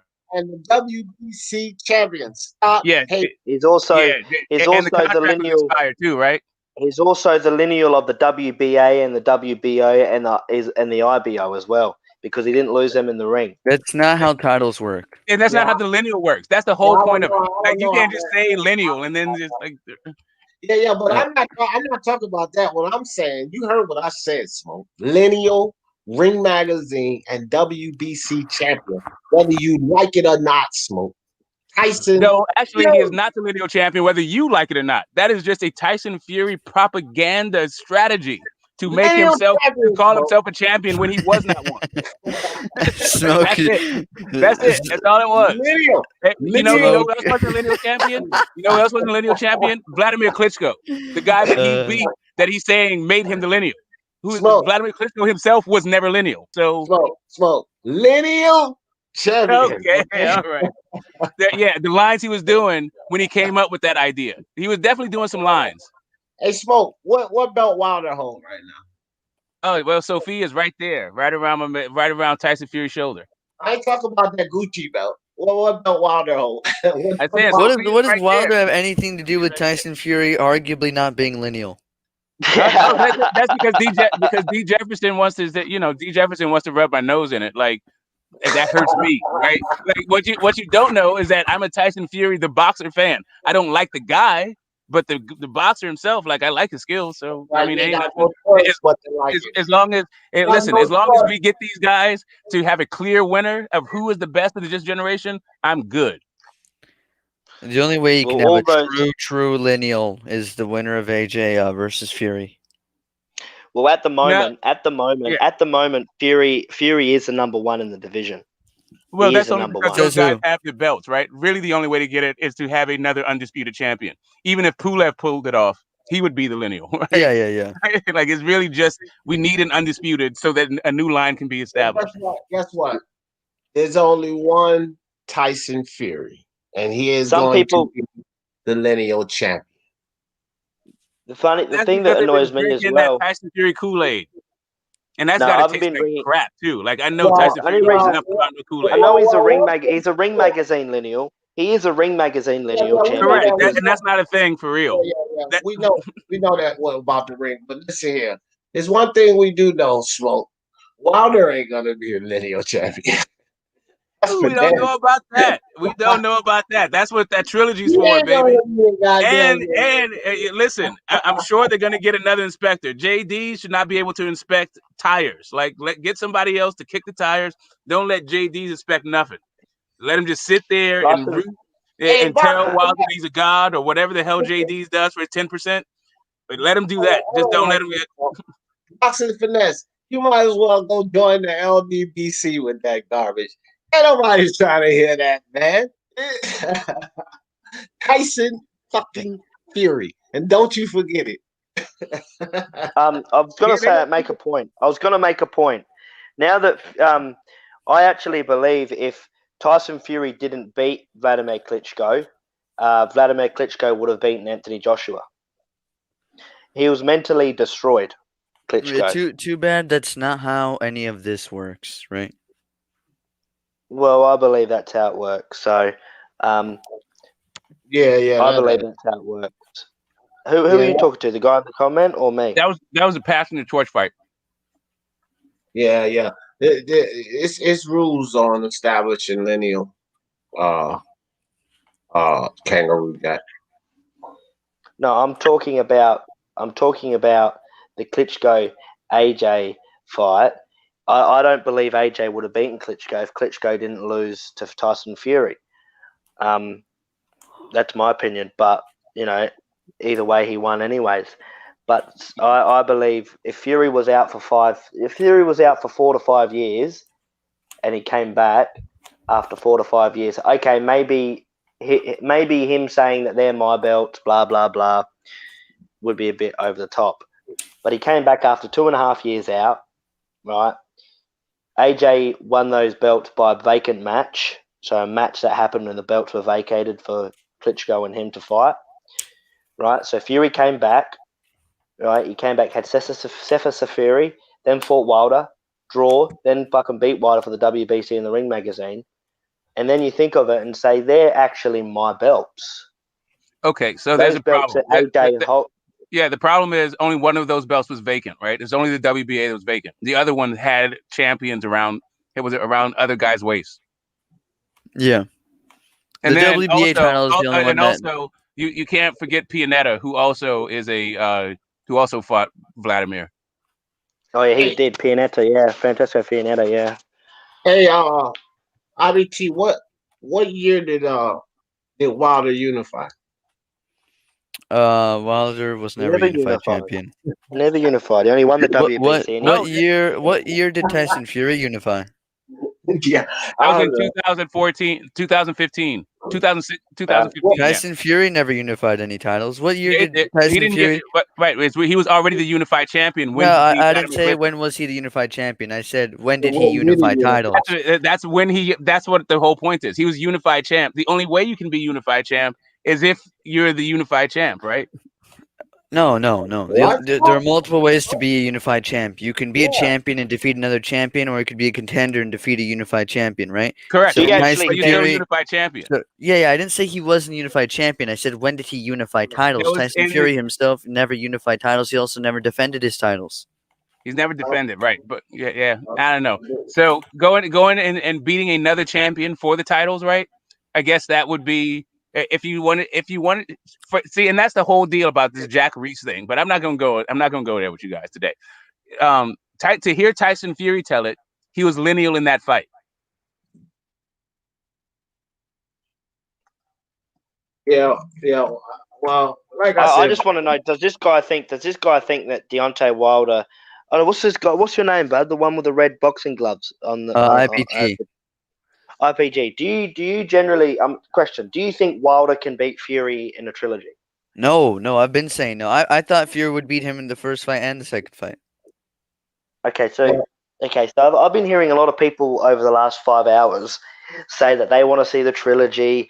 They would want to see the trilogy over unification, over unifying the division. Unification bout between Fury and AJ. Undisputed bout between Fury and AJ. I got Wilder lovers that come through here, Kangaroo Jack. I'm open to everyone. So the Wilder lovers join the panel and they say these types of fallacies. Smoke is one of these. No, I'm not one of those. Just stop it. So all I say about Tyson Fury is I want to see all these three guys. I'm not really interested in seeing them fight anybody other than themselves. Let Tyson Fury get that third win if he can get it. Let him do it. If he can't, like if AJ fight came up instead of that, right? Then cool, fight AJ. Let's get a new lineage established. But don't quit after you get that new lineage. Still come back and fight my man, right? I still want to see AJ versus Wilder. It ain't just about undisputed. It's also about the fight. It is about undisputed. Yes, it is about undisputed. No, I didn't say it wasn't about. I said it's not only about undisputed. It's also about the fights. About undisputed. Get the Q-tips out. Okay, it's only about undisputed. Yeah, because that's what you guys are on. You guys on that casual time. Yeah, whatever. It's only about undisputed. And once Tyson Fury get undisputed, he going to the WWE. Oh yeah, that's your boy. Right. listen. I'm not mad if that's what Tyson Fury want to do. But all I'm saying, all I say to that, I'm out of here. They're gonna make more money than all of them. Yes, for me, I would feel, and this is no shade on gypsies, but I would feel gypped. You feel gypped, would you? Well, guess what? You're just gonna be gypped because Tyson. This is a good question. This is a good question. This is a good question I have for everybody here because I'd like to hear because this is 50 million. I'd like to hear this, your guys' opinion on this because this is probably what's going to happen. When Fury beats Wilder in the trilogy, because I think it's going to happen somewhere in January or whatever. If he beats Wilder, beats Wilder and goes on and he beats him again, and he goes on to beat And he goes on to beat Anthony Joshua, right? Okay, to unify the division. I'd have an undisputed champion, right? And then he goes to the WWE and quits boxing. Where do you put him in your rankings as an all-time great? Like in terms of top, are you like top something heavy? If he beats Wilder three times, nowhere. That's not fair. He would be the smoke. He'd be a 2-time champion. Correct. Listen. Hold on. 2-time champion, 2-time Ring Magazine champion, and the first 4-belt undisputed heavyweight champion of the world. And where does it put on the all-time great list? Nowhere. All right, cool. Like where's Wilder on the all-time great list? Where's AJ on the all-time great list? He wasn't great. Shouldn't be nowhere. You'd have to. I'd have to actually like think and make out a list. That's kind of like. Yeah, like on an all-time great list? No, that ain't no all-time great. That's not I would say I already said the winner of Fury AJ is an ATG. That's what I think. Okay, all right. So AJ is not an ATG, and Fury is not an ATG. Why not? And the winner of that fight is not an ATG. What is qualifying? I'll tell you why. Because of the ATG. Okay, so let's. I mean, all right. So we're talking about heavyweight specifically, by the way. Heavyweight specifically, right? So when we go ATG, like how many ATGs are there, right? That's what I said. Heavyweight specifically. No, I'm saying in the heavyweight division, how many ATGs are we going to get? I can't tell you a numerical value. How do you have to qualify? Yeah, how do you qualify in your eyes? How do you qualify in your eyes to be an ATG heavyweight all-time great if you win all the titles twice and you become the undisputed heavyweight king? Oh, right. So if you think that if you put that up against the guys who are considered ATGs right now, right? How is that greater than what Lennox Lewis did? The last guy who was. I think Lennox Lewis is like top 5 though. Is the thing. Correct. I'm just saying the last lineal guy. Like I'm just saying the last undisputed guy. You can't ask a question and keep going. You don't have to be greater than those guys to become one of them. Right, correct. I didn't say Lennox Lewis was one of those guys. That's the point. I think he is. Is Ali an all-time great alone, or are there other all-time great heavyweights? There are other ones. There are other all-time great heavyweights, but I'm mentioning guys who are not even all-time great heavyweights. You don't think Lennox Lewis is an all-time great heavyweight? Maybe. I didn't say he was or he wasn't, but he certainly is. I'm telling you, he certainly is. That's fine. We can establish that. But what I'm saying is, at that point, his thing is not even better than Lennox Lewis's, right? So we can start with he's below Lennox Lewis with that achievement. Okay. Do you know who I have above Lennox Lewis? Like off the top of my head. But how about an all-time great that you have below Lennox Lewis? Joe Frazier. Cool. So now let's start with Joe Frazier. Joe Frazier is a greater achievement than what Lennox Lewis did. He has achieved more. Joe Frazier has achieved more than Lennox Lewis without all that 4-belt crap you're just talking about. By what standard? What standard you quantify? By level of competition. How about that? Okay, you've lost the plot, bro. I've lost the plot. Oh, you're trying to tell me that Lennox Lewis beating AJ is better than Joe Frazier beating Muhammad Ali? What you're are you telling talking me that about? Lennox Lewis Lewis, beating AJ? Well, Smoke, hold up. You're like mixing your own brains in the No, I'm blender not right now, making my right? own brain. You You guys said just keep you interrupting just me. said Lennox Lewis beating AJ. What? What No, do you mean? sorry. Tyson Fury. Yeah, Tyson so Fury beating AJ. your brain's in a blender then, right? No, So bro, slow you know down. full well I'm talking about Tyson Fury. Stop. No, I didn't. Slow Okay, great. So down. you really think Lennox Lewis didn't fight AJ? So why would I be talking about That's that why I fight? was confused. The That's why I was hypothetical shocked. is if Tyson Fury beats AJ, Okay. right? So if Tyson Fury beats AJ, that is not better than Joe Frazier beating Muhammad Ali. In no way, shape, or form. Yeah, No, I agree. okay. I Hold agree. on for a second. Hold on, Smoke. it's a new era though, mate. Yeah. Smokey, it's a Hold new on, era, bud. hold on. Guys, I was about to talk. Can I talk for a second? Smoke. For the champions that he beat in this era, in the era of the guys that he's competing with, it puts him as an all-time great. Because he's not going to be fighting. No, hold on, Smoke. It's my turn. He's not going to be fighting those guys back then, right? Ali and Frazier and those guys had they were in a different era. They had different competitors around them. So we got to look at the competitors in this era and what they're doing in this era. Correct. Mm. That's why that's the entire thing. That's when you said, where does he fit on the all-time great list? I said he doesn't because of the era that he fights in. You've just identified why he wouldn't be on the all-time great list because he doesn't have all. Let me finish, yo. He doesn't have all-time great competition. That's his problem. Okay. How can you judge that though? He is great. Smoke. He is great in this era, which He means is great in this era. Hold on, Smoke. Shh. 1 second. He's great in this era, which means he's one of the all-time greats.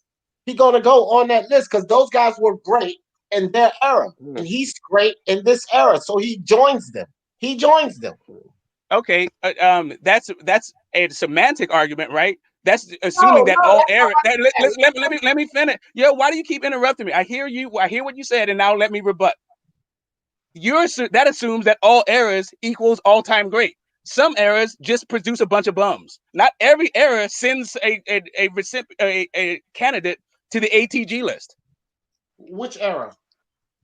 The Klitschko era, for instance. Vitaly Klitschko is not going on anybody's ATG list. I mean, you may call him an ATG if he's on your own personal, but he is not an ATG. Vladimir Klitschko for me. Vladimir Klitschko for me is an ATG for sure. Right, and that's and for the heavyweight division. For the heavyweight, that's cool. Which era does it produce an all-time I just great? said that the Klitschko era. No, Vladimir's like an all-time. He's probably an all-time great heavyweight. No, he's saying probably. But you went is and then you went probably. He is. He is. There you go. He is. Hold on for a second. Okay. Smoke. Take a breather. I'm breathing, baby. Come on, let's do it. I know. If Vladimir You're bugging. in his era reigned for as long as he did, how is he not great for doing that in that era? How is he not great in that era? Oh, right, because he was even the second best during that reign. His brother was the best during that reign. And while he was doing that reign, and that's the problem with having all these belts, right? You act like there's one guy who's the champion. Meanwhile, there's many champions, right? Vladimir was able to fly under the radar and be a champion fighting low-level competition until his brother retired. And then there was a brief period of time, right, when his brother was gone, where Vladimir was the man. And because he had been the man for so long, it seemed like he was the premier guy the entire time. But don't get me wrong. You know, all-time greats, you know, for the heavyweights, you know, Larry Holmes, Vitaly Klitschko, you know, they're great heavyweights of the older generation. Mike Tyson, you know, they're all brilliant heavyweights, you know. But the thing is, we're talking about the era today. There's never been an era. We can go out to the Klitschko days back when he fought bums and no one was even, you know, contenders, right? You had blokes like Derek Chisora fighting for world titles and stuff like that. Okay, so nowadays there's actually decent heavyweights out there. And there's heavyweights coming up through the ranks. You can't say that he can't be recognized. No, you can't say that you can't say that if someone becomes the number one of this era today, right, the 20th century, right, and say that he can't be an all-time great because of the level of opponents he's fighting. That is a ridiculous comment. Okay, it's not a ridiculous comment. You just said that Vladimir Klitschko, right. First off, you said Jared Chisora. That's Vitaly, right? But whatever. But you're talking about a guy who fought Tom Schwartz, right? And Tom Schwartz and Otto Wallin, and you're having the nerve to talk about Derek Chisora. But let's get back to Vlad. If Vlad is fighting low-level competition, Vlad is the best person on Tyson Fury's resume. So if that guy is not going to be the litmus test, how the hell is AJ going to be the lit test when that's that's the guy who's both of their guys' best win, both of those guys' most accomplished win. But they're the best of this era, mate. Of this era, you can correct, and you this can't era has Tom. Oh. This era, okay, I got it. So what do we say about this era, right? This era, what do we say about Deontay Wilder's resume? What does everybody say about Deontay Wilder's resume? That it is absolutely trash, right? So when you're talking, for me, Deontay Wilder would not be a champion if it wasn't for this era. No. Tyson Fury might not be a champion for this era. So now to call him an all-time great because they're champions in a weak era, no, that doesn't get you there. So, sorry. Okay, hold on. Bearing in mind, the heavyweights nowadays are 10 times bigger than the heavyweights back in the. It's like y'all don't hear me saying, hold on for a second. Smoke, the Wilder example is not applicable because he didn't even fight the better guys of this era. So yes, the talent is not as great in this era. We get that. But Wilder fought the lower level talent in this era. So can that? That's okay. But that's not true. You can say that, but Luis Ortiz, we're just talking about Ring Magazine, right? That Ring Magazine belt. Luis Ortiz was a top 5 heavyweight in Ring Magazine for like 6-7 years. So how are you going to say he's not fighting he's not even fighting the best of this era? Sure, he was. He fought Tyson Fury. He also faced Tyson Fury. So you're trying to say that he didn't face the best of his era, but you're saying the guy that beat him is going to be an all-time great because he beat him. Yeah, we're talking about Tyson Fury beating Joshua, and you're sitting here talking about Wilder. Wilder. All right. It doesn't matter. He lost. This is what I'm saying. Correct. But how's it going to be an ATG? I got that he's a champion, but how does that make him an all-time great? Okay, that's not all-time great, yo. Beating the best, not fighting low-level competition and losing to the best. That's what cool. He fought low-level competition in this era and lost to the best. That's what he did. We're talking about Tyson Fury, who fight the better guys in this era and beats the best. Okay? It's not applicable. And that's cool for this era. That does not make him an all-time great. Wilder out of it because he's not applicable. Cool. So you can take this entire division. You might as well take the whole era out of it because Wilder was one of the best of this generation. I'm talking about he's not applicable for all-time great, Smoke. Right. All I'm saying is Tyson Fury beating up on AJ and Fury and Klitschko does not make him ATG. Sorry. Yeah, guys, I actually agree with Smoke. Everyone today is just ass, and they're all trash, and they'll never do anything, and no amount of wins or accomplishments will ever make them notable in the division's history. On Evander Holyfield or did I ever say that they were greater than like those guys? No, are not only hold up, Jesus Christ, Smoke. Let me finish my sentence. Did I say that these guys are ATG heavyweights? Did I say all-time greats? The guys you mentioned, remove them from their weight class, are all-time greats. I'm saying that the winner of that fight specifically could be considered in the heavyweight division specifically an all-time great, and you're just rejecting the entire notion completely, and I don't understand why you can't even have a conversation on it. Well, I don't know how you say. Sorry, hang on, Smoke. When you say could enter the heavyweights division all-time great, it's not could be. Whoever wins AJ and Fury is an automatic entrance into the heavyweight all-time greats. They're 30-something years old. They're in the all-time great of the heavyweight. It's like a get out of free jail card. You're in the all-time access card. You're in the all-time great. You lose that fight and you come back and do it, it even gives you more incentive to enter the all-time great. So it's kind of whoever wins that fight is in. See, here's the thing, you guys. This is the issue with sanctioning bodies right now. For me, like sanctioning bodies are now telling you that as long as you have a belt and you beat that guy with a belt, you are now in the pantheon of guys who are amongst the best who have ever laced them up.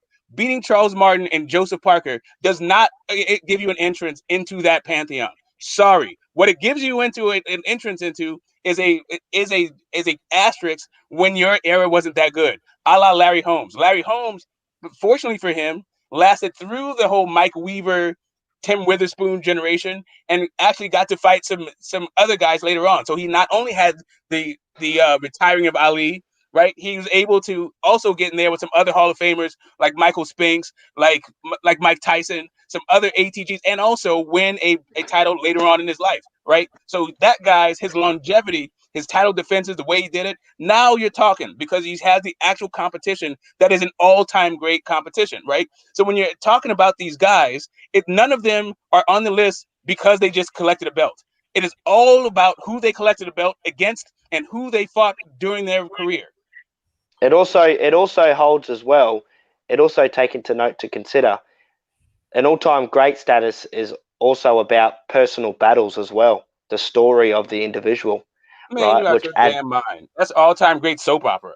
That's not boxing. Well, then you've lost the plot then, T. That's not boxing. If Fury wins every belt, he's an all-time great. If AJ Muhammad wins Ali every is belt, not he's an the all-time great. because listen, Muhammad Ali is an all-time great because of who he fought. His backstory makes it greater, but that doesn't like. Do you know? Some of these guys don't even know their backstories. What's Lennox Lewis's backstory? No idea. Exactly, because that don't matter. No idea. But I know for a fact.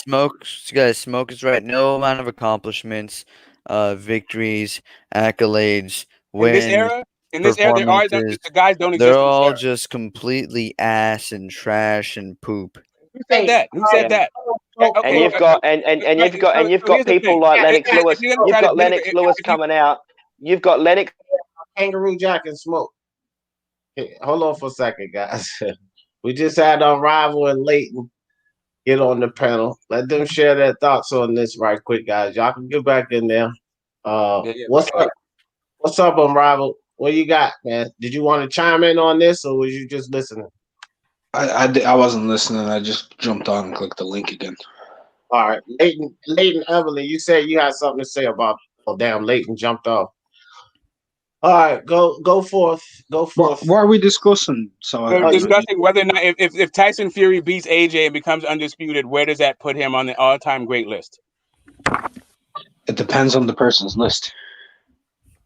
That too. Well, I mean, there's no such thing as let me say this. There is no such thing as the all-time great list. Yeah. No such thing. Yeah. And anybody who thinks there is a D list, no, there's no such thing as D list. Right. There's no definitive. Hold on for a second, Mark, because Smoke, we didn't even. What the statement was, if he beats him, he would be an all-time great. No one even said nothing about no fucking list. But he did. That's literally what he said. Then that's why I said nowhere. All right, well, he wouldn't be there. We did not say fucking the word list was never used. Okay, you nobody said list. Where would he be out? Said nowhere. Can you chill for a second, Smoke? Really? Can you chill for a second? I'm chilling. Come on, chill. It was simply being considered an all-time great. If someone said list, it was just simply being considered an all-time great. So that Smoke don't get in an uproar. Okay? If somebody said list, Smoke, it was really just simply being an all-time great. That's what it was. Right. So anyway, like I was saying, if Pulev becomes undisputed, I don't believe that he becomes all-time great. Me either. If Pulev if he becomes 4-belt undisputed against Usyk, I don't think that makes him an all-time great. Cool. He got all 4 belts. What the hell's that got to do with anything? Do the things that Tyson Fury and Joshua done. Correct. That's what I'm saying. So let's just take the belts out. I got that. Right. Okay. So now we're just talking about the fact that these guys are supposed to be the number 1 and number 2 guys in the heavyweight division, and there was an undisputed guy and a new lineage was established out of that fight. What does that have to? I mean, if you think that makes you an all-time great, I guess. That would be what's this new guy? What's the new guy that came in just a second ago? No, he didn't answer. He wasn't able to answer a question. If Tyson Fury, he ever wins that fight against Fury and Anthony Joshua,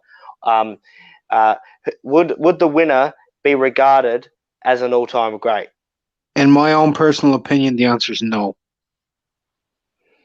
Yeah, Why? What's the reasoning why for that? I don't know why you asked Because my criteria requires depth, and I'm sorry, but winning against 3 champions wouldn't compare you to guys who've beaten, I'd say 5, 6, 7, 8 times the amount of top 10 opponents that you have. 5, 6, 7 times the amount of champions. I'm sorry, but I can't even begin to compare it. No, You know what? I Hey, Mark. That just means everybody here is trash, and there's nothing that they can do to win. Yep. Like, come on, bro. Facts. Yeah, I agree. Yeah. Also, as well, I'll also add to that. Doesn't matter what any of these guys do nowadays, right? Everyone's tied up with a knot of an all-time great list, right? You know, Right. they're not. He could win every fucking belt. He could lose the belts and win them again. He's not regarded of it. He's beaten everyone in his era. Forget about all-time great. Just another dummy that no one will care about. Yeah, Get fucked. The winner of okay. that fight is an all-time great. Right. For that's where I'm at with this. Like, I ain't with that either, bro. Because that's why I say it's a different era. For what they're doing in this era, I consider them great. For this era. Like, I can't compare them to these guys that fought 650 times a year. Like, nah, bro, I can't do that. These guys was fighting every other fucking weekend. It doesn't I matter. want to look up. Okay, I so want to turn let me ask you 70. that. I want to Let turn me ask you 70 that. years old. What you can't do is not do that. So hold the fuck up, fam. Like, stop doing that. No, you can't. Now, I don't like the thing is this, man. Things change, rules change, times change, promoters, the business change in boxing. And for what these guys are doing in this era, the guys they're competing with in this era, if they can achieve at the highest rate, then to me, that's what is considered great in that sport. They're achieving at the highest rate. Those guys like, Harry Greb, which I don't know much about, Langford and these guys, they achieved at the highest rate in their era. And they were great for that. But to hold these guys to their standards, they'll never be able to reach them because they don't fight Hold enough. them to ransom. Okay, whoever that is, chill the fuck out until I can get this off. Okay, my thing is this. It's an unfair comparison. You cannot expect these guys, you can't expect AJ and even Wilder and Canelo and Fury and these guys to do what they did back then. The business of boxing don't even allow it. The fucking health agencies and this shit doesn't allow it. They won't even allow guys to fight again if they're beaten so badly, right? Like, there's fucking concussion protocols and all of this kind of crazy shit. Like, come on, man. If a doctor these days seen that a guy was too fucked up and he gonna get checked out, they're not even gonna allow him to fight. These guys will fight every other weekend, some of these guys. So, nah, bro, we can't hold them to the standards. I mean, I know you guys revere these older guys, and they deserve it. Yeah, they do. But we got to look at what's available in this era and how these guys are rising to the occasion in this era, and not go back and compare them to these guys. Yeah.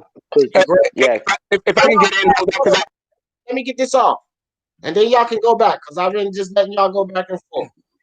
So my point is this: if they are great in this era, then they deserve to be called one of the all-time greats. That is my only point. You can't go comparing them to fucking guys that fought 257 fights. Like, get the fuck on with that, man.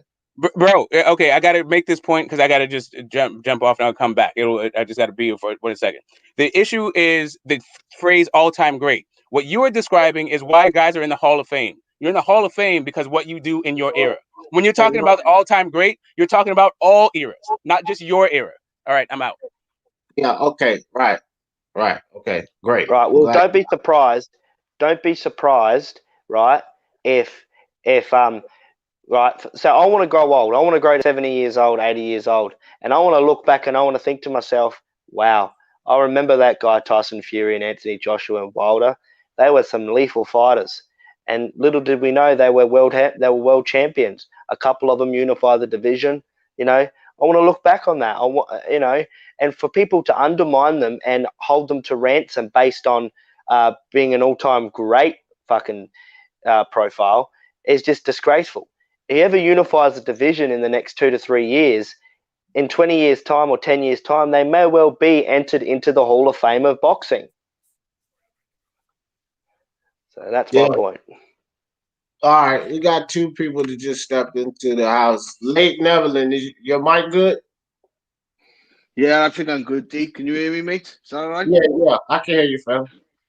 Yeah, what I'm saying is, what Smoke's saying, mate, it's complete ridiculous. You can only beat the era you're in. You can't compare an era to an era you're not. It's like when I was in high school, I was one of the hardest. So how can you say the guy from class of 69 was harder than me? You can't, mate. You can't. You're only in the era you're in. Do you know what I mean? And for him to say that Vladimir Klitschko was in an all-time great is just ridiculous. He is a Hall of Famer, guaranteed. All right, I grant you, they weren't the best fighters. They won the 90s when he was fighting, but he was still what he had. He was an all-time great. Yeah, I mean, I guess this is just really opinionated, man. When the guys that we can say what we want up here for sure. When the guys that write these columns and the sports writers or whatever, at the end of the day, man, I can guarantee you, if you see a list, you pull it up, you buy a book, and you see, the all-time greats, the greatest heavyweights of all time, and all of that shit, and you see Tyson Fury name in there, like it or love it, man. They're putting him in there for what he accomplished in this era. They're not putting him in there comparing them to guys that fought 200 times. I'm telling you, man, fuck that. Because 100%, 100%. It's just not the same. Like, these guys don't even have the opportunity to compete like that. Not with the level of competition. Not only that, not only that as well. The amount of fights that those guys were fighting. They don't have the opportunity to do that shit. No, it's that. Not only that as well. It's not. I mean, I've seen all these heavyweights of the past, right? Every single one of them, right? Going back to the old fucking heavyweights, and oh my god, I have not seen a heavyweight fight like Tyson Fury for a long time. For a long time, being 6'9", having a jab like that and move like that. He will go down as an all-time great if he unifies the division. There's never been a heavyweight like Tyson Fury, ever. You name me one that was similar to the way he fights. You don't get there because of your style of your fight. Like, no, let me tell you, Smoke, what it is we all know, we've all grown up, we've known America always have had the best heavyweights, the best heavyweights without a doubt. No one's going to argue it. In history, America produced it. But then you've got your heavyweights have been going into basketball and football, making money that way. You've lost your football. When you see these white guys coming through, you American people can't accept it. And that's what it is, mate. You can't. You've lost what you used to have because of your fighters. I'm not going to lie. You produce the best fighters of all time. But they're not there anymore. They're not there anymore, mate. What's that got to do with anything? Nobody was hating on Lennox Lewis. Everybody hating on Lennox Lewis. The Americans. I'm talking about we're saying Lennox Lewis is an all-time great, right? Lennox is. To me, Lennox is an all-time great. 100%. Yeah, yes. We were saying Lennox Lewis was an all-time great, but there was another bloke before saying that. Yeah, it's being classed as an all-time great is a debating situation because you can only go by the era we live in, lads. That's all. We can't, these are the blokes that we're seeing. The era that you live in makes you a Hall of Famer. Being able to compete in every single era, putting your achievement up against anybody else's achievements in every single era, that's when you're an all-time great. When you can say, hey, you know what? I've done, like Manny Pacquiao can say, I can put my achievements up to anybody else's achievements. You're being stupid. No one's got a time machine. Pacquiao don't have a time machine either. The Smoke, let me ask you. Smoke, you're saying, hang on, real quick, Dave. No, hold on, whoever that was. Smoke, let me ask you this question. With Tyson Fury's frame, the way he moves, with his size and all of that, and we take heavyweights like back in, I guess, 1960 when these guys was way fucking smaller. If he goes back there as a heavyweight and competes with these guys, could he win?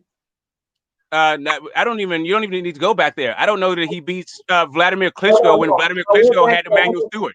I went back You don't there have to go back to the 60s. I can go back to the 2000s. I went back there for a reason. Because the heavyweights being compared to were smaller guys. I did that intentionally. Yeah. They were Right. much So smaller. Yeah.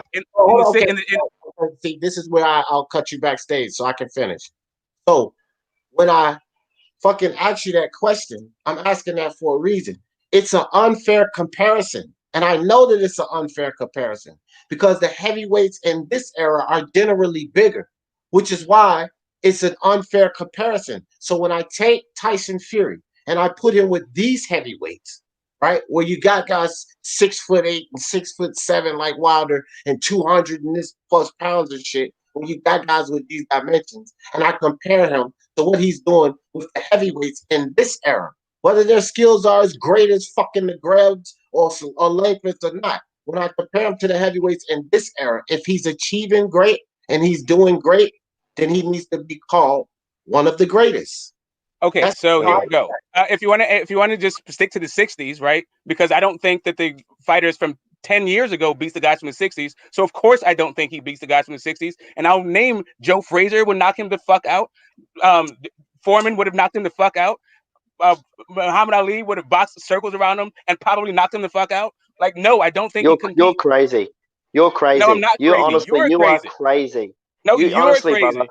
Absolutely, You are crazy. Listen, Deontay Wilder almost knocked the dude out. Yeah, you are 100%. crazy. Like you're crazy. As a matter of fact, Deontay Wilder did knock the guy out. He'll tell you himself. I was knocked out. And Deontay Wilder would probably punch bricks into the older blokes back in the day. Okay, so this is what I'm trying to say. Can I say something? What you don't understand? Yeah, go ahead. Go ahead, Mark. Yeah, help me. right. Help him out. Help him out. If you're trying to define how good a fighter is based off of a mythical matchup, based off of just how you think things would go, can you not see where that is flawed? Can you not see fundamentally where that is flawed? You can't prove it. In fairness, this is all a random, super subjective opinion, anyways. Yeah, it's like the pound for pound thing. It's like what if? It's like go back to the 100-meter sprinters, right? In history, we're getting faster and faster and faster as we're learning. Right. Don't you think boxers are doing the same thing? They're getting bigger and bigger. With evolution. Do you know what I mean, mate? We're getting bigger and better and faster. Okay, who's faster, Errol Spence or Kid Gavilan? Well, yeah, but now, hold on, Leighton. Hold on, before you can answer that. Since we're in the heavyweight division, let's stick to the heavyweight division. Like I don't know. Okay, fine. Who's got faster hands? Who's got faster hands? It's a straight up honest question. Who's got faster hands? Any of the heavyweight champions are Larry Holmes.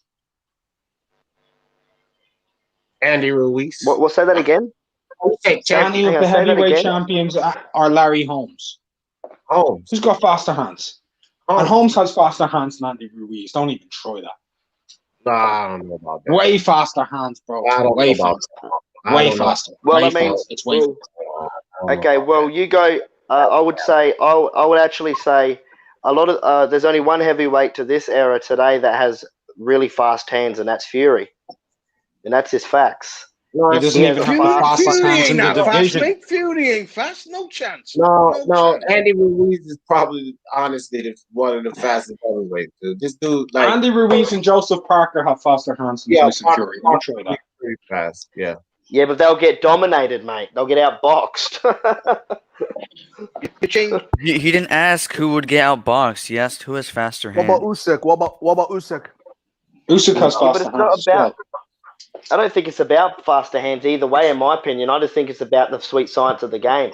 And Fury does We're that talking well. about an argument of evolution and speed. More time. We're not talking about just being able to.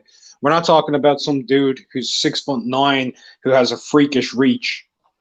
Yeah, we're not talking about that. We're talking about actual speed. Are you talking about the development of the fighters over the years as it gets into the 2000s back compared to what it was back then? Yeah, in terms of how much quicker or whatever they are, I don't see much of a difference. Okay, attributes are they're much of a difference. Okay, Smoke eased it up to the 60s, but I was talking about these older guys. Like I hear guys bring up fucking Langford and shit like that. Like that's where I really started it from. Smoke eased it up to the 60s, but I'm talking about these older guys, which we know 270 was ridiculous. 6'9", 270, 6'6", 6'5", 254. This was ridiculous size to these guys, is what I'm talking about. And so there are things that are unfair comparisons because I know that these beloved guys from way back are beloved, but then we still have to be reasonable, right? Weight classes and size matters and shit. So you get a guy like Wilder with that dominating punch. You get a guy like fucking Joshua, and then he's facing these guys like 5'11", 192 pounds. Like, get the fuck on with this, bro. Five I've foot seen, seven I've, Sam Langford. Can I yeah, come in, I've sister? met, God damn it. I'm just saying, these guys are not that horrible that they wouldn't beat these guys up. They're not that horrible, bro. Like, we I've need to stop. seen, I've seen Can I cook in, Tyson sister? Fury and Anthony Joshua in person when I went to Me the too. UK, and when you see them, they are fucking huge, massive. Yeah, Like but they're big, I but they thought, struggle against softer guys, though. You know what? Right. Let's take this whole thing. Right. When we're talking about the because Langford keeps being brought up, right? If these guys don't get this dude out of there in 12 rounds, it becomes a very big problem, doesn't it? I mean, we're basing it off of them fighting 12 rounds.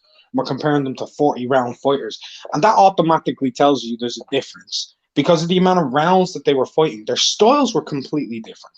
The way they fought were different. They were endurance athletes.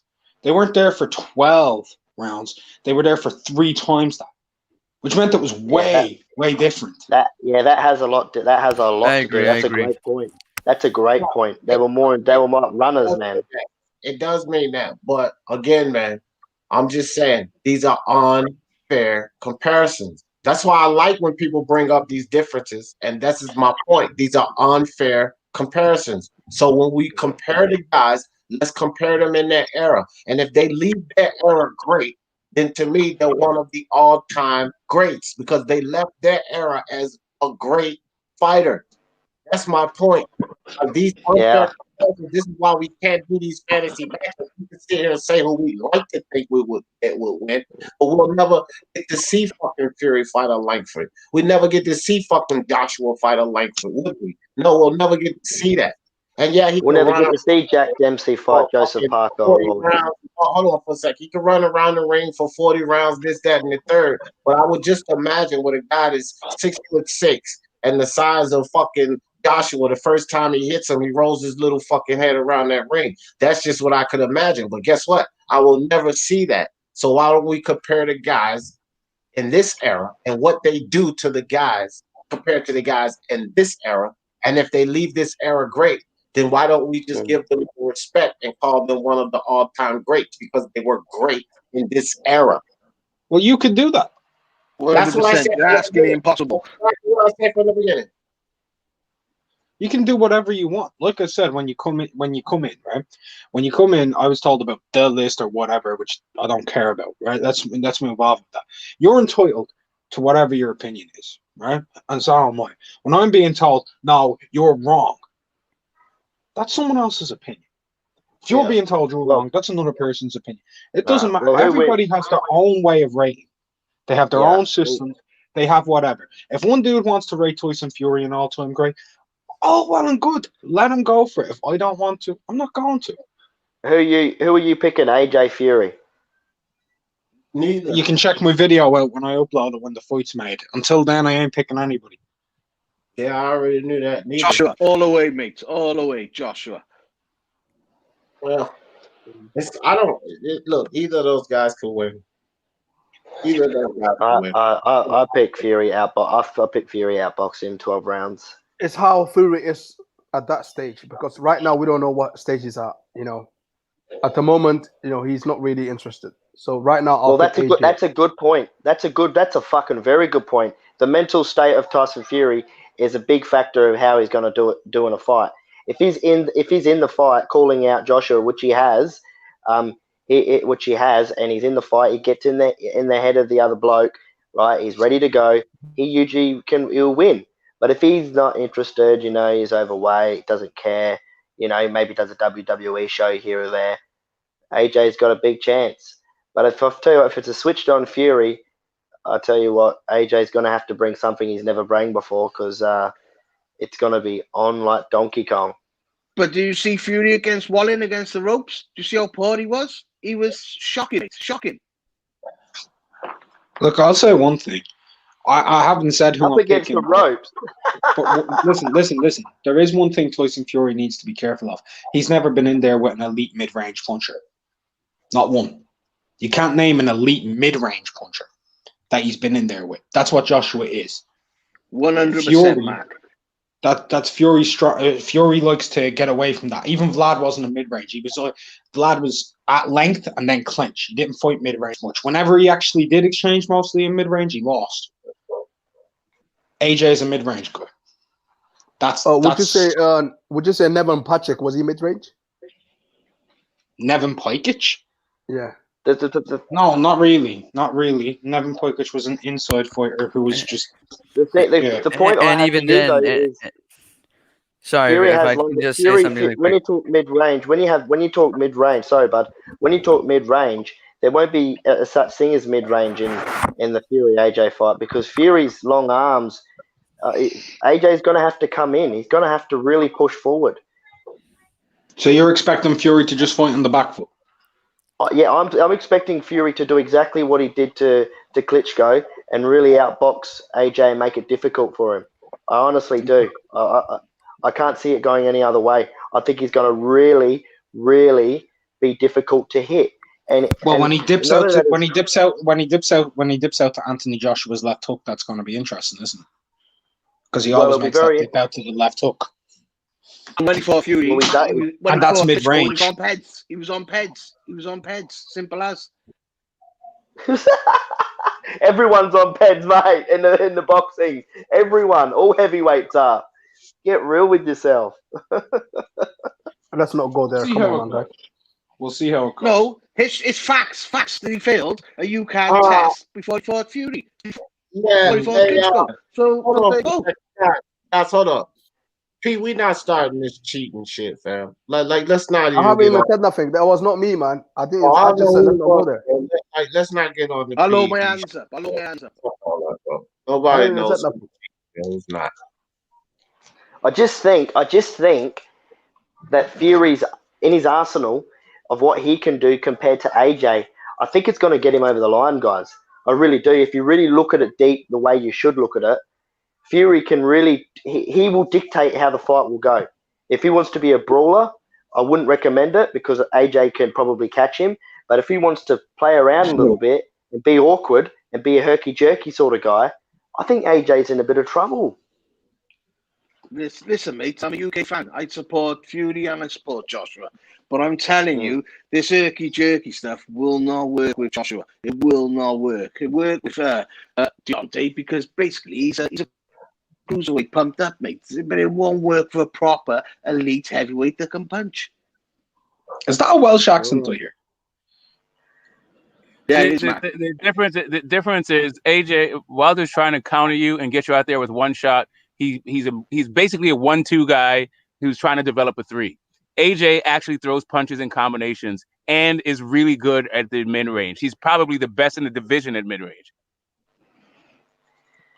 But there won't be a mid-range for him to counter him. First time, I agree with you. Yeah, it depends on what distance the fight is being fought at. I don't know why you think it's just going to be fought at Tyson Fury's distance. Look, let me say this. Because that's the way all fights go with Tyson Fury. That's not all the way all fights go with him. That's why he's pulled himself off the canvas 4 times. Let Mark go. Anyway, Tyson Fury is a very skilled boxer. Anthony Joshua has his own skills and his own things. Any person who thinks, right, and first of all, any person who says you need to look at boxing deep enough, says that a fight's only going to go one way and one way only, doesn't know the first fundamental rule of this sport. Anything can happen. Especially with heavyweights. Especially with a 250-pound man who hits hard with both hands. I mean, you're use it discluding the fact that Fury can't throw Don't interrupt him. No. I'll say it first for the discrediting thing, right? If you're a Fury fan, that's cool, right? That's all well and good. Good luck. If you're an AJ fan, good luck. I'll say this to you. If you undersell a fighter so much and your guy loses, imagine how stupid you're going to look. We'll see. You know, We'll when I see. watch Fury's fights, whenever he wins, he grabs them. You know what I mean? He's a bit dirty. Like, I don't know if he can do that to AJ though. Like, I can't see him But like grabbing them and stuff like that. Fury's actually the bigger man, though. People say that AJ is big, but he is big. Don't get me wrong. But Fury's actually the bigger man compared to AJ. 2 inches. Like 2 inches. 2 inches will make a I'm difference, talking. mate. Trust me. I'm talking bigger man by arms and wrapping him up. You will see. I promise you, brother. It's gonna be. Yeah. Oh God! Okay, listen. I said This this is a to real Wilder bad. people before Wilder. This is a real bad comparison, but I think that you. I think you should look at fighters like Ruslan Krajanu, right? When you talk about these eras and the guys being big, right? First off, I'm not even going to tell you about Primo Camara. Just go check that dude out because I'm not even suggesting that Tyson Fury is a Primo Camara. I'm just saying that size is not what you think it is, and it's not this big anomaly from these guys from era to era. That's what she said. I'm not saying. I'm not saying that Fury's size will get him over the line with AJ. I'm just saying, you know, when I'm discrediting AJ's boxing skill, as I'm saying Fury outboxing him, maybe I'm undermining a bit with AJ's boxing skill. But don't discredit Fury's punching power if he hits you. I mean, with the mid range, you talk about the mid range. If Fury can fight on the inside, if you've watched his fights, he can fight on the inside. He can throw to the body. He can turn it dirty if he wants to. He can switch fights Name me a fights. fight. Name me a fight the Fury fought on the inside. Name me a fight. Deontay Wilder. Deontay Wilder. Steve Cunningham. He was not on the Christian inside of Hammer. Deontay Wilder. Come on, guys. He was holding and he was mauling the guy in the clinch, but he wasn't inside fight. I mean, if you call that inside fighting, to me, I'm thinking we're talking more like a phone booth, right? Like Andy Ruiz is an inside fighter. Like there was a bunch of inside fighting against AJ and Ruiz.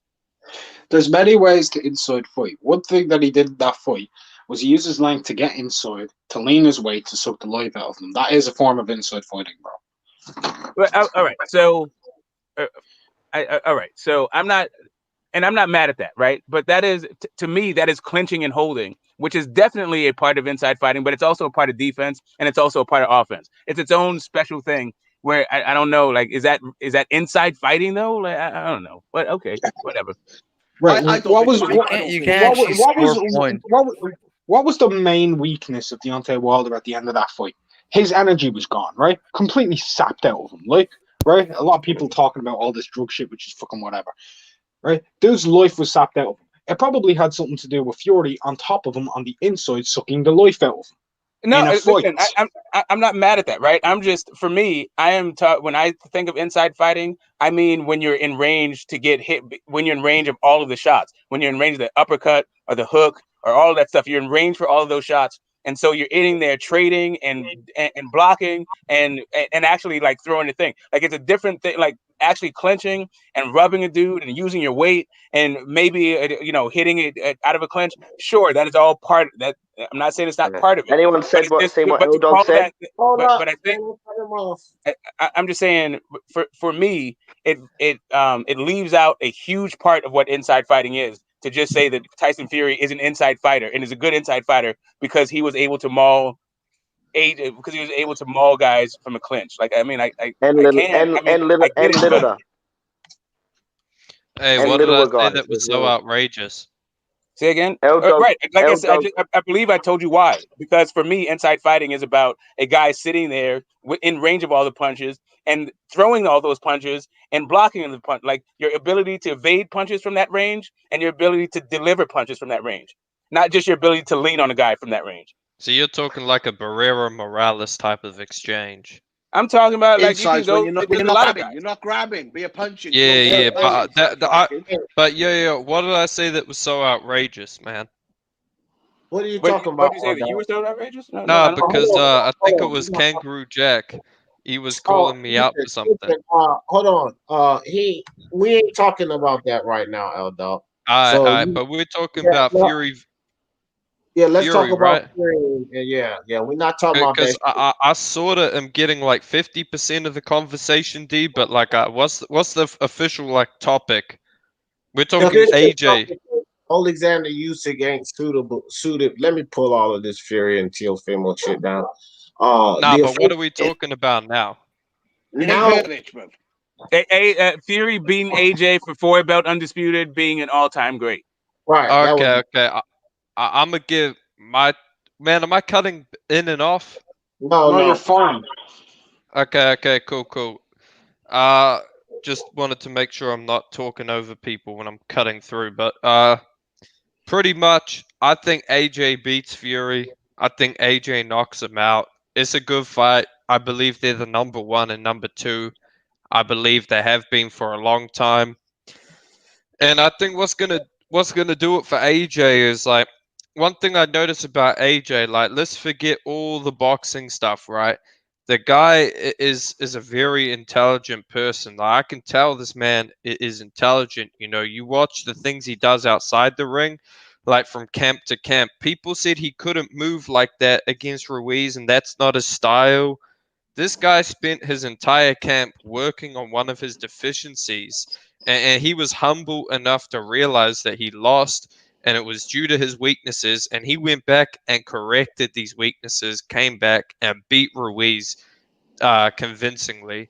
So I think AJ is going to build upon his deficiencies that a lot of Fury fans are saying he's going to lose the fight to, and he's going to correct those, come in and win. And I think, when you've got someone as athletic as AJ, and you're willing to learn, that's when you really have someone who is going to be special. And I think he's going to capitalize on a number of Tyson Fury's defensive deficiencies. This guy, he ducks under the right hand every single time. He never slips to the outside like you're supposed to and pivot off the line. He ducks under that right hand and he tries to smother. Someone like AJ, he gonna recognize this, man. I'm telling you, he's gonna catch Fury with an uppercut, left hook, and I think that's all she'll write. It'll be over from then. But I'd like to hear you guys' thoughts. L-Dot, best thing I've ever heard you say online. I swear to God. I think Herkovich might come in and take out AJ. Personally.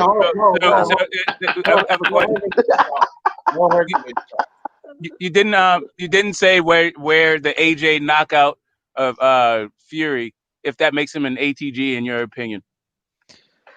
If AJ knocks out Fury, yeah, I think he's an ATG because I already think AJ has like a Hall of Fame resume. The guy's resume is pretty good. His career is nice. He's an Olympic gold medalist. He's a two-time unified heavyweight champion.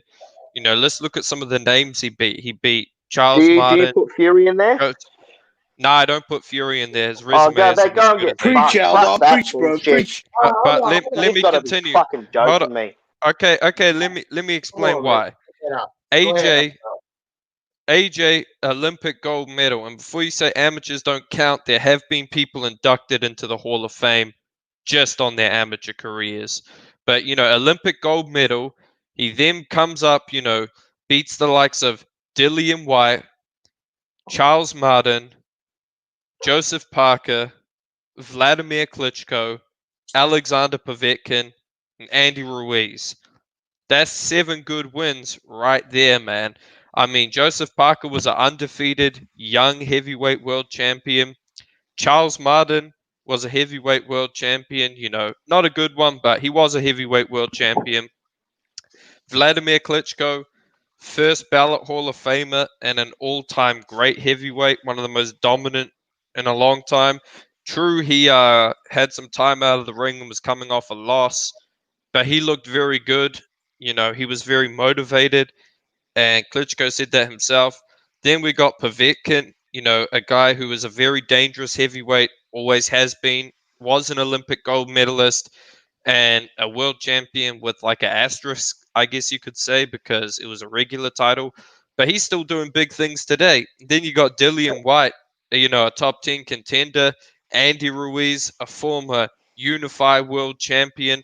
You know, AJ has beat a lot of guys. Let's compare this to Fury. Fury has beat, in my opinion, his best wins are Chisora. Preach, Aldo. Preach, mate. Preach. His best wins are Chisora, Christian Hammer, Steve Cunningham, Klitschko, and Wilder. Now, I'll give him a lot of credit for the Klitschko win. That is one of the greatest wins of heavyweight recent history, I'll say. But, you know, even though it was a boring fight, okay, and that's one thing I'll add to AJ's legacy. He has a fight of the year, and people remember fight of the years. So that's going to help AJ's legacy. But aside from Klitschko and Wilder, and let's be honest, Wilder, you know, all the Fury fans and AJ fans, they love to say, oh, Wilder sucks. And I agree. So I'm not giving him any credit for that win. Me personally, I'm a Fury fan, but I don't give him credit for beating up Wilder. Wilder is a bum. Wilder sucks. And any fighter worth giving a fuck about would have beat Wilder. So he really only gets credit for Klitschko and Chisora. Yeah, hold on for a second. You just gave AJ credit for Charles Martin, but you don't give Fury credit for Wilder. See, this is why you can't sit there with this long-winded bullshit statement. Let me tell you something, man. Fury has accomplishments as well that AJ don't even have. Okay, yeah, the resume, I already said it. I know what Fury does, but he beat those guys. And you give Wilder credit. I mean, you give fucking Joshua credit for Martin and don't give Fury credit for Wilder. You give Joshua credit for Klitschko that came off a 2-year layoff, but you slight Fury's credit for Klitschko when he beat him. Elbow. That shit is didn't. Yeah, he said it was a boring fight. I said it was a boring fight, but I said it's one of the most significant wins of recent heavyweight history. In fact, you also said Dylan White was a top 10 contender. No, he was not. That was at for one the point of his British title. career, He was not a top 10. Okay, He not was at the time, but he went on at that point. to become a top 10. But let me say this, you know what? That's fine, D. All-time Charles Martin sucks as well, so fuck Charles Martin. We'll take him I off. won't. Hold up, Fury. hold up, man. I haven't finished, bro. So pipe down, buddy. But what I'm gonna say is, you know, Charles Martin. You know, that's the thing about AJ's resume. I don't have to hold on to one victory for AJ's resume. AJ's beat a number of good opponents. That's the thing about Fury fans. They have to get every little win they can get in there, because sooner or later they're going to start talking about the great Christian Hammer and Derek Chisora. With AJ, fine. Exclude Charles Martin. Exclude that fat blob Andy Ruiz. You know, let's exclude all these guys. He's still got Parker, Klitschko. All right. So who on an all-time great list? Respond to that. Okay, what I would like to know. Slow. You can go. But Dog, you can't exclude Andy Ruiz, or you will have to exclude what you said about him being a 2-time champion. Go ahead, Smoke. I would just say, like, I don't know what all-time great list or a person who we consider an all-time great in the heavyweight division has as their best wins a Povetkin, the Vladimir Klitschko being in his 69th fight, and who you got? Parker. I'm. If that's your guys' list, that should get a list. But Dominic Brazil as well. At the time, he I was don't undefeated. see how this qualifies as all-time great. Hold on. Let me clarify something. Smoke. We're talking about the winner of AJ Fury, right? Yeah, the winner. I'm done. I guess if we're talking about the winner, if we can include that Fury win, I mean, undisputed and all these other wins that are. But you got AJ. But you just got AJ beating Fury, and you're saying Fury's resume sucks. So how does that make it an all-time great? Just because someone's resume sucks doesn't mean they actually are bad as a fighter. That's the thing about Fury. Fury's resume is not that good, but he is a good fighter. You're saying that Tyson Fury would be his best win? Yeah, I would say Tyson Fury would be his best win. And Tyson Fury, this is the thing. When I say Fury's resume sucks, people think I'm hating on Fury's skills. The guy is skilled. The guy is the second best heavyweight in the world, in my opinion. Where you get that from is beyond me. But the guy's resume is not that impressive. Let me say something a minute. When Klitschko fought Joshua, that was the best Klitschko you ever seen. It wasn't the Klitschko from before. Klitschko was angry. He was hungry. He wanted his titles back. It was a different Klitschko, mate. Do you know what I mean? And Joshua still beat him. What is this hungry and angry? Dude was old and didn't have Emmanuel Stewart. Klitschko wasn't good when he was young without Emmanuel Stewart. What's hungry? Hungry wasn't So anything. you're saying Klitschko wasn't good? You're saying he was you're so really hungry. saying He was so Klitschko hungry. wasn't good. He was so hungry that he wasn't even in boxing. He was on his couch. The guy stupid, lost. You're stupid. The Saying guy Klitschko wasn't good. lost. The guy lost. You're saying Klitschko wasn't good. The guy lost to Fury and then didn't fight again for another almost 3 years, and then almost didn't fight for another 3 years. How's that hungry? All right, Nate, you can't talk over him, fam, because they can't hear you in the chat. So you just gotta let him Just finish. real quickly. No, hold on. Let Nate respond to him, fam. That's how we get all this confusion. Go ahead, Nate, but just don't talk over him because they can't hear you in the chat. Yeah. What I'm saying is Klitschko was ready for his rematch with Fury, so he was in training camp. He was ready. And he was there waiting, got pulled off. Klitschko was still training, mate. He was still training. He was ready. And then when he came to fight Joshua, he was hungry like you've never seen Klitschko before. And if you tell me that one of the best Klitschko you ever seen, you're lying. No, Klitschko was amazing, like mate. Kangaroo Jack. And Hold up, Kangaroo Jack. Y'all let this out so everybody can talk. Kangaroo Jack has something to say. Well, I was just gonna say, I'm from this conversation after this, I will no longer mention Fury anymore. Let's forget about Fury. All right, don't worry about him. Let's just if he beats AJ, fucking forget about him. He's not skillful. Don't worry about the fucking prick. Forget about it, because this is bullshit, mate. Absolutely bullshit. I never rated. I'll be honest with you. I'm young myself, and I'm a boxer myself, and I love boxing. Right? I didn't rate Fury back in the day, back in the 2015 and 16s. I'm telling you now, lads, I did not rate him.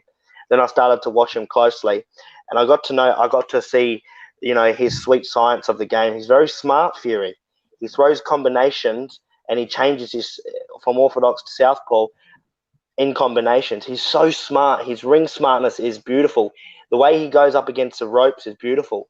But again, it's all good. Don't worry about it. All good. Continue, lads. All right. Okay, so Can I reply to that? Can I reply to that? No, hold on. Smoke No, it's L-Dog's turn. It's L-Dog's turn. Come on. I thought it was Smoke next, but no, it's L-Dog. It's L-Dog. I'll go after him. yeah. So one thing I want to mention is, there was a clear difference between Klitschko in the AJ fight and the Fury fight, but the difference starts long before the night in the ring. Klitschko had a real good camp for AJ. He brought in one of the future greats of the heavyweight division to his training camp, and Filip Hrgović, and made him the chief sparring partner. And when Klitschko saw Hrgović, he saw like a younger version of himself. A hungry young heavyweight with skills, power, and that Slavic blood. And I think just seeing that, really motivated Klitschko and made him turn back the clock. And we saw that in his performance. Day in, day out, getting pressed by, what is really, you could consider an illegitimate younger brother. But, I just wanted to mention that. Cool. I don't know if I could if I can throw in. That wasn't the best version of Klitschko I've seen, and I'm not lying, right? You're talking to somebody who watched this guy his entire career when it was happening. I didn't come later on and start talking all this stuff. The best Vladimir Klitschko I've ever seen was against Chris Berg. And that was years. He was years removed from that performance. It was not against AJ. Like, AJ was a really exciting fight, but really it might have been different if he was younger. He might have been able to actually get AJ out of there if he wasn't on his 69th fight and in his 42nd year or whatever. I thought, just real quickly, I actually thought, look, I'm just saying this, and this is my view on it. Yes, okay, I agree with you. So I'm not going to argue with it. Fury's resume is not as good as AJ's. All right, it's probably not even as good as Wilder's, and Wilder's resume is crap. Oh no, I wouldn't go there. No, well, Wilder's faced some pretty good opponents like Ortiz, Tavern, Brazil. He hasn't faced nobodies. But the thing is, when Fury seems to fight to the level of his opponents, right? He seems to come up for the big guys, and when he's facing crap guys like Wallen, he seems to slip up, or he might get hit or turn it into a slugfest. All right, that's what I'll say. But he'll do it again to AJ. He'll beat another champion. He'll just be the guy that just beats the best. And I promise everyone in this chat that he will do it. He will do it. He will beat AJ, and he'll beat another champion. He'll beat Klitschko, Wilder, and AJ. You promise us? Is that so? What your promise means a lot to us, is it? So you're promising us that he's gonna beat him? Yeah, I promise. Leave the guy alone, man. He's gonna be upset. You're gonna be upset if you don't win. Hold on for a second. Hold on for one goddamn second. Now, I ain't gonna keep saying this. You know what I mean? But the blasphemy, the Fury blasphemy, will not happen. So, P, you don't even know who your champion is. So you just stay out of it. You claim AJ. I'm going to have a wank over Fury in a minute. I'm going to have a wank just to get myself. Tyson Fury is going to box that Dulce's head all around the ring. And y'all better be glad that the motherfucker is instituting a rematch clause. Because he's just going to get his head boxed around the ring twice. See, y'all going to be terrified going into the second fight. You know, just like these I'll bet you £100. No, I'll bet you £100 right now. Whoever that is, cut it. I've been quiet. I'm talking now about my boy. I done heard all the fallacies. Now, these goddamn Wilder fans, you know, they were confident coming out of that first fight because he knocked Fury down. They said, oh, he going to get this motherfucker this time. Nope. Fury beat his ass like he stole something. Now they shook the fuck up. They scared. They don't really want that Fury fight. That's why you heard a lot of them saying they should strip him. They should give Wilder his belt back. Y'all remember when that was going around all the videos. They need to give Wilder his belt back. He cheated. They wanted Wilder to just get his belt back. But he's going to go in there and get his ass beat again. Now, when it comes to this goddamn AJ, I think AJ got a good chance to beat Fury. So I'm not going to disrespect AJ. However, once Fury beats AJ, and then y'all going into the rematch, I'm going to be scared.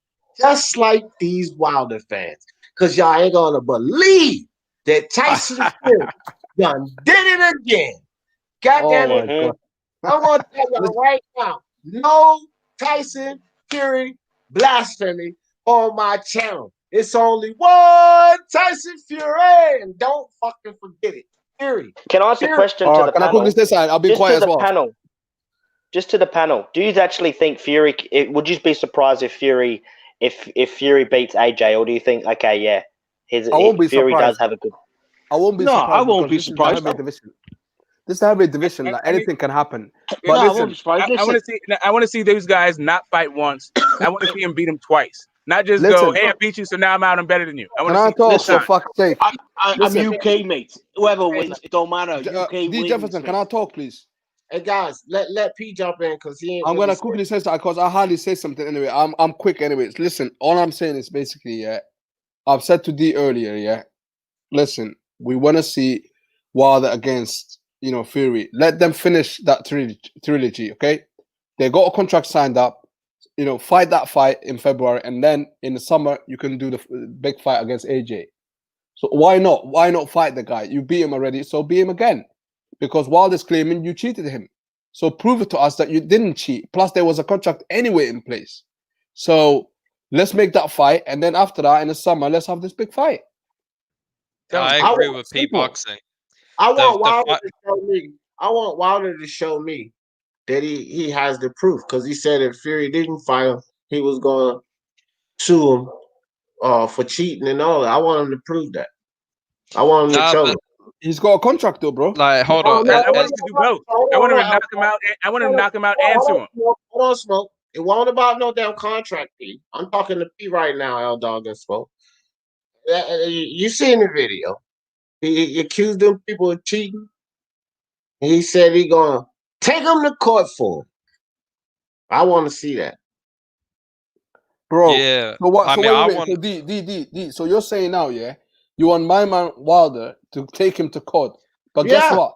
Wilder's saying, listen, let's settle this inside the ring, like a man. He's saying you cheated me, but Let's settle it in the ring. That's what he's saying. Nah, In other words, he's saying, I ain't a snake. I ain't a snitch. I'm not gonna go to the police. Let's do it where it's legal. nah, So nah, you nah, nah. didn't cheat me this time. Beat me I in the ring. want, That's all he's saying. And he I wants to go out want on his Wilder shield. to cash in He wolf wants to go out on his tickets. shield. Yeah, yeah, I yeah, want, and that's a great I want point, Wilder Pete. to go cash in the wolf tickets he's selling. That's what I want. Go Hey, cash in. can I touch on something? Go ahead, dog. Yeah. P said that, Wilder wants to go out on a shield. And listen, man, I 100% agree. The fight I want to see the most in the heavyweight division is Fury versus Wilder trilogy. I enjoyed seeing Wilder get beat up and bloodied badly. I want to see him go out on his shield this time. I want to see him. No one throw in the towel. Okay, if he dies, he dies. That's my attitude to it now. Well, it's not. Look, well, I know a couple of people got mad when L Dog said that before, right? Oh, that's just ridiculous, L Dog. That's a disgusting thing to say. But just like I said earlier, it ain't really L Dog saying it. It's Wilder saying it. He said, "If I die, I die." So he's just really reiterating what Wilder said, because Wilder said it. If I die, I die, and that's the truth. How Exactly. disgusting is it? How disgusting is it? Because Wilder sat up there and said, I don't want nobody throwing no towel. If I die, I die. Okay, well, L Dog just repeated what Wilder said. Yeah. That's what I think. If Wilder dies, I mean, listen, that's what he wants. So I say, shout out to him. Let's give it to him. Oh. And we've seen how he treats people who save his life. So, I hope he employs like someone who really won't ever throw in the towel. And I Look, hope we get like Steve Smoger as the ref. they don't have to. They don't have to throw in the towel. The boxing commission not gonna allow him to get beat up or so bad. It doesn't even matter, fam. Like they already understand that his whole camp are fucking yes men. Like everybody knows this. That his camp gotta be yes men. If you fire a guy for what he think is saving you, right? The commission, they know, look, this idiot probably threatened all of them to fire them. So hey, they're not gonna throw the towel. So if you see them in trouble, save them. And that's how it's gonna go down, bro. They're not gonna leave on him. Quickly, listen, yeah. What I want, yeah, is like I want him to fight, but I want the referee to be Jack Reese, okay?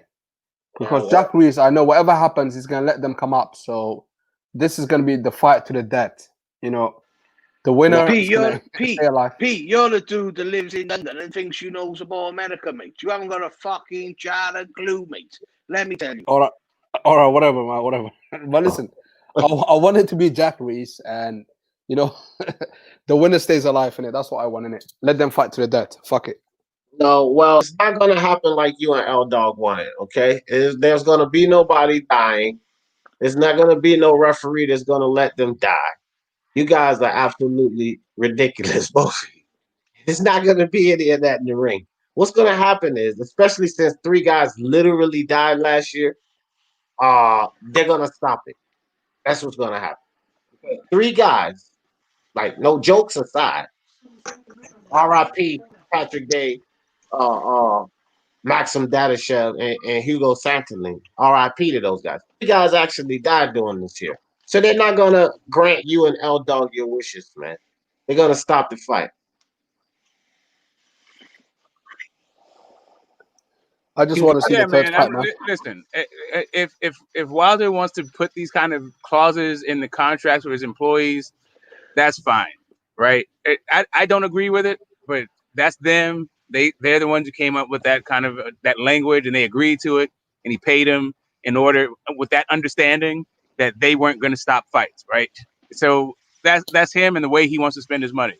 I am glad for me and my own personal interest that there are other stopgaps and we're not relying on his team to stop me from watching somebody die in a ring. I want any number of people to be in control of that. This is not a Rocky movie where either you throw in the towel or the guy dies, right? There should be a referee. There should be somebody else in there that can get in between Drago and Creed and stop that damn fight. That's why we But- need Jack Reese. We need Jack Hey- Reese because Jack Reese actually he done all right in the first fight. To look back at it, of course, you know Wilder knocked him out, but he let him get up. But listen, Jack Reese is a perfect referee for the Jack third Reese fight. stopped the fight, and I'll tell you why, P.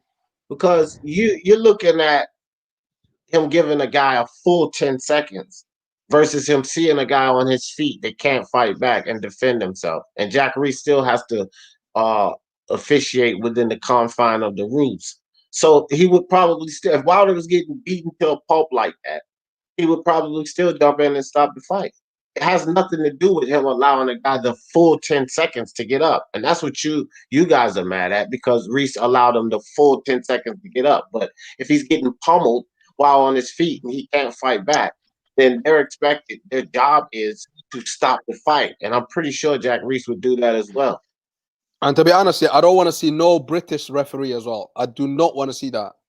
I don't want to see any British referee because they're gonna stop the fight as soon as someone goes down. You're British, you prick. You're fucking I don't care. I don't care if I'm British. Can I say I just something don't like think British referee. You're American, no. You're not American. You're British. Hold Not on, about hold that. on. I don't think I'm American. When it comes to But Jack that's what I want. Reese, I think the problem with Jack Reese is he's quite inconsistent. Sometimes he gives you a long time, or he'll give you, he'll let Fury do that. But in other fights, I've seen him stop it quite quickly.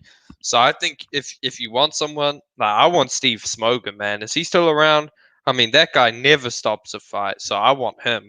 Steve Smoger ain't been around for a long time. Oh, Right. God damn it. Who's like a... Tony Weeks. Tony Weeks won't stop it. Yeah, Tony Weeks. Y'all getting it twisted though. Yeah, Weeks. God damn, his shirt was fucking pink in that damn bottle Jack fight. Look, y'all getting it twisted though. Man, I'm telling you, I think more or less it's gonna be a microscope on that fight. You might get a Tony Weeks in there, or Reese, or whoever you listen, it's gonna be a microscope. The word is gonna come from upstairs on this. The man just basically came out, he let the public know. He pissed off at this man for not letting him get beaten to a fucking coma. He let the public know that in such form that he fired him and publicized it. Right? The commissions are going to be looking at this like, listen, whoever the ref is, they're going to be like, you listen here, you'll never work in America boxing referee again if you let this dude die in the ring. So I don't care. They're going to be looking at this dude. It ain't going to come down to the corner. Y'all got to understand that this dude publicized the fact that he's willing to die in the ring. He'll fire whoever throw that fucking towel. They're not going to let this happen, fam. You guys got to be serious about that. Yeah, but it's boxing, man. Exactly. It's bigger than Deontay Wilder's wishes, right? Deontay Wilder can express his wishes to his team. He can even pay his team to not do it. But even the team will be like, nah, I'm trying to live with myself. Sorry, fire me. But see, that's the problem. D, if they pick a ref, right, and no ref is going to do that, but when the ref stops it, the same people who are bitching now about, the glove having missiles in it and whatever, they're going to say oh, look, it was a premature stoppage. That's why, in some sense, I think Wilder, he either has to win or he has to die, because that way there is no disputing who won the fight. Okay, L-Dog, what if he just got knocked out? That would do as well. If he someone gets doesn't get up after 10 seconds, it's a knockout for me. But I'm talking out cold, Pacquiao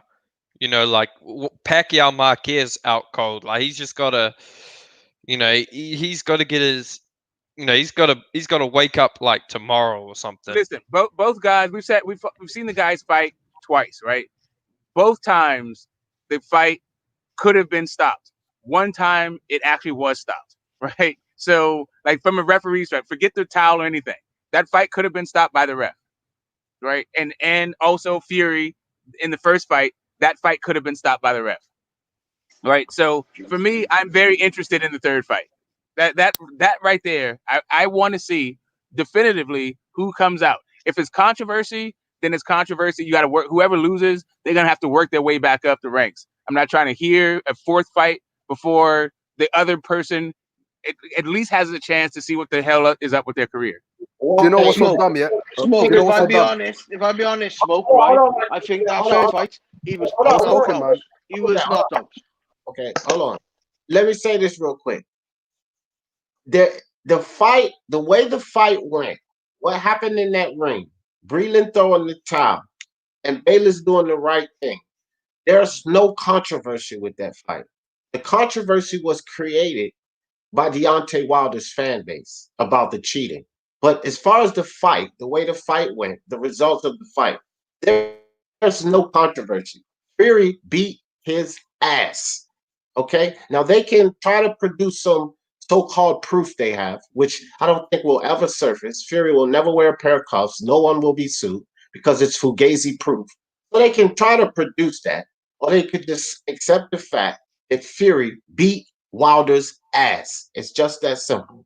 No controversy. Hey, I'm not mad at both. Not you, Smoke. Not you. No young Pharaoh creation of count this. Young Pharaoh doesn't even watch boxing, to be honest. Young Pharaoh doesn't even talk about boxing. But listen, whatever. But hold on, P. I just wanted to say one thing. Go ahead. Fuck it. Go ahead. I lost it. Okay, good. I'm glad you lost it, so I can step in. All I'm saying is, listen, forget about everything. Yeah, they got a contract. Okay, right. Just do it. Just fight, man. I remember. I would like to see both. I would like to see both things. I would like to see the fight. If Wilder knocks him out, right? Let's say they do the trilogy and Wilder wins. I want to see. As a matter of fact, regardless of who wins, I want to see the other person actually take their thing to court. I want to see either Fury after this trilogy, either Fury take him there for defamation, so we get to see the evidence, the so-called evidence, or if Wilder wins, I want to see a lawsuit and go sue him. Like, let's get it all out. Let's see the fight, so we as fight fans can get that sort of satisfaction and that closure, and then let's see the evidence in the court of law, so we can get that closure, and then we can just all move the hell on. Yeah. Okay. Good. I'm glad you got to say it. Hold on. Can I jump in here now? Yeah, hold on real quick. Smoke. It's the burden is of the accuser to provide proof, not the accused. Now go ahead, Troy. All right. Yeah. What I was saying was I don't like talking about death when it comes to any sport, even especially not boxing, and I don't like to eat. I'm making the point. Stop with the. Is it cool if I make my point? Because this is an opinion-based show, right? Yeah, it isn't D's opinion-based. It's opinion-based show, correct? Make your point, bro. For real. Thank you so much. I'm gonna make my point now. Is everybody cool with that? Okay, good. My point is just the ease at which we're talking about death in sports now is troubling. But here's my point. To say if any fighter, and I don't care whether it's Wilder or anybody, says, I just want to die in the ring, that is selfish and very foolish, especially when you have a family and people who love you like that. And yes, they should be stopped to save themselves. Okay? That was my point. It wasn't no, oh, God needed or nothing like that. Thank you very much. I didn't want to interrupt you, but I did want to respond to D. D, Fury accused Wilder of defamation. So let's prove it. They both, yes, he did. He said, I could sue you for millions of pounds for defamation. Yes, he did. But he don't want to bother with that. Hey, let me clarify something. He said he don't want to bother with that. Wilder said he was going to. Yeah, but what I'm saying is I want to see it. I want to see it. I want to see, regardless of who wins, I want to see it. The guy said he was going to sue. The other guy never said he was going to sue. He said he wasn't worried about that. I know. He just said he didn't do it, but I'm not going to sue. I'm just not going to fight you. It sounds like a bunch of bullshit. Hey, hold up. Let me clarify something in response to Troy. When I say, all that stuff about Wilder dying in the ring, I'm actually joking, all right? It's a joke I created because I pretty much, I was observing all these Wilder fans who were saying, let's get him the trilogy. Like, I think they could get this man killed if he goes into a trilogy. So that is kind of like a thing to take Wilder fans by surprise. That's how it originated. I don't actually mean it. And Wilder, I respect why he got into boxing. I'm not really a fan of Wilder, but I will say this about the trilogy. When AJ lost to Ruiz, they had a rematch clause, and at the time, pro PBC guys were saying, the PBC has all the belts. They should skip it all and start some sort of lineage over there by having Wilder fight Ruiz. And I was one of the people who said, nah, he's got a rematch clause. He needs to honor it and fight AJ again. He did that, okay, and he lost. Now, with Fury, they had a rematch clause, and I think it should be honored in the same way. You know, whether I want to see the fight or not, you know, it should be honored. And, you know, even though it may have expired because of the coronavirus, oh, my bad, but, you know, because of all that, you know, these circumstances were unforeseen. So I still think as a man, he should say, yeah, you know what? I never expected these circumstances to happen. It may have expired, but here we go. You know, let's have the trilogy. Just because, even if it's like, let's say you lose a bet or something, but it's only a small amount of money. It's still a small amount of money, but your word got to mean something. You can't devalue yourself like that. So what I Fury think, would do. Woo, Fury already did that, baby. He ain't, that wouldn't be devaluing himself. That would be par for the course. That would yeah. just What be would him Fury being do? himself. What Hold Fury up. will probably do is he'll probably this is what I reckon he'll do. He ain't gonna have the trilogy with Wilder. He'll probably pick another cherry pick while Pulev fights AJ. He'll pick some random guy from around the world, right? This is what I reckon he'll do. He likes doing this, Fury, and I've put it down to Frank Warren more than anything because Frank Warren pushes these bullshit fucking opponents. So he'll pick up someone from, I don't know, probably from Afghanistan or Colombia or somewhere, fight them, and then have the he'll have the unification bout with AJ. Yeah, Frank, I think he would do that if he had a contract that said he could do that. But instead, his contract says he has to fight Wilder next. And I think it's Has it expired? That's what they say, but right, that's what they said first. But now there's no AJ Cabello fight, and he's not fighting until February. But really, he wanted to fight in December to keep sharp. Whatever, So man. you know the results of the arbitration, Smoke? Say again? So you know the results of the arbitration? No, I don't know the results of the arbitration. So Why how would do I you know know the results of the arbitration? I didn't say I knew the results of the arbitration. What I said was, what I'm saying is, I know that Bob Arum said that they're either fighting Wilder or AJ. I know that. Like, so if we're gonna go by Wilder, AJ said, if we're gonna say that Bob Arum said the contract was expired, and then go by Bob Arum saying that the guy's gonna fight next, which one is it? AJ is fighting AJ next. Okay, no, he said AJ or Wilder. AJ. Okay, so Eddie Hearn already said. Eddie Hearn's already said who the hell they're fighting. They're saying that they have Pulev and Usyk business, not Fury. After Pulev, No, Wilder's he never working said so that. He never said that. But He look, said, He said it regardless, yesterday. He literally said it yesterday. he regardless never of said what that. He is the said better fight, if Joshua beats Pulev, then he's fighting fucking. Literally, he said yes. Smoke. Chill out, bro.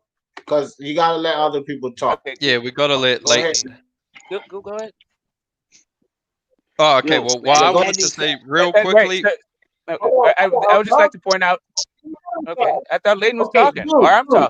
Yeah, let me say. Eddie said. Right fucking Leighton. Put yourself Right, on this. Eddie's. Goddamn.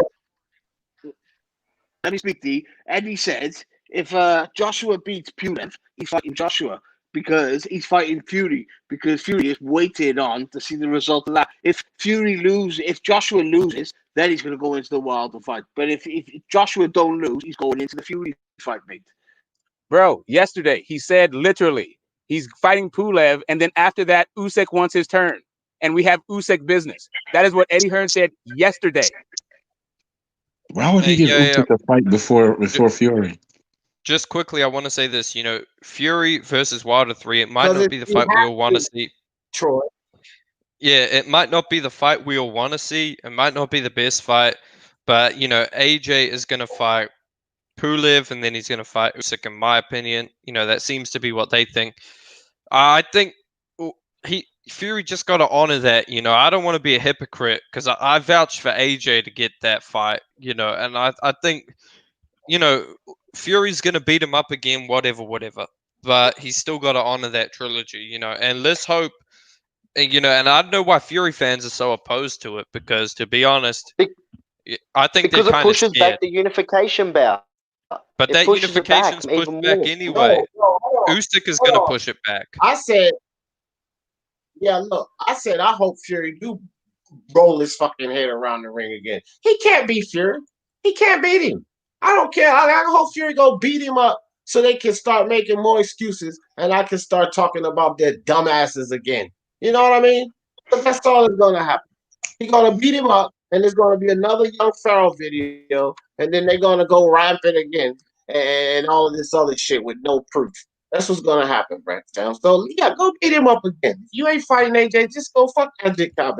Just go beat him up.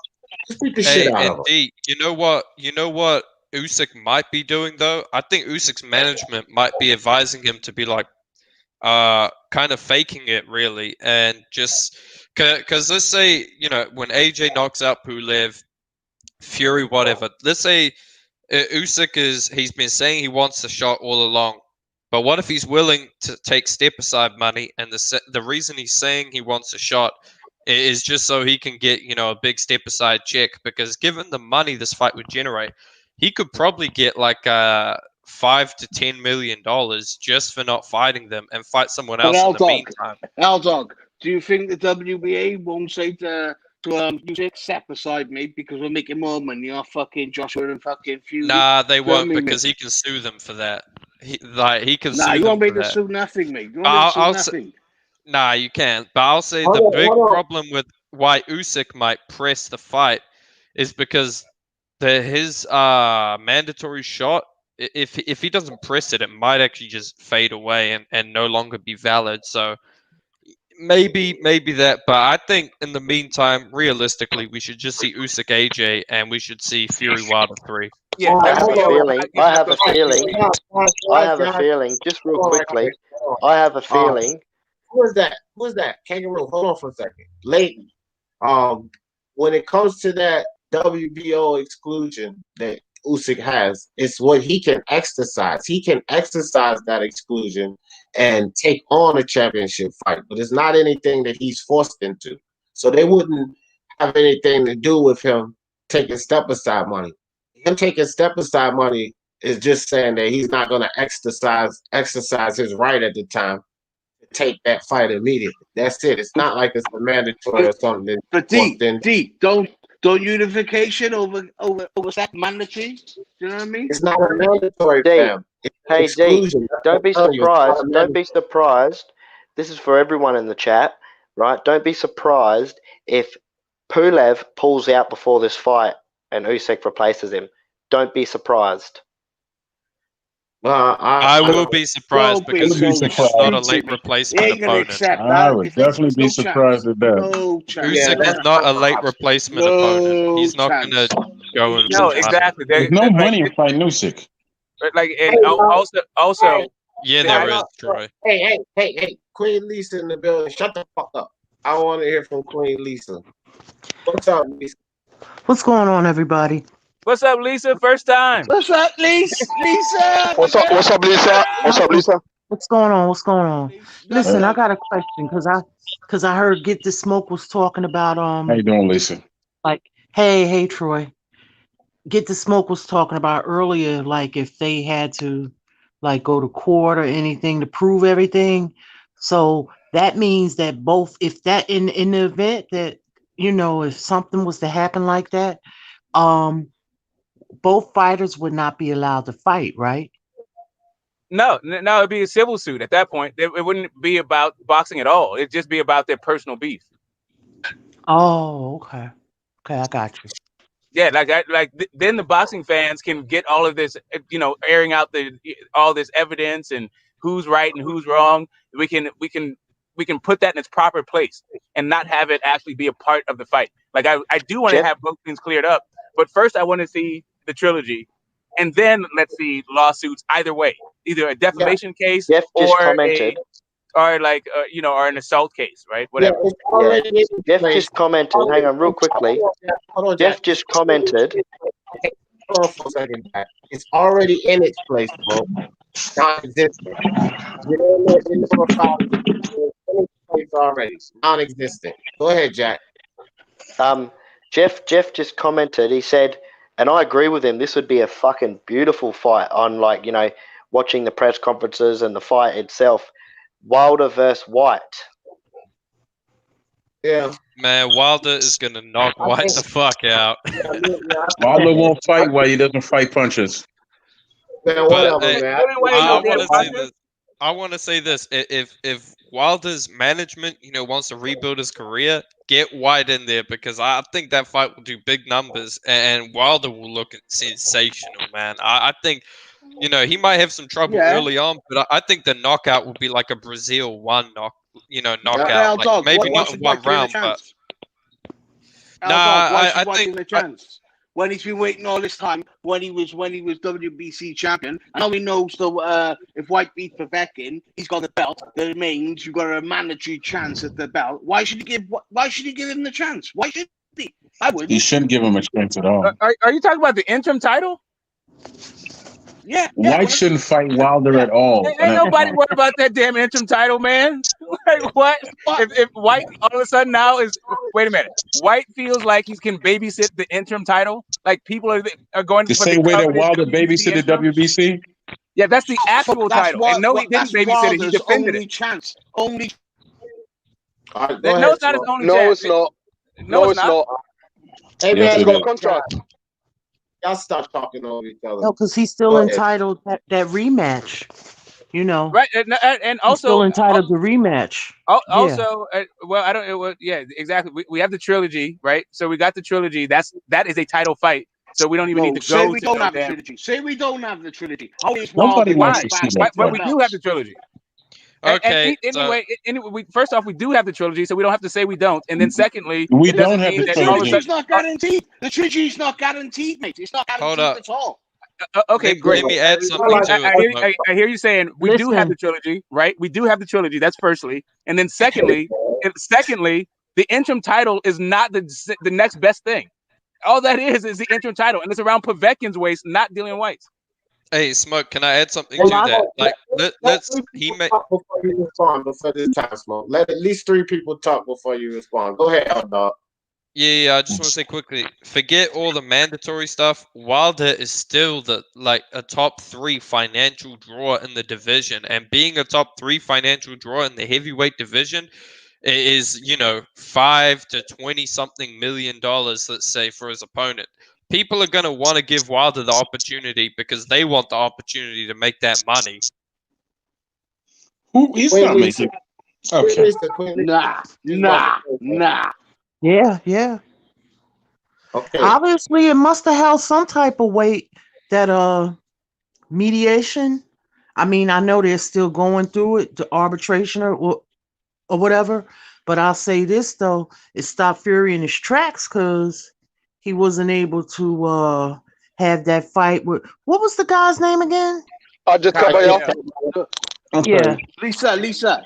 What I was about the money. Fury went in and Frank Warren offered him. Let Lisa talk in it. Let Lisa finish. Lisa was talking, man. Let her finish. I'm helping her out. Listen. Finish. Hey, I was stop mansplaining. I'm trying to explain to her. Be quiet. I'm helping her out. Lisa, basically, he was with Frank Warren and he was expecting to earn 6-7 million to fight Abish KBL, right? But he wasn't going to get that. Frank only offered him £1 million.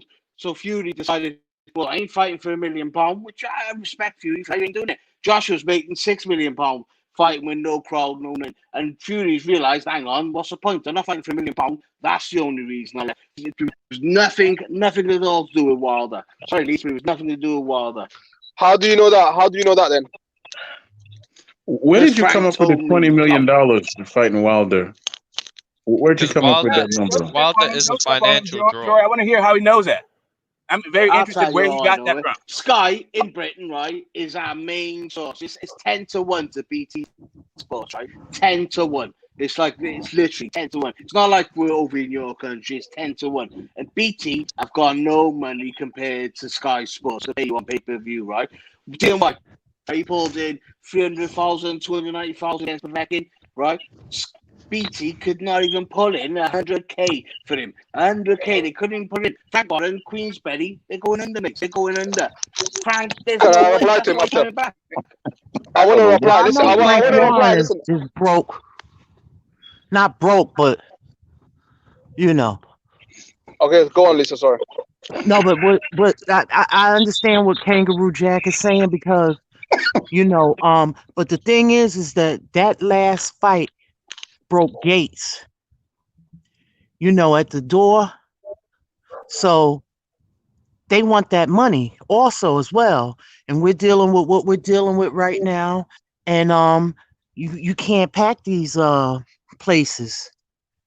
But I know it was Vegas 100% agree. fight. 100%, Lisa, you're Hold 100% on, right there, hold on. and that's why it's about. Hold on, right quick. Let P jump in there, fam. All I right. want. Okay. Listen. Okay. Sorry. Yeah. Because I was saying something. Because I thought Lisa was talking. But listen. At the end of the day, if that's the case, yeah, then they wouldn't even mention that Fury was gonna fight in December against Ajit Kabel or whoever that is. You know what I mean? So Yeah. suddenly, just because Deontay Wilder, was doing this lawyer thing in court in mediation, whatever it's called, and then the next thing you hear, like, oh, the fight's off because they got no money.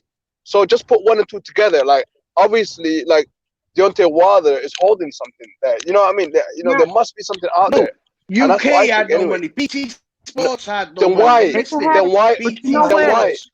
They Then can why have did it they mention in it? Why did they Australia. mention it? They can have it in Australia. Yeah, I think it's just very convenient that people are drawing these conclusions, right? They're just out of their backside. It has nothing to do with the Yeah, man. lawsuit, right? Like, That's why? What crazy. makes you think it has nothing to do with the lawsuit? Damn, Troy. That shit, Troy. I don't know. Like, if it's your alarm or something, bro, that shit is fucking annoying as hell.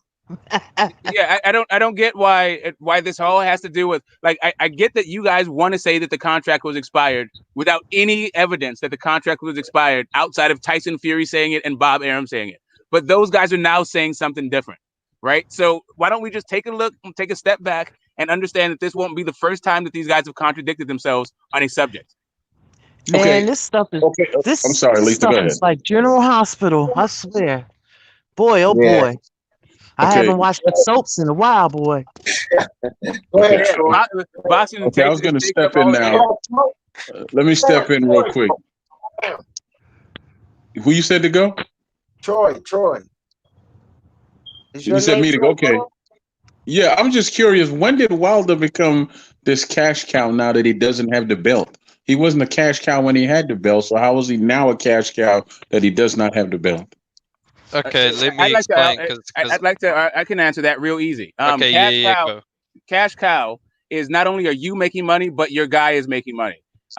Who did Tyson Fury make more money against other than Wilder? Only Wilder, as far as I Yeah, know. Wilder is the one who made him the But he most had a money that he's belt ever at the made in his time, life. brother. He had the So belt at the Wilder. time. So here's the thing. Wilder and Fury broke, as Lisa just pointed out, they broke records for a heavyweight fight at the gate. So that's when he became the cash cow. He had a belt. No, he had a belt. No. He had a belt at the before that. time. And as I look, to be very honest with you, Wilder plus Fury makes money. Wilder by himself makes no money. Okay, that's what you said. I know you say that, but all the stands, It's been a fact for 15 years of his career. all of his fights, with or without Fury, all the way to Bermain Severn, have been 18,000, 16,000. That is not what Tyson Fury has been fighting. Tyson Fury has been fighting maybe Smoke, you're 6,000. lying. Yes, he No, is. I'm not lying. He is. Okay. He is. Hold on. Okay. Damn it. And Smoke, you can't respond. I understand, Smoke. You want to respond. Well, you can't just keep responding to everybody yell out because then nobody else gets to Yeah, talk. okay, yeah, I got it. Right. Nobody else talking. So No, I'm trying to let you respond, but anytime somebody utters something, you coming back and nobody else really, you know what I mean? Sorry. I don't like having my integrity questioned, right? I don't like shit like you're lying. No, I'm not lying. But first off, if you think that I'm mistaken about the numbers, go look them up because I'm not. But anyway, he might have fought at 18. Go ahead, Smoke. Right. So, like I was saying, Wilder has been making fine money, but without Fury. But he made more money with Fury. But both of those guys made the most money that they've ever made in their career together. Okay, Smoke. Who did he fight before Fury to make all this money? Luis Ortiz. Oh my God, he doesn't even have a fan base, man. and nobody really knows who he is. Right. Who's the he? Wilder? Wilder has a fan base. People know who he is. Where? Everywhere.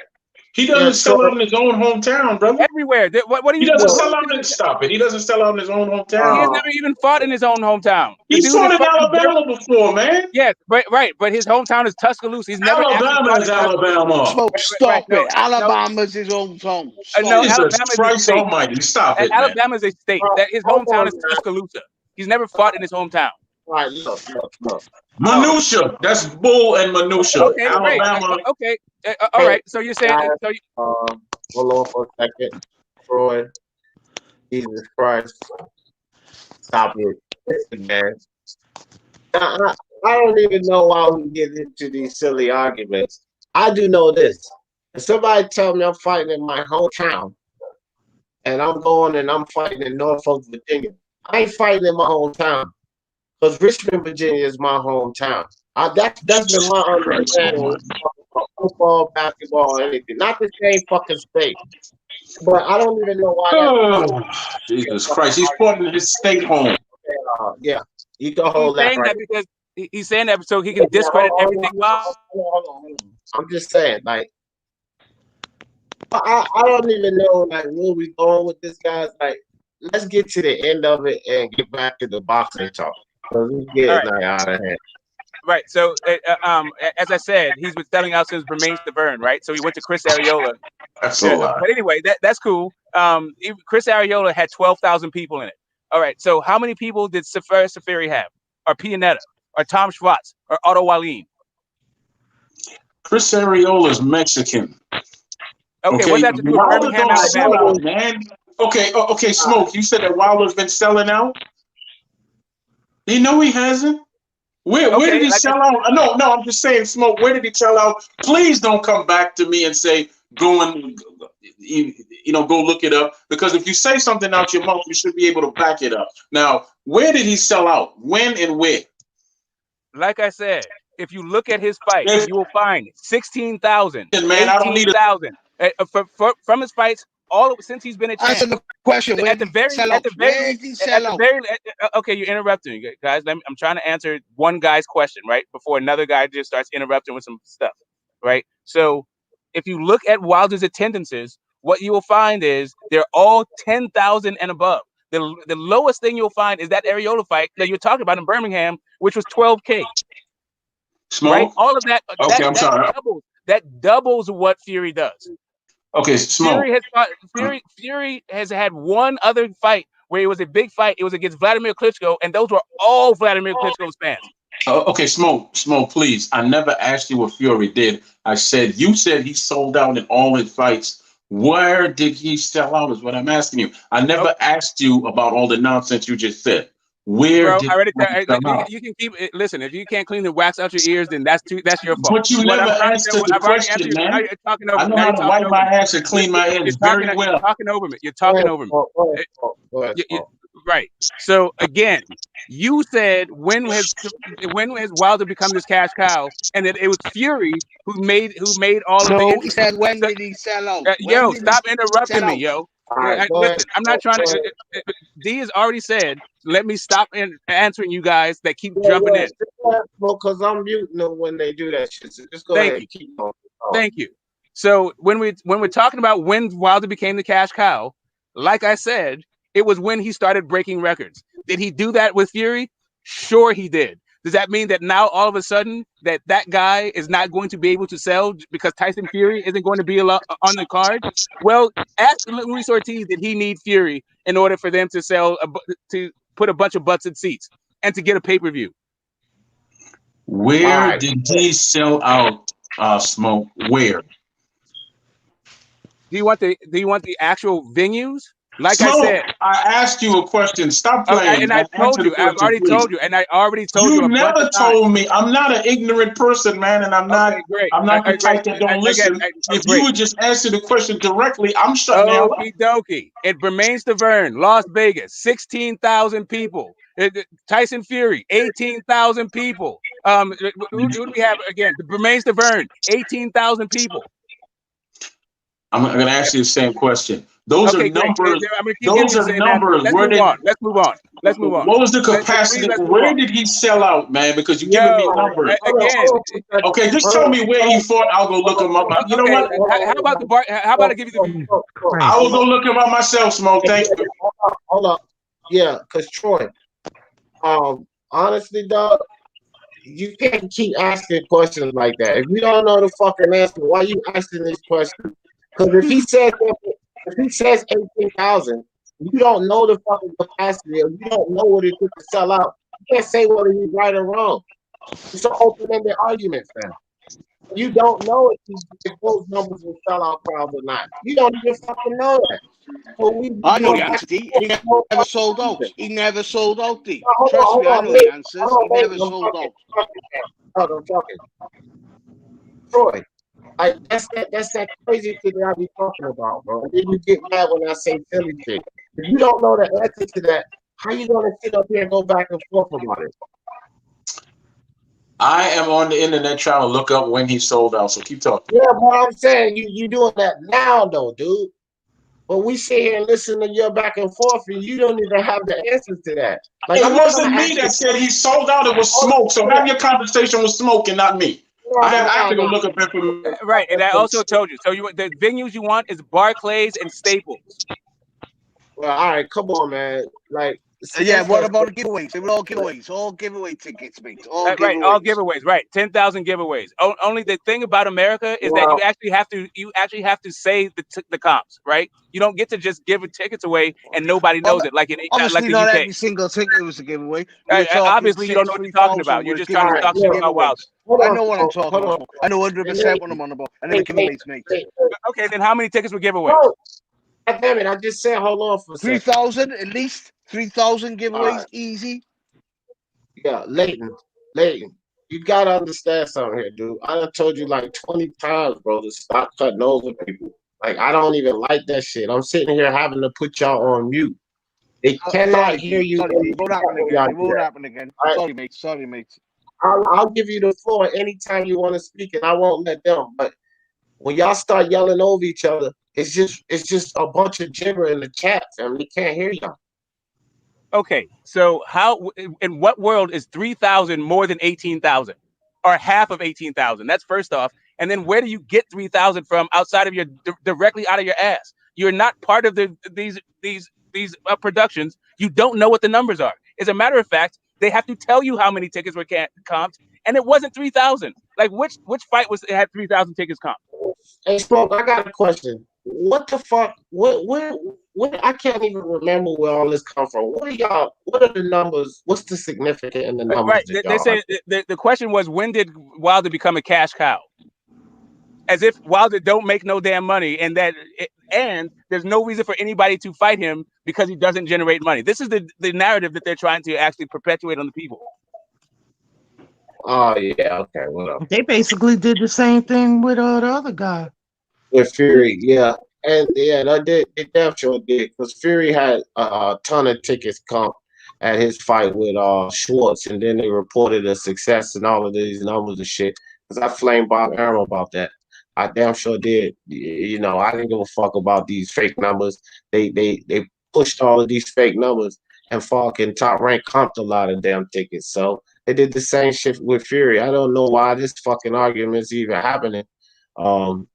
When they did the same shit with Fury. And if y'all can't accept that, y'all better go do the fucking research, because Arum and them comped a bunch of fucking tickets for Fury fight and then put out and reported all of these numbers. So this is like an argument, no need. I didn't even know like where that shit started from. I was just too busy trying to mute Troy and goddamn Evelyn, cutting everybody off, man, and Smoke. You too, motherfucker. Goddamn, nobody can hear y'all, bro. Y'all motherfuckers be going there. It sound like this. I was listening on my phone. Nobody know what the fuck y'all talking about, bro. None of that shit. Only y'all. But yeah, I mean, I don't know, man. I think both of those guys needed each other to. Oh shit, my bad. I didn't see you wanted the link, bro. I think both of those guys boosted each other's numbers, to be honest. If that's what the argument is. I don't think like Wilder don't need Fury or Fury don't need Wilder to get the numbers that they got together. They probably need each other. Neither of them are going to do those type of numbers without each other unless they fight like an AJ or another notable guy, maybe a Dillian White or something. But to generate the type of numbers that they generated is probably because those two guys were fighting each other. I mean, is the way I see it. If that's what the argument is, I'm not sure. But if that's what the argument is, that's just how I see it. Like, who is Wilder gonna go fight to generate him the type of numbers that he'll get if he fights Fury? And then vice versa, who the fuck is Fury gonna go run and fight to generate him the type of numbers that he'll get if he's facing Wilder? I don't think either of those guys will generate those type of numbers without each other. So it's not to say that either of them are responsible or the bigger draw. It's just their success in those fights probably because of each other. Yeah, and the question for real is, what about these other guys, right? Can Wilder continue to be in multi-million-dollar fights without an AJ without an AJ or a Fury attached to the other end? And my argument is yes, because he's already done that. I said he could if he. I've been said that when I was like, put some respect on Wilder's name and all of that shit. I said that he could make some millions fighting certain guys, but it will have to be the right guys. Like, I can guarantee you right now, if he goes and fights a Nuri Safari, he ain't making no millions off that fight. But if he goes Dillian White in the ring, he's gonna make some millions. You know, if he goes get maybe Andy Ruiz, just notable guys that Povetkin even, like guys that, especially guys that people think can beat Wilder. If he fights these kind of guys, essentially the fighters that people been wanting to see him fight, because like I'll tell you right now, nobody really want to see a Luis Ortiz trilogy, right? They're gonna want to see him in there with the Dillian Whites or something like that. Then I think that he could generate double digit, maybe even millions. Considering, I don't know, wherever the venue is and that type What of did shit. the AJ? What did the AJ Ruiz numbers do in New York? Oh, I don't know. I don't know. Wilder's not going to be a draw like Joshua. I have no idea. I don't know either. Follow the numbers like that. But well, the thing is, it was a. I know they broke records in the UK. All right, somebody go ahead, Smoke. They kept those numbers under wraps. They did this whole thing about the pre-sales, right? But then they didn't actually release the sales. They said it was sold out a week before, but the tickets were still on sale. So we just don't know because What you on about? Eddie Hearn. What you on about? Smoke, they broke records. Madison Square Garden is fast. All right, go ahead, Smoke. Here's the thing. The record that it broke was a record set by Triple G and David Lemieux, and it was like for 3,000 tickets. Like it was about pre-sale of tickets, not the actual capacity. All right, go ahead, Right. Yeah, I remember that. Yeah. Yes, and the pre-sale. Hold on, Smoke. Go ahead, Leighton. Smoke. When AJ fought Ruiz in New York, it was the fastest selling ever Madison Square thing. In fact, it broke records. So I don't know why you're coming from. I'm trying to say he never sold out. He sold out Madison Square Gardens in record time. He's saying the pre-sales though. I don't care what he said, Lisa. I know what he said. Smoke is twisted. Right, but you don't understand. But you don't understand. Smoke, I'm talking. The facts are, when you look at it, facts, right? Yeah, it's AJ sold out Madison Square Garden faster than Ali, faster than anyone. It's facts is there, record-breaking numbers, mate. Facts. Okay, I think you can keep saying facts, but I think that you don't understand the process. What they did was they set out a number of pre-sale tickets. It wasn't for the entire arena. You put out tickets. You put out a number of tickets beforehand, and they called pre-sale tickets. That thing that they're doing, they haven't been doing for Madison Garden for very long, which is why Michael Jackson does not have that honor, or Muhammad Ali doesn't have that honor, or somebody who sells way more tickets than fucking AJ, right? So the issue is how what it's about pre-sale, and the record that they broke was David Lemieux versus Triple G. And if you see how many tickets it was somewhere in the neighborhood of 5,000 tickets, something like that. So what they're saying is that they sold more than David Lemieux and Triple G did at 5,000. That was the record. That was the thing that they broke. No, Smoke, you're wrong. You're wrong, Smoke. You're Square wrong, Garden. Smoke. I'm not wrong, and now you're interrupting me. And I'm not saying, and I'm not repeating a word over and over and misusing it. Right. So the issue is, right. First off, who bought those pre-sale tickets? Because there's a bunch of ticket listen, I retailers. respect you. It's like you all I'm still saying it's like talking. people I'm still talking. First off, it was who bought those tickets, right? There were a bunch of pre-sale, right? They went to StubHub, right? And it was a bunch of pre-sale guys who bought those tickets to begin with. You saw those tickets show up on the aftermarket right after this whole pre-sale thing, and they released a press statement talking about the pre-sale. And the Madison Square Garden's capacity is 20,000, not 5,000, not 6,000. I think All as right, well. Smoke, if that's what you want to say, they were all sold. The tickets were sold. Record time sold. No matter who bought them, StubHub, whatever, they were sold. And that's what the record's about. They were sold. Do you understand? SOLD? Sold. Yes. Do you understand what pre-sale tickets means? That's not the entire arena. That's only a small group of tickets. Mate, we could go round there, swings and roundabouts forever and ever. The fact is, Joshua sold out Madison Square Garden, which is a fact, quicker Okay, the than fact is he did anybody not else. sell out Madison Square Garden, and they No. didn't actually even release the numbers. You know how I know he didn't sell out Madison Square Garden? Because they're still selling tickets. They were still offering tickets the night of the fight. For regular, you could get it. As a matter of fact, you could get pretty damn good seats for that fight for $40 on the night of the fight. That's the secondary market. No, I'm not. No, I'm not talking about secondary market. Straight from the box office. No, the box office. That's people selling on their tickets, isn't it? That's what StubHub is about. Then I wouldn't be talking about it. Hold on, Smoke. That was box I office. don't know. I don't follow all that stuff. I wouldn't even know. No, that's true. It was box office. We were looking. Me and my dude was looking at it. He called me about it. He's like, "Bro, why the tickets this low?" It was box office. It wasn't Okay, cool. no underground scalper or no shit like that, fam. Yeah, Right. Hold on. Mitchell in the building. Hold on, guys. Hold on. Mitchell just jumped in. Everybody's been talking. Mitchell, what's up with you, fam? No, I just wanted to say nice one for the entertainment. I've been watching you for hours now, and it's a good little community you've got. I just wanted to come in and say I appreciate the work you're putting in, all you guys. Shout out to my scouts, mates. Shout out to my scouts, mates. I personally don't rate any of these guys, but it is what it is. I'm only kidding. I'm just sitting here. You know, looking at Fury's photos and just honoring the king. I'm lapping it up, man. I love nothing but talking boxing, so I'm lapping it up. I'm really enjoying it. I think AJ Fury, the numbers weren't right though. I think they gave away half the tickets at Madison Square Garden, but yeah.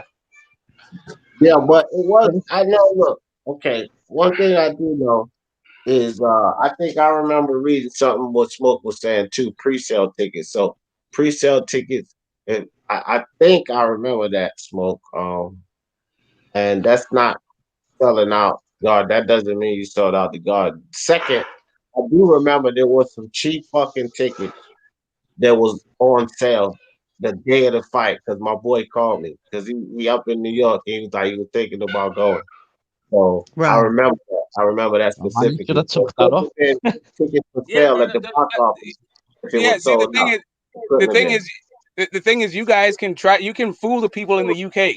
You can't come to our place and try to pull that same crap on us like we don't know. Yeah, I suppose. Oh, I mean, I don't know where the reports came from. I'm not saying anybody was trying to fool anyone, but I mean, that's why I always say when people talk about where they are in Scotland or England, if I ain't living over there, I'm not telling them shit about their area. But like our family members, our friends, our people call us. And like, if this is fight happening in Maryland, you know, some people might call me, "Hey, bro, I might go to the fight." Or if this is fight happening in Texas, my cousin might call me, "Hey, bro, I might go to the fight."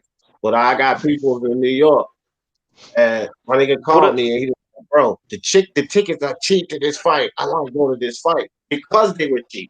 Because they were cheap. So I remember talking to him about that. And it was box office tickets, fam. It wasn't like you gotta go through Trivago or something. Whatever the ticket felt. I was thinking just then that that I've noticed a shift of change, especially in the heavyweight division. America has always been the top dogs in the heavyweights. They've always had the belts or a couple of the belts. They've always produced boxers. It's always been where it is. But right now, you could arguably say the money's in the UK for a lot of divisions. It is in the UK, like. Yeah. That has never happened. That has never it happened. still hasn't happened. Outside of the heavyweight division, it still hasn't happened. Yeah, you got to be joking. No, hold on now. Hold on. The money guys outside of the heavyweight division, I mean, let's look at it. UK, I can't say that the UK is reigning because Teofimo fighting out of the US. Then when you move up to 140, Josh Taylor's now he's over there in the UK, but Ramirez is fighting out of the US. You got Canelo fighting out of the US. You got Spence, Crawford. Like, I don't know, man. The money guys are still over here. Heavyweight division, yeah, y'all got the two heavyweights, the two biggest breadwinners. But I don't That was think my opinion. Yeah, just the I don't heavyweights. think it's like a shift or anything like. Yeah, it's just the heavyweights, The and money. This is a centralized market. Like, and until that changes, this was probably where most of the money is going to be. That's why people move here. Should we ask the comments and see what they want us to discuss? Because maybe they want us to discuss something different. Cool. I just want to say one last thing, right? On the right. You can say this last thing. Make it your closing thoughts, because I'm getting ready to shut it down. Go ahead. All right, cool. Closing Cool. thoughts. I just like to point out that AJ, even though he was doing his UK pay-per-views, still had to come to America at that point to make his biggest purse. And it was only outshined allegedly by going to Saudi Arabia. Neither one of those places are the UK. As far as the closing remarks go, Usyk is not an elite heavyweight. I think Dubois, a prospect, gives him a hell of a fight. None of these guys, like, I think that they'll definitely produce some Hall of Fames. The heavyweights will produce some Hall of Famers, but I do not believe that any of the Hall of Famers they produce will be considered all-time greats. My closing thoughts would be, I believe, my closing thought would be, I believe Fury will become top dog. He'll finish his career as an undisputed heavyweight king. He'll retire undisputed heavyweight king. He is the number one on the planet at the moment. Usyk could probably do some damage against lower weight heavyweights. Daniel Dubois is a future heavyweight champion, in my opinion. The Savage, the Babbitt King, is going to knock out Tom Little tomorrow, and I hope everyone has a good night. God bless, and God bless your family. Good. My closing thoughts. Pete, I got Leighton up there. Go ahead, Leighton. Give me some closing my closing thoughts will be, America's always had the greatest boxers, always had the greatest style, always have. But right now, the heavyweight is ruled by Britain. Listen, no disrespect to the American people. You've always produced the best boxers. You always, with the best boxing, always comes to America. Best trainers, best everything. But right now, Britain rules the heavyweight. Yeah, no doubt. That's the truth. Fury and Joshua, P boxing. P boxing. My closing thoughts are, sorry, yeah, my mic was on mute. My closing thoughts are, we all know that Deontay Wilder, he's been cheated. So the least that he deserves is, this, when I say we, I'm talking about my people and the rest of the people that believe that, Fury cheated. And I believe he cheated. But we just want to see the trilogy. And after that, may the best man win. I don't even care about the court papers and all that sort of stuff. I don't want them to go court. Just settle it in the ring. After that, the winner, I hope AJ, comes through against Pulev and Usyk if he does face Usyk. And may the winner, let AJ fight Fury or Wilder, whoever wins. And let's get undisputed after that. You know what I mean? But yeah, man, thanks for having me, D. Jefferson. Yeah, it's been a good show. Yeah, I've enjoyed it. Everyone have a good night. Have a good weekend. And I'll see you guys soon. Peace. All right, Pete. Troy Graham. Yes, sir. You and that damn cricket you got in the back. You take What's the yourself off question? too. I'm off me. What was the question? Because I zoned out to There do ain't no something. question. It's closing thoughts, fool. Give me some closing thoughts. Okay. Well, Not a my closing closing, sermon, just some my, closing thoughts. my closing thoughts were, to be very honest with you, opinions are important when they make a point, and you shouldn't keep cutting people off when they're trying to make a point. And as far, I did my research, and I didn't see all these 18,000 sellouts and all that, Mr. Smoke. I don't even know if you're still here. Nah, yeah. Right? Okay, well, I didn't find anywhere where he sold out besides the 8,000 seater when he fought Molina. He sold that out, but not 18,000 and above and all that. No, unless you're talking about Fury. But good show. You want to dance and be sarcastic and be bipolar. That's fine, but it don't always work with the same people. Especially when someone knows what they're talking about. But I gotta go. My phone never works on your StreamYard. It works on everybody else's. You must have a real cheap. I can't even get the words out of cheap ass StreamYard, bro. I'm gone, man. I'm You guys gone. pick your phone, man. Get that thing replaced, dog. Like Nah, you know what? My phone might be bugged because it runs hot. Yeah. It runs hot all the time, so it might be bugged. You never know. All right, man. Because you don't know what I used to. Lisa, let me get some closing thoughts, sis. Good God Almighty, you don't never want to stop talking. You have a good night, Lisa. You too, Troy. Much respect. Listen, I'm riding out with my boy AJ. He will be the undisputed champ. I'm speaking it. He will be great. He's been the underdog, not getting the acknowledgement that he deserves, like the others. And I like an underdog. And I like how he carries himself. So, but at the end of the day, may the best man win. I don't take nothing serious or whatever. And I always have a good night's sleep if one of my guys lose. You know what I mean? Hey, So hell yeah. yeah. So with that, thanks for having me, D. Always a pleasure. Always an honor and a privilege. I love you, brother. Love you And too, man. Appreciate you coming on, Queen Lisa. no doubt. And have a blessed one. All right, you too. All right, guys. Well, I'll say this. Wilder, who the hell cares, really? That's what I say. If Fury beats him up again, fine. Fury beats him up again. Wilder, he can go jump in a lake. I don't give really two shits about Wilder or what he does. As far as Oleksandr Usyk, think you need to take a couple of fights, buddy. I know you're calling out for Joshua, but I think that's a bad move, my friend. Oleksandr Usyk, do yourself a favor. Go see if you can fight Tony Parker. Tony Parker fight with Junior Farr just fell off. That'd be a pretty good knock for you, my friend.